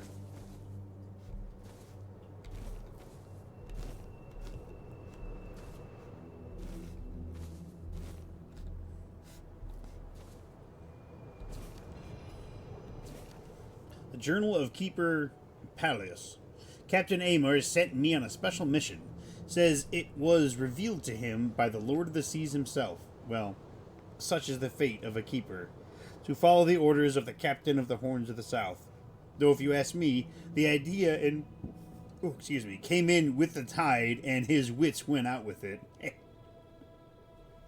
Still, I'm glad they finally let me go further than the nearby villages. If I find time, I'll stop by Kuanak. Want to try that mythical moonshine Odrin keeps bragging about. 22nd of the Rowan Moon, 598. Looks like I found the entrance. Who would have thought Amir was actually right? If there's an entrance, then maybe this mission is real after all. Now, I suppose I need to find the chapel and some twins. 24th Rowan Moon, 598. Not sure if I'll ever find the chapel. So far, I've only found undead sailors and other tormented souls. I feel my strength leaving me. Not sure I'll make it through. I'd rest outside for a while, but I can't find the way out. It's so very, very cold.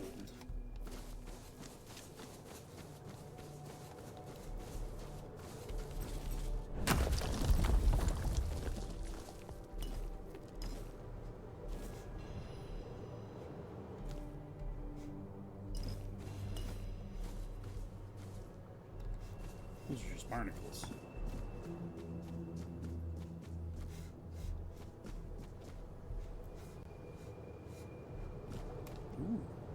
Ooh. Ooh.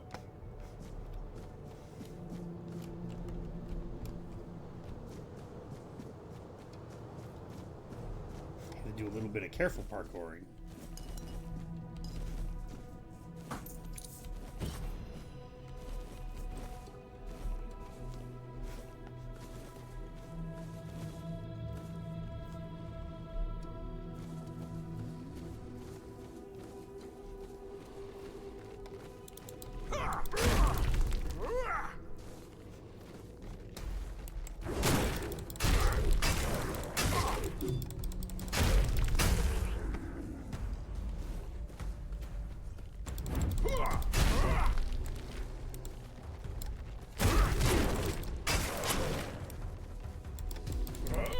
No.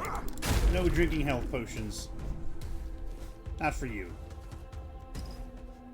Only I may drink the health potions.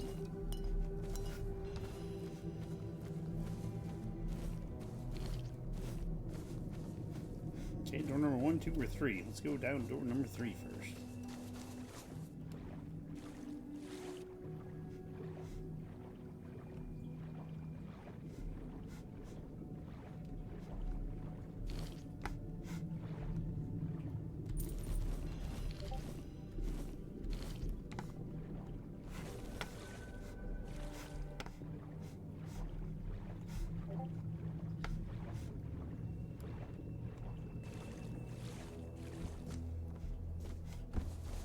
Seem perhaps door number 1 and door number 3 lead to the same spot. Or door number 1 and door number 2 lead to the same spot. Where does this lead?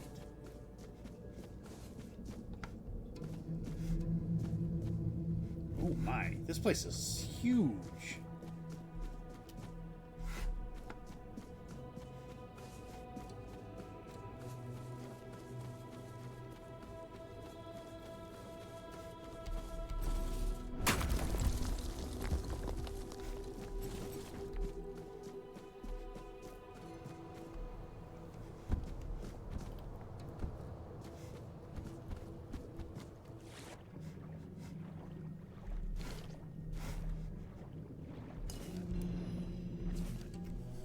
Heave ho, ye merry bastards! We're off to see what's with that sunken kingdom of theirs. What kind of pirates we be if we passed up a place full of gold, where the fish folk can't crawl out to chase us?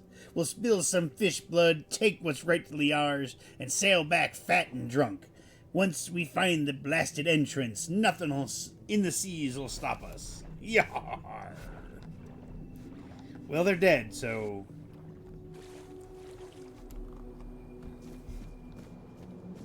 I guess they were stopped.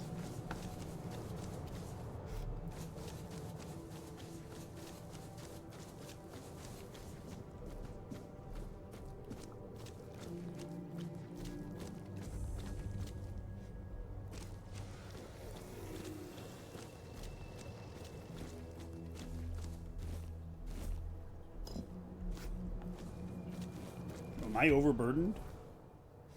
I am overburdened. I've picked up so much shit.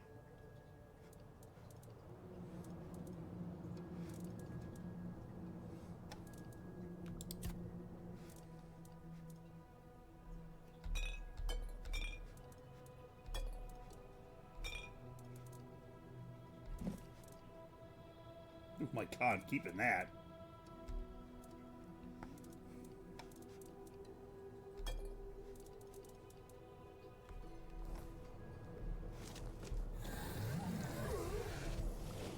Hello. Must.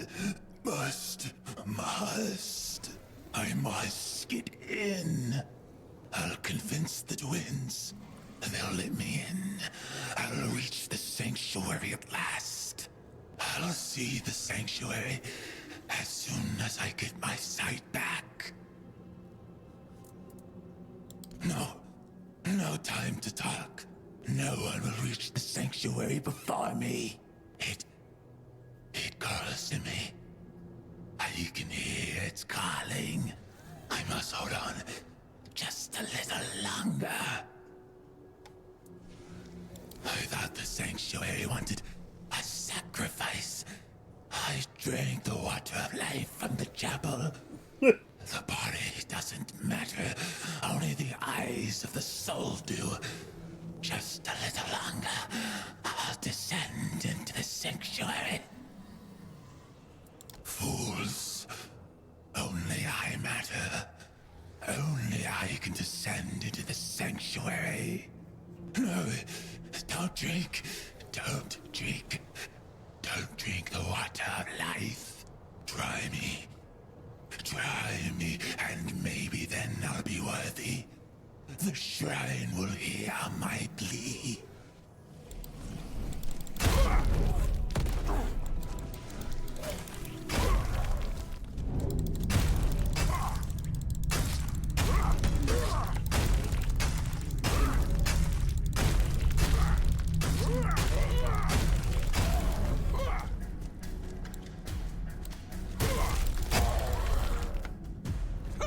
Bitch! That's what you get! Now, if you'll excuse me, I know he's gonna drop some good stuff. So we're gonna just get rid of you. Keep that, because that's unique.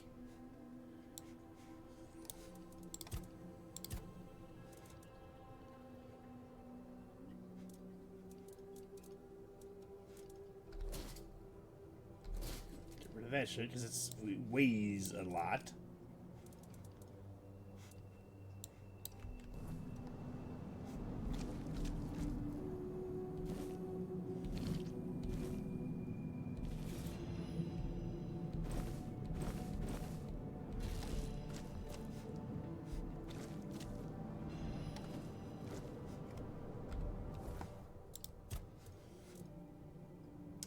Gills is a crafting item.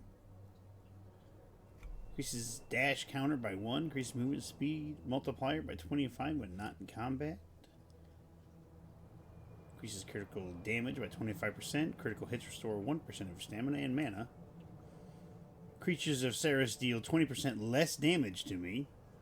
That might be not bad to have. Redeemer's Greaves. Receiving physical damage reduces attacker's stamina by 5%.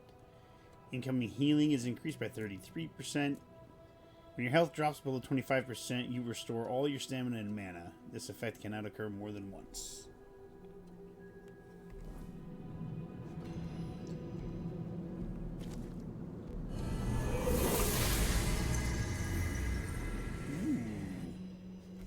You've received the Blessing of Saras. Creatures of the Sanctuary, hostile to outsiders, scale with your character level, but the blessing weakens them, making them easier to defeat. It also grants you points to spend in the Saras skill trees. Pray at any Saras shrine to learn new powerful abilities. You can improve each skill tree independently, but only one can be active at a time. Oh my. Oh, look at that!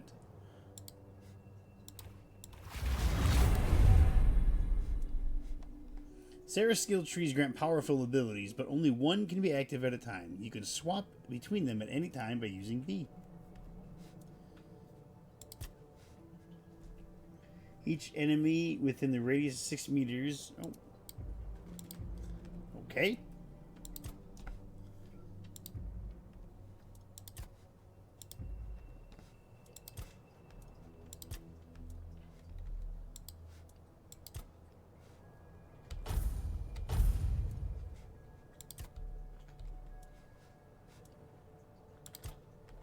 Oh, that's how you choose active.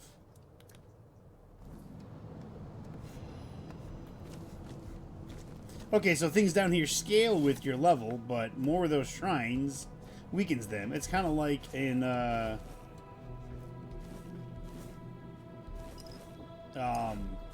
Elden Ring in its DLC.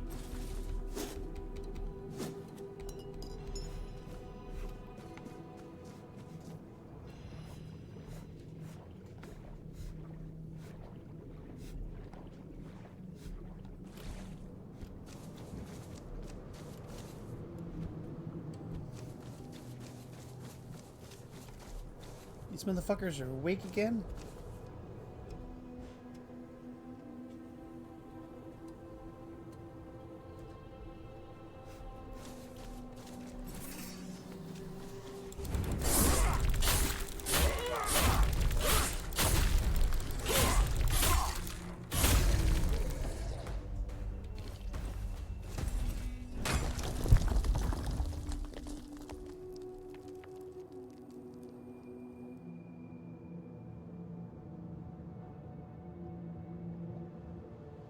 I'll have to go close the garage here in a minute.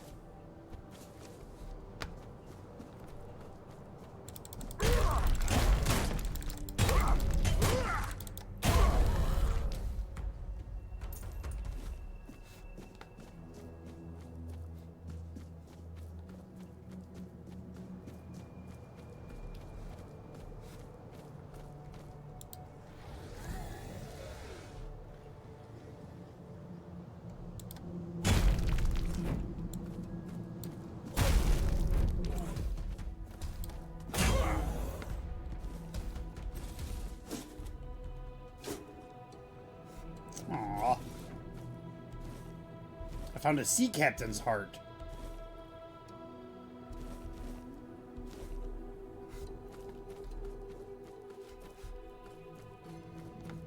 Oh. Okay, well that... Alright.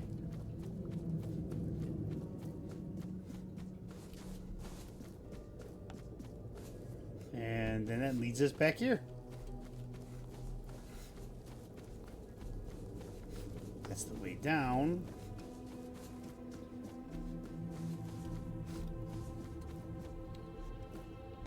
There's a fucking ship down there, although I should not be surprised about that.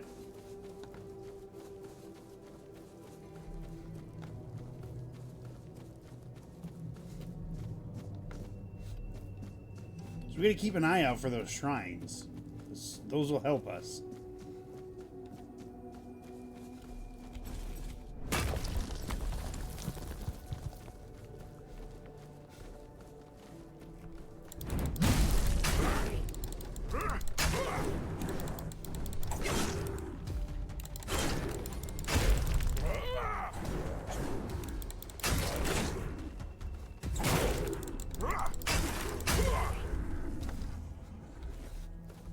Strong little bastard.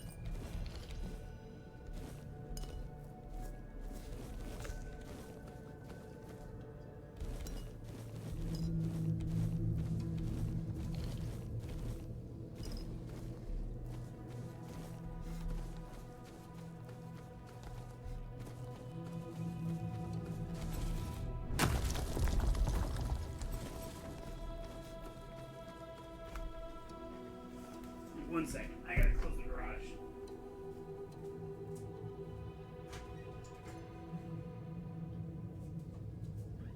Never mind. They must have done the trick. They hit the button, closed the garage, and then stepped over the sensor light.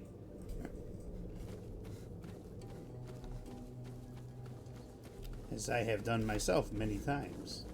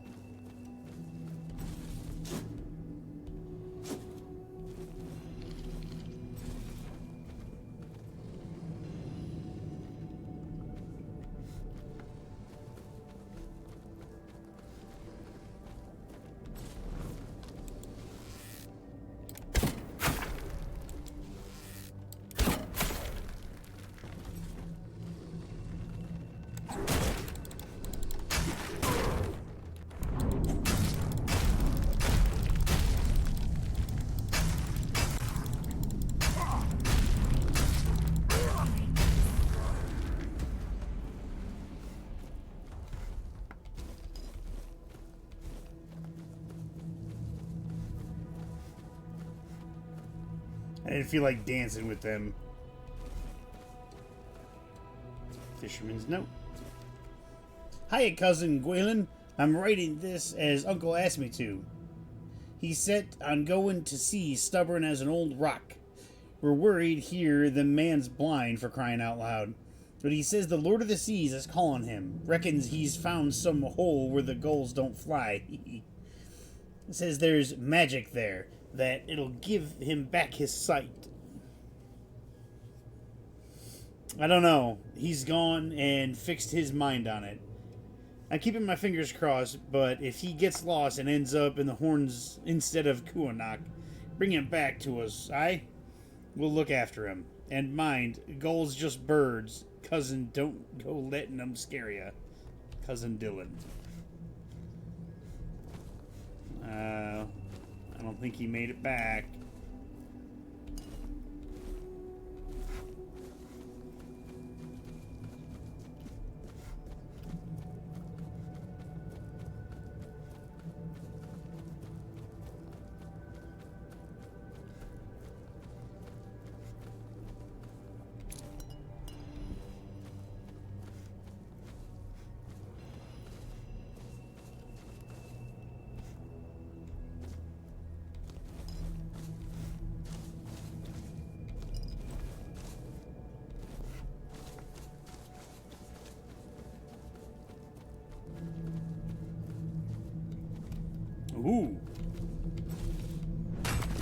get away from me, did you?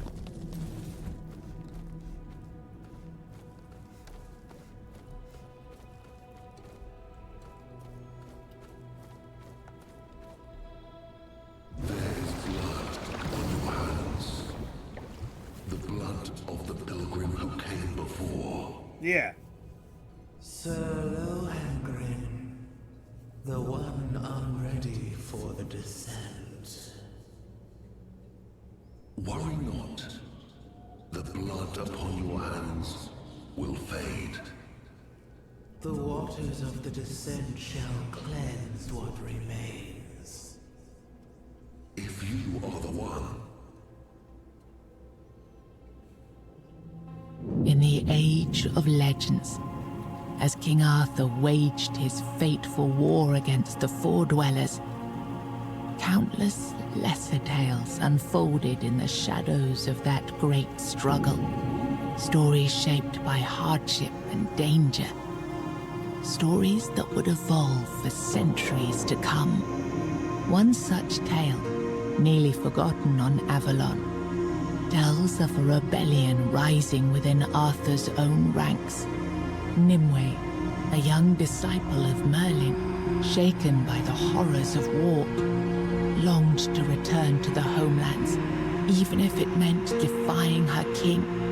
Led by her resolve, the rebels gathered several of Arthur's finest ships, including the proud flagship Saras, and set their course for home, no matter the cost. But Merlin, they say, would never suffer betrayal. Drawing upon ancient, forbidden forces, he unleashed a wrath destined to be remembered, turning the deserters' escape into a spectacle burned into the memory of all who served Arthur. 6 centuries later, a lone wanderer steps towards a hidden, long-forgotten passage, ready to uncover the truth behind the legend of Saras and the fate of those who dared to turn their backs on Avalon. That's us, baby!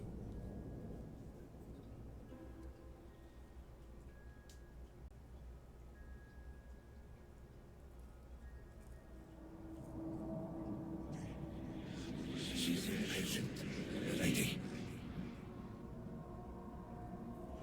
She'll hear you. You must not demand the lady's name in vain. She calls for change. We must accept it.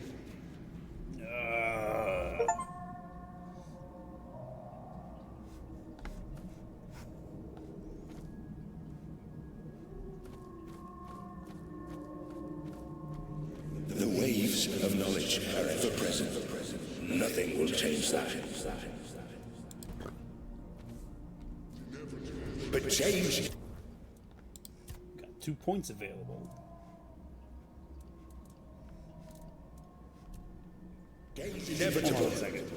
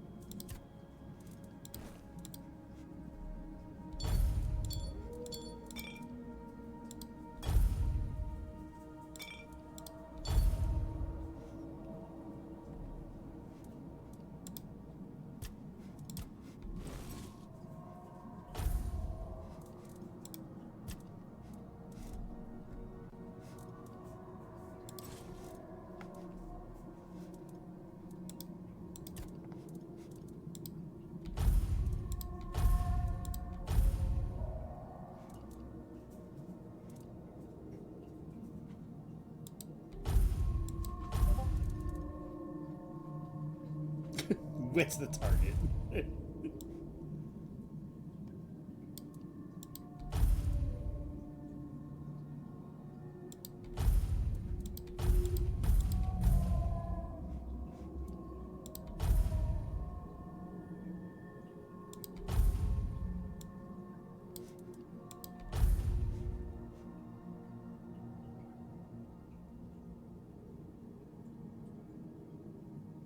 Oh, wow.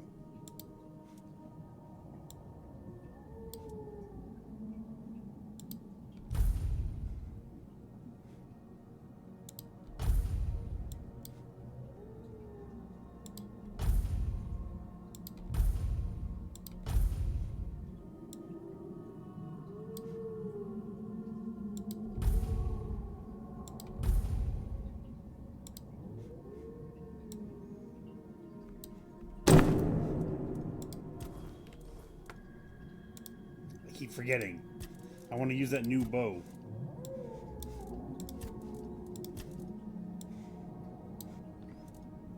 The assassin's bow.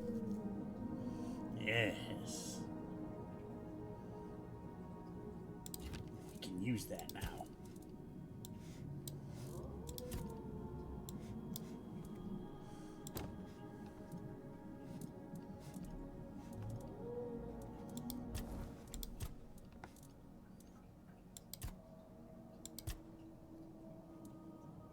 Can use 2 points to get my strength up to 15.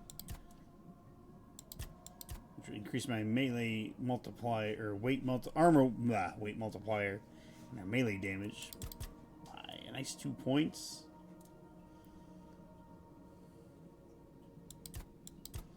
I can get my health up to what it was before I lost 30 health points.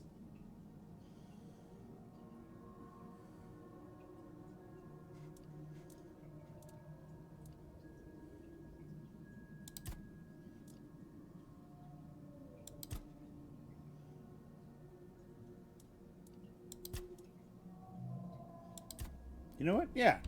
There we go. Perception's at a nice 10. Alright, we got 2 points. Increase melee damage by 5%. Take one of those. And increase our health.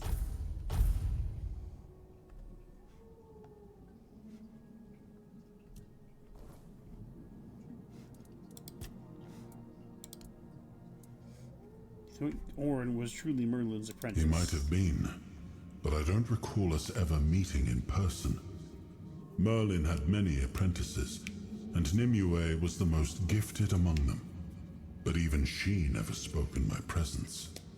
It is possible Merlin forbade his students from speaking to me, though why he would do such a thing, I cannot say. But Orin seems devoted to a cause he believes in. It's a refreshing perspective, and unlike any we've seen so far. What do you think of the knowledge Orin has gathered? Honestly, I had hoped his discoveries might help me recover some of my lost memories. Sadly, they did not. I remember what Merlin and I chose to do. I simply thought I could reconstruct the reasoning behind our decision. But it seems even Orin wasn't certain of that. I regret that Merlin didn't share his thoughts and decisions with his apprentices. They might have helped us now, on this journey. You agree with Orin that you should return in your full form? I'm not ready to answer that question. And I sense the final decision won't be mine to make.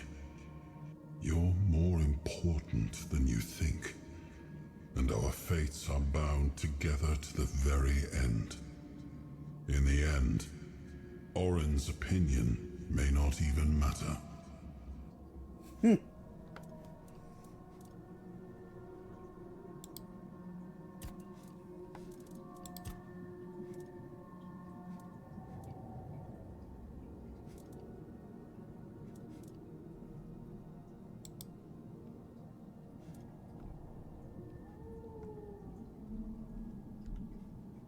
Oh, Nelly! Yes.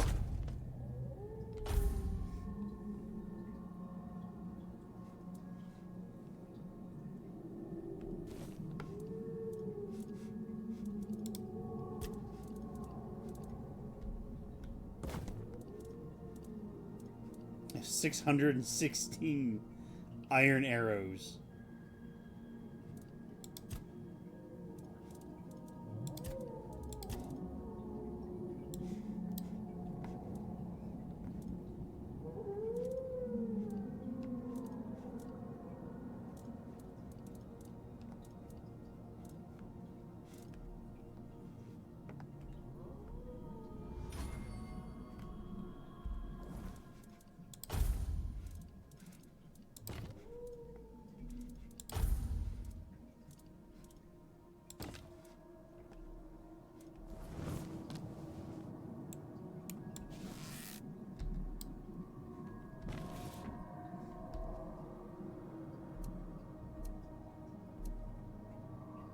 That's pretty cool. Okay, so we're going to save it here, and that's where we're going to stop. We're right on the precipice of entering the DLC, and we'll pick this up again soonish? I don't know. Until then, I hope you all have yourselves a wonderful day. Good night.